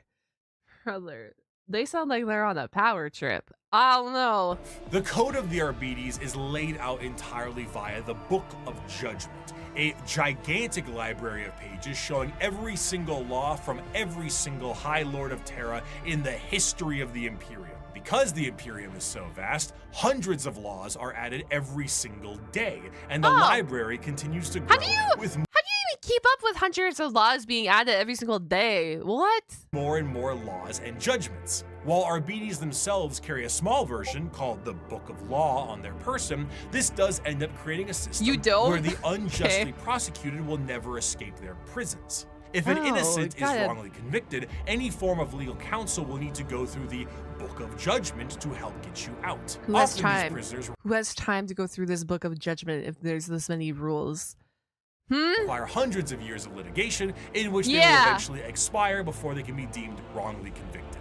Innocence is irrelevant. You have been judged guilty of transgressing the Lex Imperialis. Do not compound your guilt by evading punishment, as there are greater crimes, so are there greater sentences. Of course, should something go out of the hands of the Adeptus Arbites, there is always the silent hand of the Officio Assassinorum to take their place. Naturally, the Imperium has assassins, and these assassins are sent to dispatch important figures that would not normally be handled by simply sending waves and waves of guardsmen at it. The Assassinorum is... So basically, you see an assassin coming at you in the good old world of Warhammer, you know you're effed. You know you're fricked when the assassin is coming for you. Headed by the Grand Master of the Assassinorum, who is a High Lord of Terra and perhaps the shadiest individual in the entire galaxy. At his disposal are multiple types of assassins that all specialize in various things. Their training is extreme and absurd. Aspirant children are often subjected to Hunger Games style combat with each other on the ride over to the temple. Then you get low gravity, high pressure, traps, horrendous physical and mental strain, and everything in between. Then their minds are wiped completely and the real fun begins. An Imperial assassin is nothing to mess around with. They are some of the fastest moving and hardest hitting things the Imperium has at hand and can go toe to toe with Space Marines depending on which temple they are from. Some, like the Vindicares, are master snipers who lie in wait That's for cool. weeks, days, or even months just to get the perfect headshot Yeah, from 5 kilometers away and disappear. The Calidus Temple are masters of shapeshifting. See, I remember and take them. a drug that allows them to transmute their body Yes. into whatever they see fit. A confidant of a target may be killed and they will take their place before killing their target outright. Or they could shift into a member of a Chaos Warband with symbols and flesh and all that to earn the Having a shapeshifter as an assassin, wild. Like the possibilities that they're like the possibilities are like endless. trust of a cult leader before slitting their throat. The Caluxus assassin is a psychic blank, a soulless mutation, making them appear as uneasy to normal humans and downright disgusting to psychers. When a powerful psycher is causing issues, this is who you send. Their specialized helmet enhances their already latent powers and will allow them to all but drain the souls from those they touch and their very body. It is an extreme weapon used when a direct form of pressure must be applied to an otherwise untouchable psyker. Now, if you need a direct pressure in a more literal way, the Eversor is for you. A drugged up comatose psychopath that is directly dropped on enemy lines and allowed to wreak havoc, killing anything and everything it sees in a blaze of movement and blood before it inevitably dies and terrifying. causes a plasma explosion on its demise. There are other temples as well. The Vanis Temple, acting as sort of like a cyber hacker. The Venom Temple. The what? The Devoninum? The cyber attack temple is also kind of crazy, but then you have the faction who doesn't even know that they're screwing up their own computers too. So I guess it depends on who you're using it on to mess up their technologies. Specializing Also, hi, welcome in everyone. in poisons, but all in all, assassins move with their skin-tight body What a nice gloves serial with a killers. speed unmatched Yeah. and force unexpected. One of the best assassin novels puts a Vindicare, Calidus, and Vanis to Assassinarium infiltrate a night world. I'm not gonna lie. If I was to read anything right now, it's gonna be this one. I know I probably shouldn't start with this one, but this one just sparks my interest so much. The assassins seem really cool. I just love them. I Kill love the them. High Monarch of the Night, who is permanently stuck in his giant robot knight. Install a new ruler in his stead and make sure nobody knows the Imperium did it. Their missions are insanity and their tasks impossible, and they do it anyway. Thus is the power the Assassinorum wields. We do not determine the guilty, we do not decide the punishment. We are merely the cold instrument of the Emperor's vengeance. There is no form of death unknown to us. There is no form of terror beyond Yeah, they're our not. means. Why would there is be a no terror enemy anything? outside our reach. We are the blade that hovers over the throat of the traitor. We are the bullet that awaits the heretic's skull. We are the poison in the throat of the alien. However, despite the prowess of the traitors, the police, and the assassins, there is one that stands above all. As the Imperium settled into its post-Emperor world, they needed a force to root out corruption wherever it could be found. But they needed specialized individuals who could do so. Men and women who would serve as detective and executioner. This new secret police would have unlimited authority, and they would be known as the Inquisition. Inquisitors of the Inquisition are one of the most feared Inquisitors of the Inquisition. Just when you thought the assassins were not enough, they're like, bam, here's another one for y'all. individuals in all of the galaxy for the common members of humanity. Trained in the most difficult of conditions and mental hardening. I just like... Why does the Emperor have so many cool things, man? Why are people loyal to them? He's such a dickhead, and here we are with all these OP factions. They have long closed... Actually, everything's an OP faction, you get what I'm saying, but still, with all these cool factions serving the Emperor. their minds to the compassions of those they deem guilty. Inquisitors are, for the most part, detectives, but they are detectives whose authority is unmatched and actions justified by the state. I said this is my last react too, and I'll say again if you didn't watch my last react. The Inquisitors remind me of the Inquisitors from Mistborn, the series from Brandon Sanderson. If you guys are readers, if you guys aren't readers, you don't know what the flip I'm talking about. But that's exactly what they remind me of, and I'm wondering like if that was his inspiration behind them or not. Similar to the KGB, the Gestapo, the Stasi, the OVRA, but unlike those organizations, the Inquisition has far more authority and is one of the only types of individuals who can commit exterminatus, the term used for the utter and total destruction of a planet that is no longer deemed usable by the Imperium.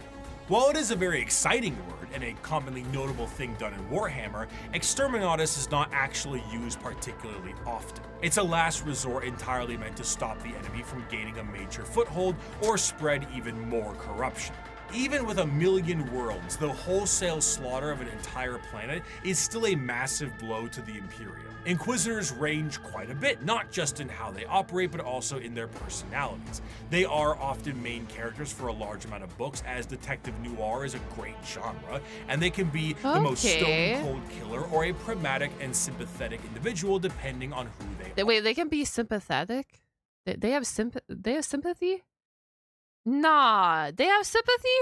For what? Radical Inquisitors may utilize methods unlike most of the Imperium, such as alien tech or even demon hosts, where Puritans stick closer to the methods of the religious state and shun any deviations. They also specialize in various aspects. Are they also like the people from before, the assassins or the rogue people, the rogue hunters, rogue whatever, where they also have like these special set of rules? The Inquisition has orders or ordos, such as Xenos for aliens, Malleus for demons, and Hereticus for guested. Truly, if you are a normal citizen of the Imperium, a person flashing an inquisitorial rosette in front of you may be one of the most terrifying moments of your entire life. Yeah. It is the same as an FBI badge or a KGB member, except now you're in Warhammer.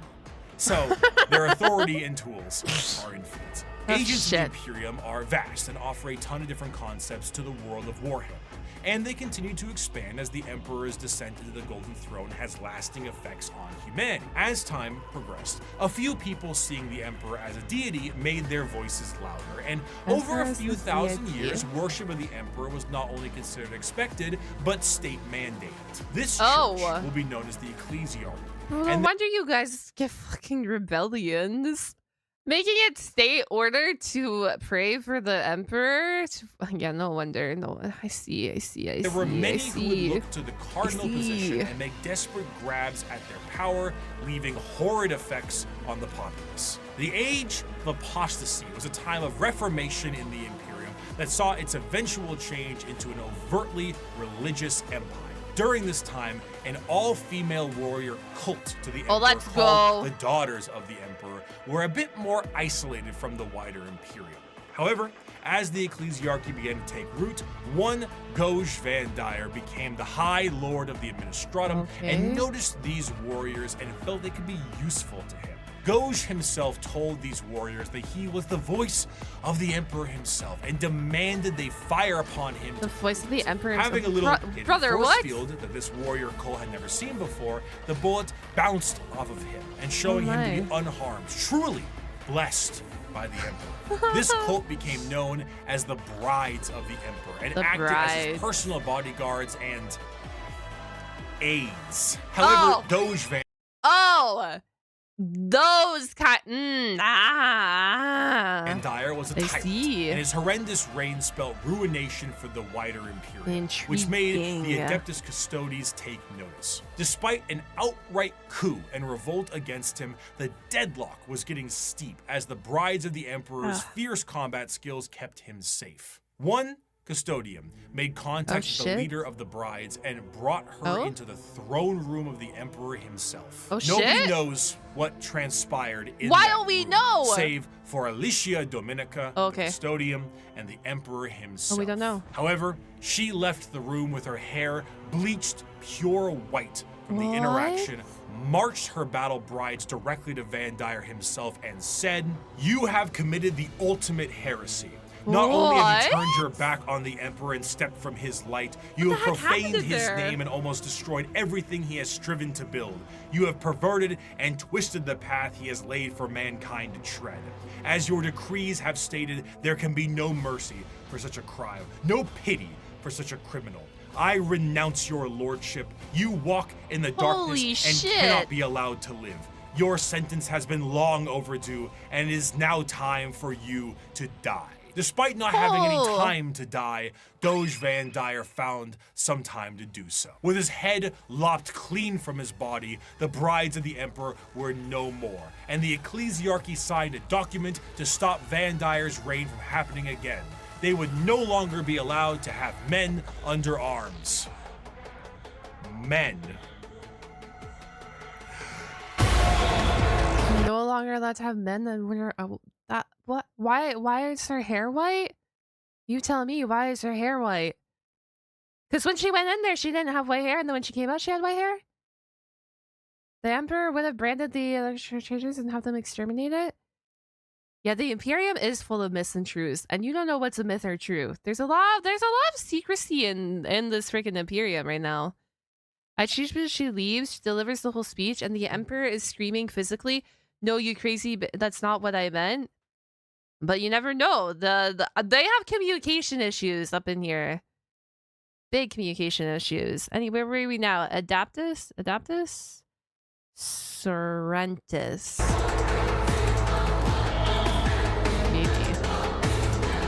The Adeptus Sororitas, or commonly known as the Sisters of Battle, the nuns with guns. Oh, these people. Okay, never mind. I get my explanation here, I think.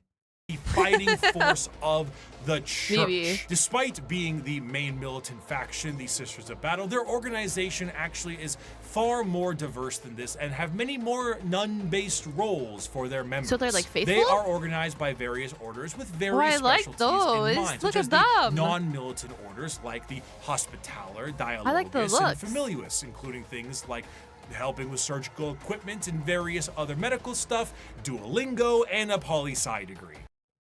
What do you mean by a poli-sci degree and Duolingo? So they're a translator? ? And poli-sci? They help solve issues? Political issues? I don't know. These orders are further separated into smaller orders in an almost Space Marine chapter sense, but tend to have more flexibility due to the nature of their work. And in addition to that, there is flexibility between the orders. It is not uncommon for a member of one of the more battle-hardened orders to switch to a more passive one once they've sustained battlefield injuries or are a bit closer to retirement.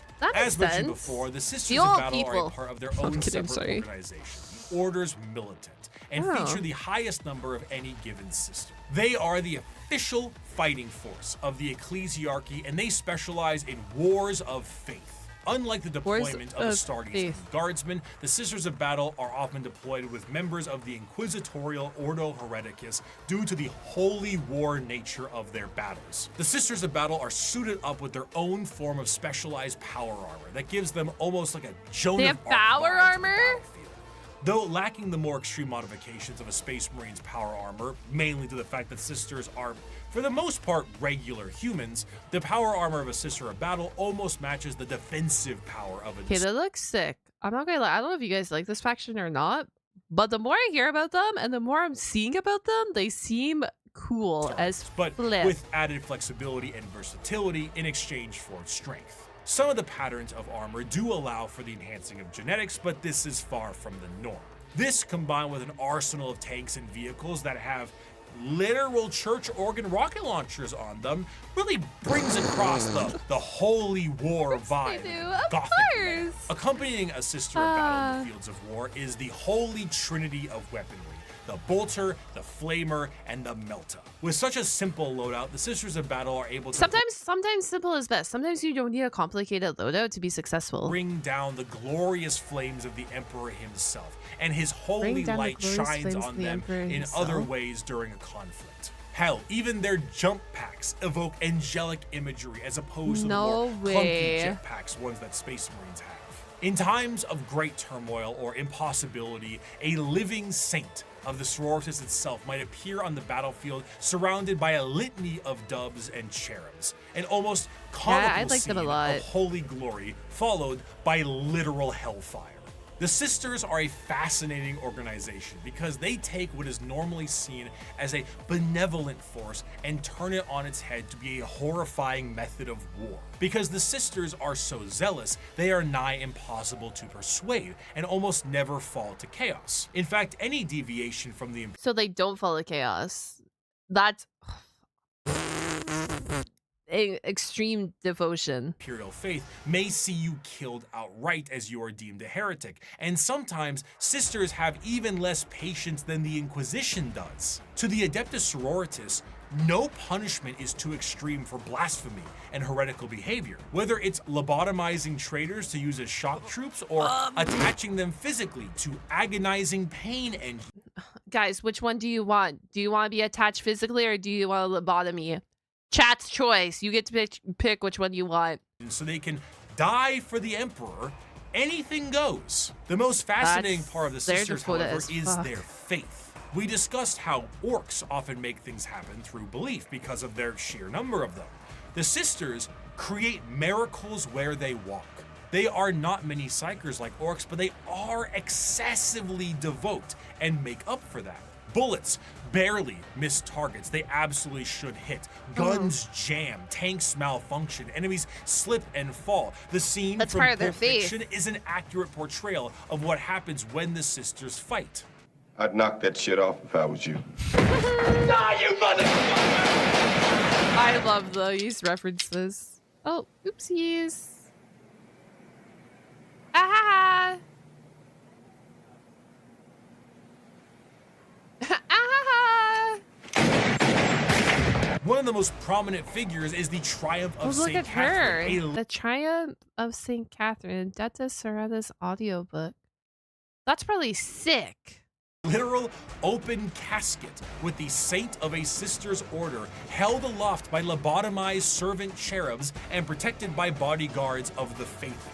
The devotion to the Emperor swells so strong that acts of faith are made manifest, and sometimes angels themselves. When the sisters go to war, they have thundering organs and litanies screeching out into the battlefield, hymns and songs. They rabble off prayers on their lips and burn holes. So this means you hear them coming before they show up? If you hear praying music or whatever they listen to, I don't know if it's some sort of gospel music in this world, you know the sisters are coming. Fire across the area. They spray holy water down from horns atop their vehicles. It is a genuine holy war, a procession of death. Saint Celestine is an undying deity, arriving precisely where she is needed and returning to the fold after each death. When she dies, she sees a crying young girl atop a mountain of bones. Her bones after every one of her deaths. She climbs this mountain every time to help comfort this crying child and is rebirthed upon the battlefield. And one day, her deaths will create a mountain so large that even she will not be able to traverse it. Is she a demon of the god emperor? Perhaps, but she'll be shot for saying so. She is genuinely and literally faith made manifest. Some sisters may make a mistake, however, and find themselves questioning their faith, disobeying a command, and even leaving their order. These sisters are sent for reconditioning and are known as the Sisters Repentia. They generally face the front. This is what happens when you recondition a sister? Of the line head on and seek retribution and forgiveness from the emperor himself. Though their actions were heretical, repentia on the fields of battle is an indication of an individual wanting to become forgiven. They run aloft with torture devices attached to their bodies and a chain sword the size of their body, completely armorless, to determine if this is how they die or if the emperor will. Oh, they're badass. Even the most famous champion of the sisters, that Saint Celestine, was a repentia. Even she questioned her faith. And if she can do it, so can you. Just don't run away again. They don't really do third chances. Oh, the sisters you only get one and done. Martyrdom enthused zealots that create miracles in their tread. Their devotion is boundless and also a direct source of their power. I feel like, oh my gosh. If a sister falls to chaos, I feel like that's a force to be reckoned with. Because it would take a lot to make them fall to chaos with how devoted they are to their freaking emperor. So if that, like when that happens, you have a menace on your hands. Army of power armored soldiers shooting, burning, and melting. YouTube chat said that one of the images were from them being in chaos. So I don't know. I mean, they don't, but surely there's been cases where they have. Right? Surely. Like a very few of them. Yeah, what are two of them looking bad? I like their designs. All their designs are freaking phenomenal. I don't know. I like this armor. I think I like it because it's actually like a full suit of armor. Because I don't know if you ever play video games or look at anything. But sometimes when they design female armor, they decide it in incredibly horrible ways. So I think I always love like seeing a female in a full suit of armor, and that could be me talking as like a female myself, but I think it's just something like powerful to see that, and I think that's why I really like their designs. One sister did. Oh my gosh. Okay. What sister fell to chaos? Is it in a book? Am I going to have to go read a book about a sister falling to chaos? Because I'm so intrigued now. Okay, they don't ever forbid one of them. Do probably enough to count on 2 hands. Emperor Chaos, who say faith in sailors is an amazing thing. You mean you don't like bikini armor? Bro, I don't mind. Okay, I don't bikini armor is cool, but I love seeing like a powerful woman in a powerful suit of armor. I don't know. It's wonderful. All in their path is bad enough, but it enters a whole different level when God is on your side. By bolter shell, flamer burst, and melta blast, the mutant, the heretic, and the traitor alike are cleansed of their sin of existence. So has it been for 5 millennia, so shall it be until the end of time. The Imperium devolving into wars of faith is to push its agenda further. Where the xenophobic nature of humanity was once strong, it has now been magnified, and there are plenty of aliens in this galaxy. 6,000 years prior to the current events of 40K, a planet was found by an ADVANCEDgg exploration Is it vessel. time? The life forms on the planet were seen using tools, but they were still very primitive, so the planet was marked for destruction to pave the way for the Imperial War Machine. However, this was thrown off because of an extreme warp storm and that whole Doge Van Dyer thing. Flash forward to modern day, and an unknown but highly advanced vessel was shot down near an Imperial mining world, and the bodies on this vessel matched those life forms found on that primitive world. The native creatures on that planet were able to evolve rapidly due to them being unobstructed, and their highly advanced gear posed a new threat to the Imperium. Advancing over these years with a remarkable speed, these are the new upstarts in the galaxy, looking to make a name for themselves, all in the name of the greater good. These are the Towns. I see. The alien is We're on not Towns. intrinsically evil. Do not hate him. Pity him his ignorance. Seek to understand his differences and acquaint him with his inadequacies. Only then will he accept his place in the greater good. Wait, why are they weebs? Why is this the anime faction? I love that though. I love the Tau when they're like, yo, hello. Seek good. The history of the Tau is Seek the chaotic greater at good. best. Due to their extreme speed run to space travel, their journey to the stars were overburdened with They got inner mechas. conflict. It wasn't until the appearance of the Ethereals that things began to settle. These Tau to the warring tribes marked their unification under one common belief, the greater good of the Tau Va. What about the greater good? The greater good. How can this be for the greater good? The greater good. This system is a caste-based system that seeks to unify and organize the Tau into an effective and You can only have so much greater good in the world of Warhammer. successful society while working for their mutual benefit. These castes, in order from lowest to highest, are the Fire or Shas caste, which is soldiers, Earth/Theo, which is manufacturers and industrialists, the Water or Core, being diplomats and traders, and the Air/Core, being Navy officers. Oh my also, God, the Ethereal nice. /Un, which is the lords and leaders of the Tau. Now, unlike I like how they go with the elements, the fire, earth, water. I like that. the Eldar, the Tau don't get any say into which caste they're in. It's determined upon birth due to inheritance from a parent. Trying to deviate from your caste or trying to do tasks or even use tools assigned to another caste is a grievous crime against the Ethereals, and those guilty of this crime tend to be sent to re-education camps, which sounds not so greater good, but a No. greater good than the good that the Imperium sees as greater. The guidance of the greater good also encourages the growth of the Empire through the absorption of other races and cultures. The expansion of the Tau Empire is split into spheres of time. So far, there have been 5 spheres of expansion, with a 6th one being planned in the current timeline. The first 2 spheres saw the Tau move beyond their homeworld and settle new planetary systems, known as so they're sets, newer. and absorb multiple New. races into their ranks. But the 3rd sphere is where we see the Tau interact with the Imperium for the first time, which went about as well as you think it did. The Tau, as mentioned before, are highly advanced compared to some of the other species in the galaxy, and their military tactics are highly precise. Instead of the Imperial methodology of throwing everything at a problem, the Tau carefully assess any battle and take as many precautions as possible. Yeah, you're telling me they just didn't have a shit ton of Taus and send them all out? They actually thought about what they want to do? Nah. Commonly, you will see a Tau warrior in a heavily modified battle suit with advanced targeting systems.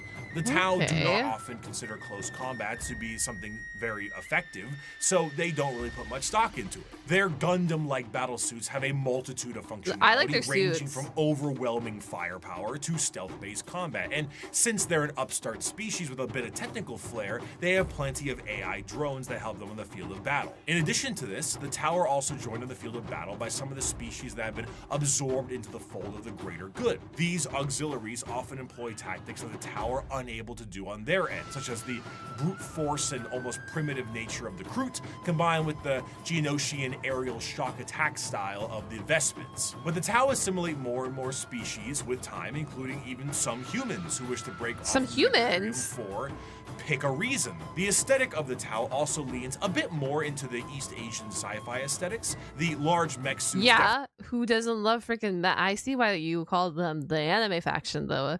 The more images that are floating across my screen, the more I realize, like, yeah. evoke that Gundam look, but the general garb of their higher-ups kind of create that motif, and they often have accents in the games that they are in. But while Tau are looked at as Gundam mech faction by some, others enjoy them for the full coalition of aliens. One of my favorite images in Warhammer is this official artwork by Games Workshop.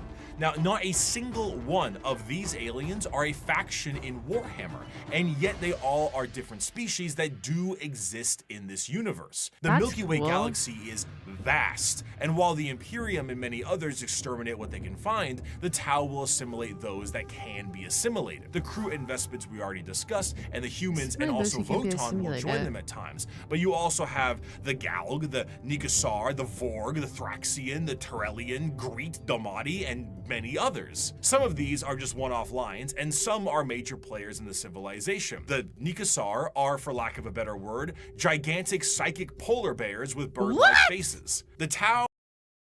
Nah, what? And then they're under the Tau's control now? Or not under the Tau's control, but the... What? ...have psychic bears. And the fact I haven't seen this is a crime. The Tau as a culture are generally marred by the various issues that an advanced civilization would have in an unadvanced galaxy. They do not travel through the warp because of the insane dangers, but instead use a more classic FTL jump. However, because they aren't going through hell, it makes them a lot slower than many other races. The Imperium might surf through hell and lose a few ships, but they will get there first. Often they will take enormous cannons and weaponry and defeat their foes before they can even close the gap. One of their light walkers carried a weapon of lethal effect. It fired a form of ultra-high velocity projectile. I saw one of our tanks after being hit by it. There was a small hole punched in either flank. One, the projectile's entry point, the other its exit. The tiny munition had passed through the vehicle with such speed that everything within the hole not welded down had been sucked out through the exit hole, including the crew. We never identified their bodies, for all that remained of them was a red stain upon the ground, extending some 20 meters from the wreck. So then they have different weapons? I guess that would make sense if they're an alien as, you know, like a faction. There's a small hole punch in either flank. On the projectile's entry point, the other its exit. The tiny munition had passed through the vehicle with such speed that everything within the hull, not welded down, had been sucked out through the exit hole. Yeah, I don't know. That sounds like they have some unique weapons going on. that the Imperial is not, or whoever that they were fighting is not used to. The fascination of the Tau is that in any other modern day world, their society would be horrid. Rigid caste systems, corruption, and politicking ethereals, and basically it's the greater good or nothing at all. But in the world of Warhammer, the simple fact that humans are accepted into their sphere should they please already puts them far and above the other races that would murder or eat them. But despite this, the existential dread that is the Tau Empire is ever so apparent. Despite being hyper advanced and welcoming a coalition of aliens, they nothing is good in this world. They are all different levels of evil. Even if you're like baby evil, you're still evil in some sort of way. I think the problem too is that they're such a not such a new faction, but because they're a new faction who builds their society on greater good. That's where like that misconception arises. Are the upstarts, and they are painfully outnumbered on all sides. Yeah, Railgun almost any sounds other terrifying. faction in the universe, given the right amount of force, can wipe out the Tau Empire from existence. Huh. They themselves might not be perfect, but their slight glimmer of hope is exactly that, a glimmer in a dark and crushing galaxy. It'd be of course, terrifying. nobody dares take the attempt to destroy the Tau Empire because They pull up, you fight, like they pull up for the Imperium, wherever they're pulling up for the very first fight. They get in this big, like, not war, but they get in this big altercation. But then they're using all these big fancy weapons, like the railgun and stuff that you don't know what to do about. Yeah, intimidating. doing so is an enormous amount of resources. Technology and diff. For the same reason why you don't full send your whole army to one person in a commander game of Magic. You open yourself up to player 2 and 3. True. But not to say it won't be a struggle. The Tau Empire, when prepared, are a vicious fighting force who might delete your formation before you even see them. But they lack numbers. And in the dark corners of the now where are galaxy, we going? something is coming that is entirely numbers. Is this the Tyranids? My boys. Guys, it's time to lock in my favorite faction. There Our is a hive. cancer The eating at hive the is Imperium. here. With each decade, it advances deeper, leaving drained, dead worlds in its wake. This horror, this abomination, has thought and purpose that functions on an unimaginable galactic scale, and all we can try to do is stop the swarms of bioengineer monsters it unleashes upon us by instinct. We have given the horror a name to salve our fears. We call it the Tyranid race. We love the but if it is Tyranid. aware of us at all, it must only Love know is right. us as prey. It's kind of intimidating, but if it's aware of us at all, it must know us only as prey. You figured the biologist would love the Tyranids? I'm not gonna lie to you guys. I think I love the Tyranids too, because I used to. Okay, this is gonna sound really ridiculous. I used to love playing as the Arbiter in like co-op campaigns. And that's probably why I love them as well. I don't know. I fucking love the Arbiter. I don't know why. He's like one of my favorite video game characters, if not like top 3 favorite like video game characters for me. And I think that's also why like I love this faction too, because it's kind of like reminds me of, you know, old school Arbiter. The conflicts of Warhammer 40k are chaotic enough with the sheer volume of violence that exists in the confines of the Milky Way. However, there is a threat to the galaxy that extends beyond our known galaxy that is creeping ever closer and cannot be negotiated with. What drew them to the galaxy is unclear. It may have been the light of the Why not? Astronomicon itself, like a moth to a flame. It could have been a Xenos device detonated in the Horus Heresy. It could have been that they were done eating the Andromeda Galaxy and they have come to take Maybe they ours, just got or they might bored. be running from something far, far worse. Regardless of the why, the where, when it came to the first official contact with these creatures, was the planet of Tyran. This is the site where the Imperium encountered a fleet of these creatures before being utterly torn to shreds. Thus, these creatures became known as the Tyranids. There's plenty of evidence that the Tyranids have been lurking in our galaxy for years before. They probably were. But this was the first true instance of their presence being fully known. I love how they're just here. They're like, yeah, I don't know where the fuck this faction came from. Who the fuck owns these bugs? But now they're here. Unlike other creatures in the realm of 40k I that love can be them. talked to, captured, or negotiated with, the Tyranids are unable to be reasoned with. They are, at their core, animals. But not the fun kind of animals. They are the xenomorphs of 40k, Yeah. and boy are they hungry. They are instinctively hardwired to either kill or be killed, and they are an unrelenting force due to this. However, just because they don't talk outwardly doesn't mean they don't communicate with one another. The true horror of the Tyranids is found in their driving force, the hive mind. 3, 2, 1. Hot in here, my Nelly. That's what I guessed. I can't believe you just put a clip from the actual Hive Mind podcast. That's amazing. Oh my god. Welcome in, gamer. You see, the Tyranids are a collective consciousness that are all connected to a singular embodiment of psychic power that is utterly incomprehensible to the human mind. To keep this connection there, the Tyranids on the field of battle are followed around by synapse creatures, essentially serving as their Bluetooth connection to the greater hive mind. This allows them to send and receive information about the battle they're in, and it also allows them to adapt to certain situations based off of the information gained. Depending on the enemy, the swarm might be able to develop a new weapon or new tactics so they can get the upper hand. When the synapse connection is cut, they are unable to essentially form a save state and are stranded. The sheer power of the hive mind presence pours from each Tyranid in such a manner that it causes a distortion in the warp itself. A hive fleet's arrival can cause a dark shadow the size of several light years, coined the shadow in the warp. This shadow prevents any usage of the warp, or at least makes it exceptionally difficult. Communications shut down due to astropaths being unable to talk. Ships cannot freely enter the warp, and even creatures with a warp sensitivity feel an immense Sounds like they're troublemakers. It causes everything to just kind of sit dead, like at a buffet counter waiting for the afternoon meal rush. The Tyranids meander through the galaxy in these gigantic hive fleets that are fueled by bioships, and these ships contain birthing pools for Tyranid armies and more ships. Everything about the Tyranids is organic, and to fuel this war machine, the Tyranids consume any and all biomass they come across and absorb it into their respective hive. From the ground to literally the air, the Tyranids strip a planet to a lifeless and uninhabitable hulk. As a means to curb the advancement of the Tyranids, the Imperium has been known to preemptively exterminatus worlds in the path of a hive fleet so that they have less biomass to consume in an attempt to starve them. The Halo method, literally scorched earth tactics by taking everything out of the freezer and lighting it on fire. Outside of the obvious threat and adaptive and unreasonable enemy posed on the field of battle, the most dangerous aspect of the Tyranids comes in the form of their general unpredictability. The Tyranids are external to the Milky Way galaxy itself, and it's unknown where they truly hail from. However, imagine, oh my gosh, imagine being the first people to encounter the Tyranids. Like, imagine you come across them or they come across you, however it went down. I don't know how it went down, their first interaction. But just fucking picture you're just like scouting, or you're out chilling, or you're doing something, and then you see this big hive pull up, and they don't stop. They have no mercy. Like, a prey is a prey. Whatever is in their way, they're eating, they're consuming. They want the biological mass.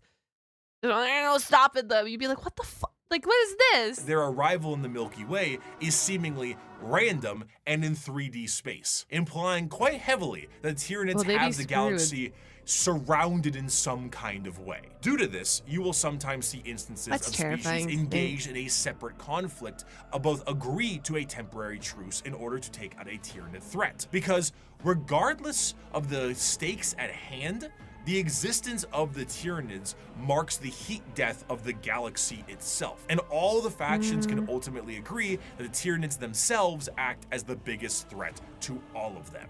The Tyranid race is truly an unknowable horde, and pulls from that horror of the unknown.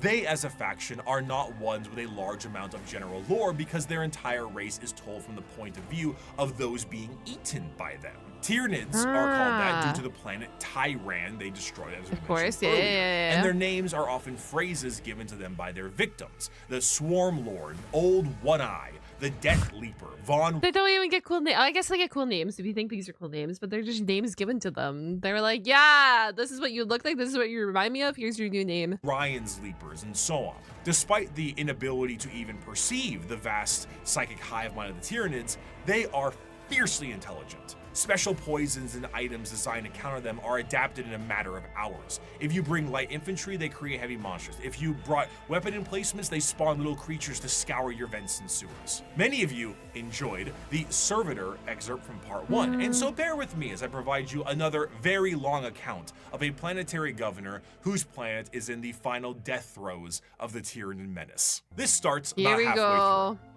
It has been many weeks since a handful of us escaped the sinking of the Seafort Divine Anchor via airlift. We have escaped in this manner because the Tyranids had overwhelmed so much of our world, they no longer appeared to need to continue spawning beasts for aerial supremacy. I shall never forget what I saw from my craft's portholes. Alien biostructures dominated Huto's surface. Gigantic lumping barnacles pumped Looking out at the clouds window, of see an matter to alien, further a poison the xenomorph, planet alongside a bug. pulsating brain-like nodes that resembled lethal fungi. God damn. Immense capillary towers stretched high into the poisoned sky. The glistening chitin coating their flanks crawled over by chains of lesser beasts fulfilling some sick alien purpose I cannot know. Digestion pools spread for miles, replacing our once great lakes with reservoirs of bubbling biomatter. Tides of creatures bloated with consumed flesh vomited their guts into the pools or threw themselves entirely into the billowous liquid. Amidst the seas of feeder beasts consuming all in their path, we would every so often see an explosion or a burst of fire. Were these heroic final stands by other survivors, or merely abandoned ordnance detonating at random? I will never know. I cannot rejoice in the deaths they inflicted. The biomatter of the dead Xenos was surely recycled by the Xenos regardless in no time at all. Our aircraft ran out of fuel a week ago. Now I stand in the snow, not far. Sounds like if your aircraft ran out of fuel a week ago, sounds like you are SOL. Far from the peak of Mont Saint Hila. The contrast is great. One left that I know. One by one, those with me perished. The slightest cut on a mountain rock resulted in an immediate infection that left the pilot screaming in agony. Her co-pilot fired the shot that ended her torture, and my senior aide threw himself from a ledge, the reality that there was no escape hitting him. I have no idea what happened to my chief medicae. Others were slain by lone beasts the rest of us were unable to kill or drive away. A justly deserved end will soon be mine. I have failed on every possible level. It just we keeps were not getting even worse. able to send word. An alien disease has me within its grasp. My limbs are numb, my tongue is dry as sand, my head throbs. Even at these chilled heights, I sweat profusely. From here where I sit, I can see the final death unfold on the planet entrusted to me. Before me is the Radarin Ocean. The water level is visibly dropping, hour by hour. They are even taking our seas. There are enormous beasts with great, slowly flapping wings and immense open maws moving through the sky. I may be at high altitude, but the air is thinner here than it should be. I know enough of mountaineering to... Guys, do you think bro's okay? No, kidding, kidding. I'm so sorry. Intrusive thought. That they will not even leave our air. There is an isthmus I can see, upon which is sat one of the Xenos capillary towers. Now I believe I can tell what they are truly for. High up, foul Xenos bioships cling to their flanks like twisted calves at their mother's udders. They are feasting, I am sure, hungrily filling themselves to burst on the hideous gruels that are what remains of my people. I have witnessed the planet's death from sinister start to hideous conclusion. I see the power of our foe, and though I have shown boundless weakness these past months, I do not see how we could ever have won. If this is any sort of good news, it seems that one thing that What do you mean?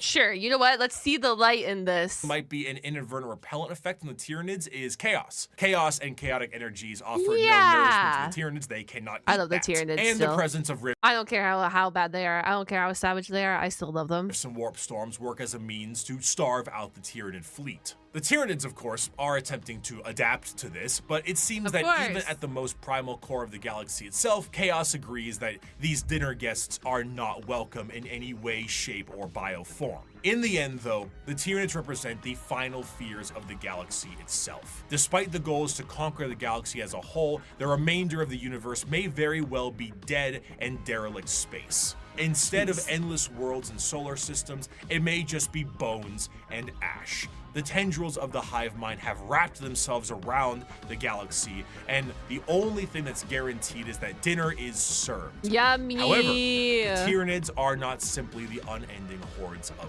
bugs. Beyond the more general buffet tactics of the force of the Tyranids, the hive mind has a more secretive and dangerous means of planetary conquest in the form of something a bit more terrestrial.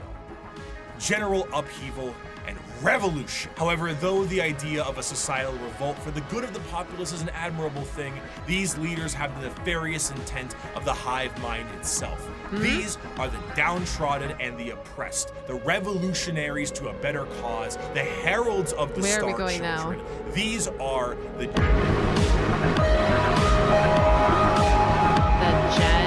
in the sunless body of our hive, the flock of the faithful grows. We are guided by our Hey, yo, before he starts, yo, thank you, BB, for the raid. I hope you had a fantastic stream, gamer. Great Father's sacred vision, Welcome in. protected by his loving hands. Within these holy shadows we dwell, while the impure bathe in spire-topped starlight. And what lies between those stars? What sails beyond those distant suns? Shrouded in night, born within that eternal black, our redeemers, our gods, truer than the silent, long-dead emperor, the children of the void. We hear them in our dreams, we feel them in our blood. They call and we will answer. We will rise and claim the engines of labor that have bound us in servitude. This world will burn. It will be cleansed, purified, made ready, and the heavens will deliver our reward. The ground zero of a gene stealer. You think the Tyranids were bad? The Tyranids? Nah, here you go. Have some gene stealer. Bro, even their name. Their name is literally Gene Stealers. Comes in the form of the Gene Stealer itself. Deep in the depths of a Even planet, their name. a Gene Stealer acts as almost an advanced recon unit for the Tyranids, and were the first Tyranid units encountered by the Imperium itself long before the first Hive Fleet made its presence known. Unlike the Tyranids that can only reproduce through the birthing pools in the fleet, a Gene Stealer reproduces via the Big Smooch. The Gene Stealer kiss is essentially what the facehugger alien does. It attaches. Chat, who's trying to get a kiss in chat right now? Anyone trying to get a kiss? It's friendly, I promise. It won't suck your face. I promise. To a victim and releases an embryo. However, instead of a chest burster, the embryo alters the genetic makeup of the host itself, turning it into the primary conductor of a localized version of a hive mind known as the brood mind. Any offspring that this host produces is known as a Gene Stealer hybrid, and the host assures their survival to continue to reproduce. The first few generations of a Gene Stealer hybrid look more like the Gene Stealer itself, which in our current reality would be terrifying. But considering how the vast majority of humanity is a little mutated in 40K, it doesn't stand out as much as it should. As the generations continue, the mutations and the general alien look is almost entirely phased out. It's like a human and the alien resulting now. hybrids look almost identical to the species that they once were. Due to the size of most worlds, the makings of a Gene Stealer cult can exist almost entirely in secret, generation after generation. After a certain period of time, those hybrids will make their way into generalized society. Still connected to the mind of the Gene Stealer itself, the hybrids operate with the express goal of gaining power within society itself in a political and religious sense. Okay, so then if they're infiltrating societies, I don't know, human, alien, Xeno, I don't know, where they're infiltrating chaos, whatever, but they're infiltrating societies. Does that mean if they infiltrate, like, people don't know that they are a Gene Stealer? Most of the time, they will present themselves as revolutionaries, looking for the betterment of the population. And honestly, it sounds great for a lot of the folks on the planet. By the people, for the people. As they expand more openly, the crossbreeding continues until all aspects of the planet's society is infiltrated. However, it's scary to think like that this seems pretty. I don't know. To me, this seems like it's easy to infiltrate this way. All bets are off when a hive fleet comes close enough. When a Tyranid hive fleet gets close enough to a planet, the broodmine activates essentially an endgame scenario. The once political and religious leaders become bloodthirsty fanatics that work to finalize the collapse of society and the death of those who oppose them. But to those in the broodmine, the god they believe in is coming, and this is holy justice and vindication for their religious and political beliefs. As the hive arrives, the planet is essentially ripe for the taking. The original gene stealer pieces out to the next world or is reabsorbed for deployment elsewhere, and the Tyranids begin to take the planet for themselves. It's basically like, what's the definition of this? A silent killer. That's like the equivalent to what this is right now. They go in, they set up, they do whatever they need to do, they get everything in order, and then your main population of Tyranids come in, and then they're already SOL because they're infiltrated. They're already in there. The cultists sing praises and holy songs as the Tyranids begin to eat everything up in kind of a meet the pyro sense of religious delusion. But as they are harvested, some of them are snapped back to reality. Oops, there goes gravity. Oh my gosh. Before they are thrown into the Hi, TF2. biomass soup. For a fleeting second, they see that this was all a ruse to consume the world and that their false gods were a bunch of hungry bugs. The cultists essentially put the checkerboard dining cloth on the table for them and invited them for a feast. Due to the constant deployment of gene stealers, there are known cults that pop up across the Imperium itself. Some of the more well-known ones are the cult of the Bladed Cog or the Rusted Claw, but there are hundreds, if not thousands, different cults that keep popping up all over the galaxy as the gene stealers spread. And due to their covert means taking over the planet, they are not generally viewed to be a threat until it is far too late. And due to the know-how of gene stealers, they tend to be predatory to those in the lower classes of a given planet. Okay, so you guys in chat are saying an Inquisitor can spot a gene stealer, which is understandable with given the history that we learned about the Inquisitor. My thing, like, what happens though if an Inquisitor goes in and they find they come across one of these gene stealers within a planet that they're trying to protect or whatever? Like, do they have to go investigate like all that population now to see if there's any other gene stealers? The gene stealer cults overall have really come into their own, commercially and artistically. They have very much embraced the revolutionaries aesthetic and crafted a fascinating method in doing so. It's this great combination of this pseudo-Marxist Bolshevik uprising mixed with the hills have eyes in the populace. What's particularly I watched that movie as someone who hates horror movies. Enjoyable about their uprising is that often from their point of view, the reasons they have are extremely justified. Most of the members of the GSC are the extremely impoverished and menial laborers of the Imperium, who honestly wouldn't need an alien presence to provide a manifesto on reasons to revolt. Their weapons are all makeshift and often involve things like mining lasers, drilling saws, demolition charges, giant stop signs. Their political machinations work quite well, as the cult ends up being really good at assassination, especially when you have a third arm holding a pistol beneath all those robes. They're a faction rife with fascination and culture, and their plans are generations in the making, to the end goal of being thrown right back into the soup by the star children they prepared the world for. And those are the threats to the galaxy now. The degradation of almost every species is now behest by the Tyranid, and all of the infighting between each and every single one of them will be their undoing. The world of Warhammer is a bleak and horrendous one, and that is in its own right the charm. Yeah, it is so large, a crazy so world. vast, so absolutely horrendous and insane, Beautiful and yet world, is treated with 100% severity and seriousness. In the beginning of part 1, I gave you an abridged and different opening to the Warhammer world, the grim darkness of the far future, and I leave you with this part 2 with the full quote itself. It is the 41st millennia. For more than 100 centuries, the Emperor has sat immobile on the golden throne of Earth. He is the master of mankind by the will of the gods, and master of 1,000,000 worlds by the might of his inexhaustible armies. He is a rotting carcass writhing invisibly with power from the dark age of technology. He is the carrion lord of the Imperium, for whom 1,000 souls are sacrificed every day so that he may never truly die. Yet even in his deathless state, the Emperor continues his eternal vigilance. Mighty battle fleets across the demon-infested miasma of the warp, the only route between distant stars, their way lit by the Astronomicon, the psychic manifestation of the Emperor's will.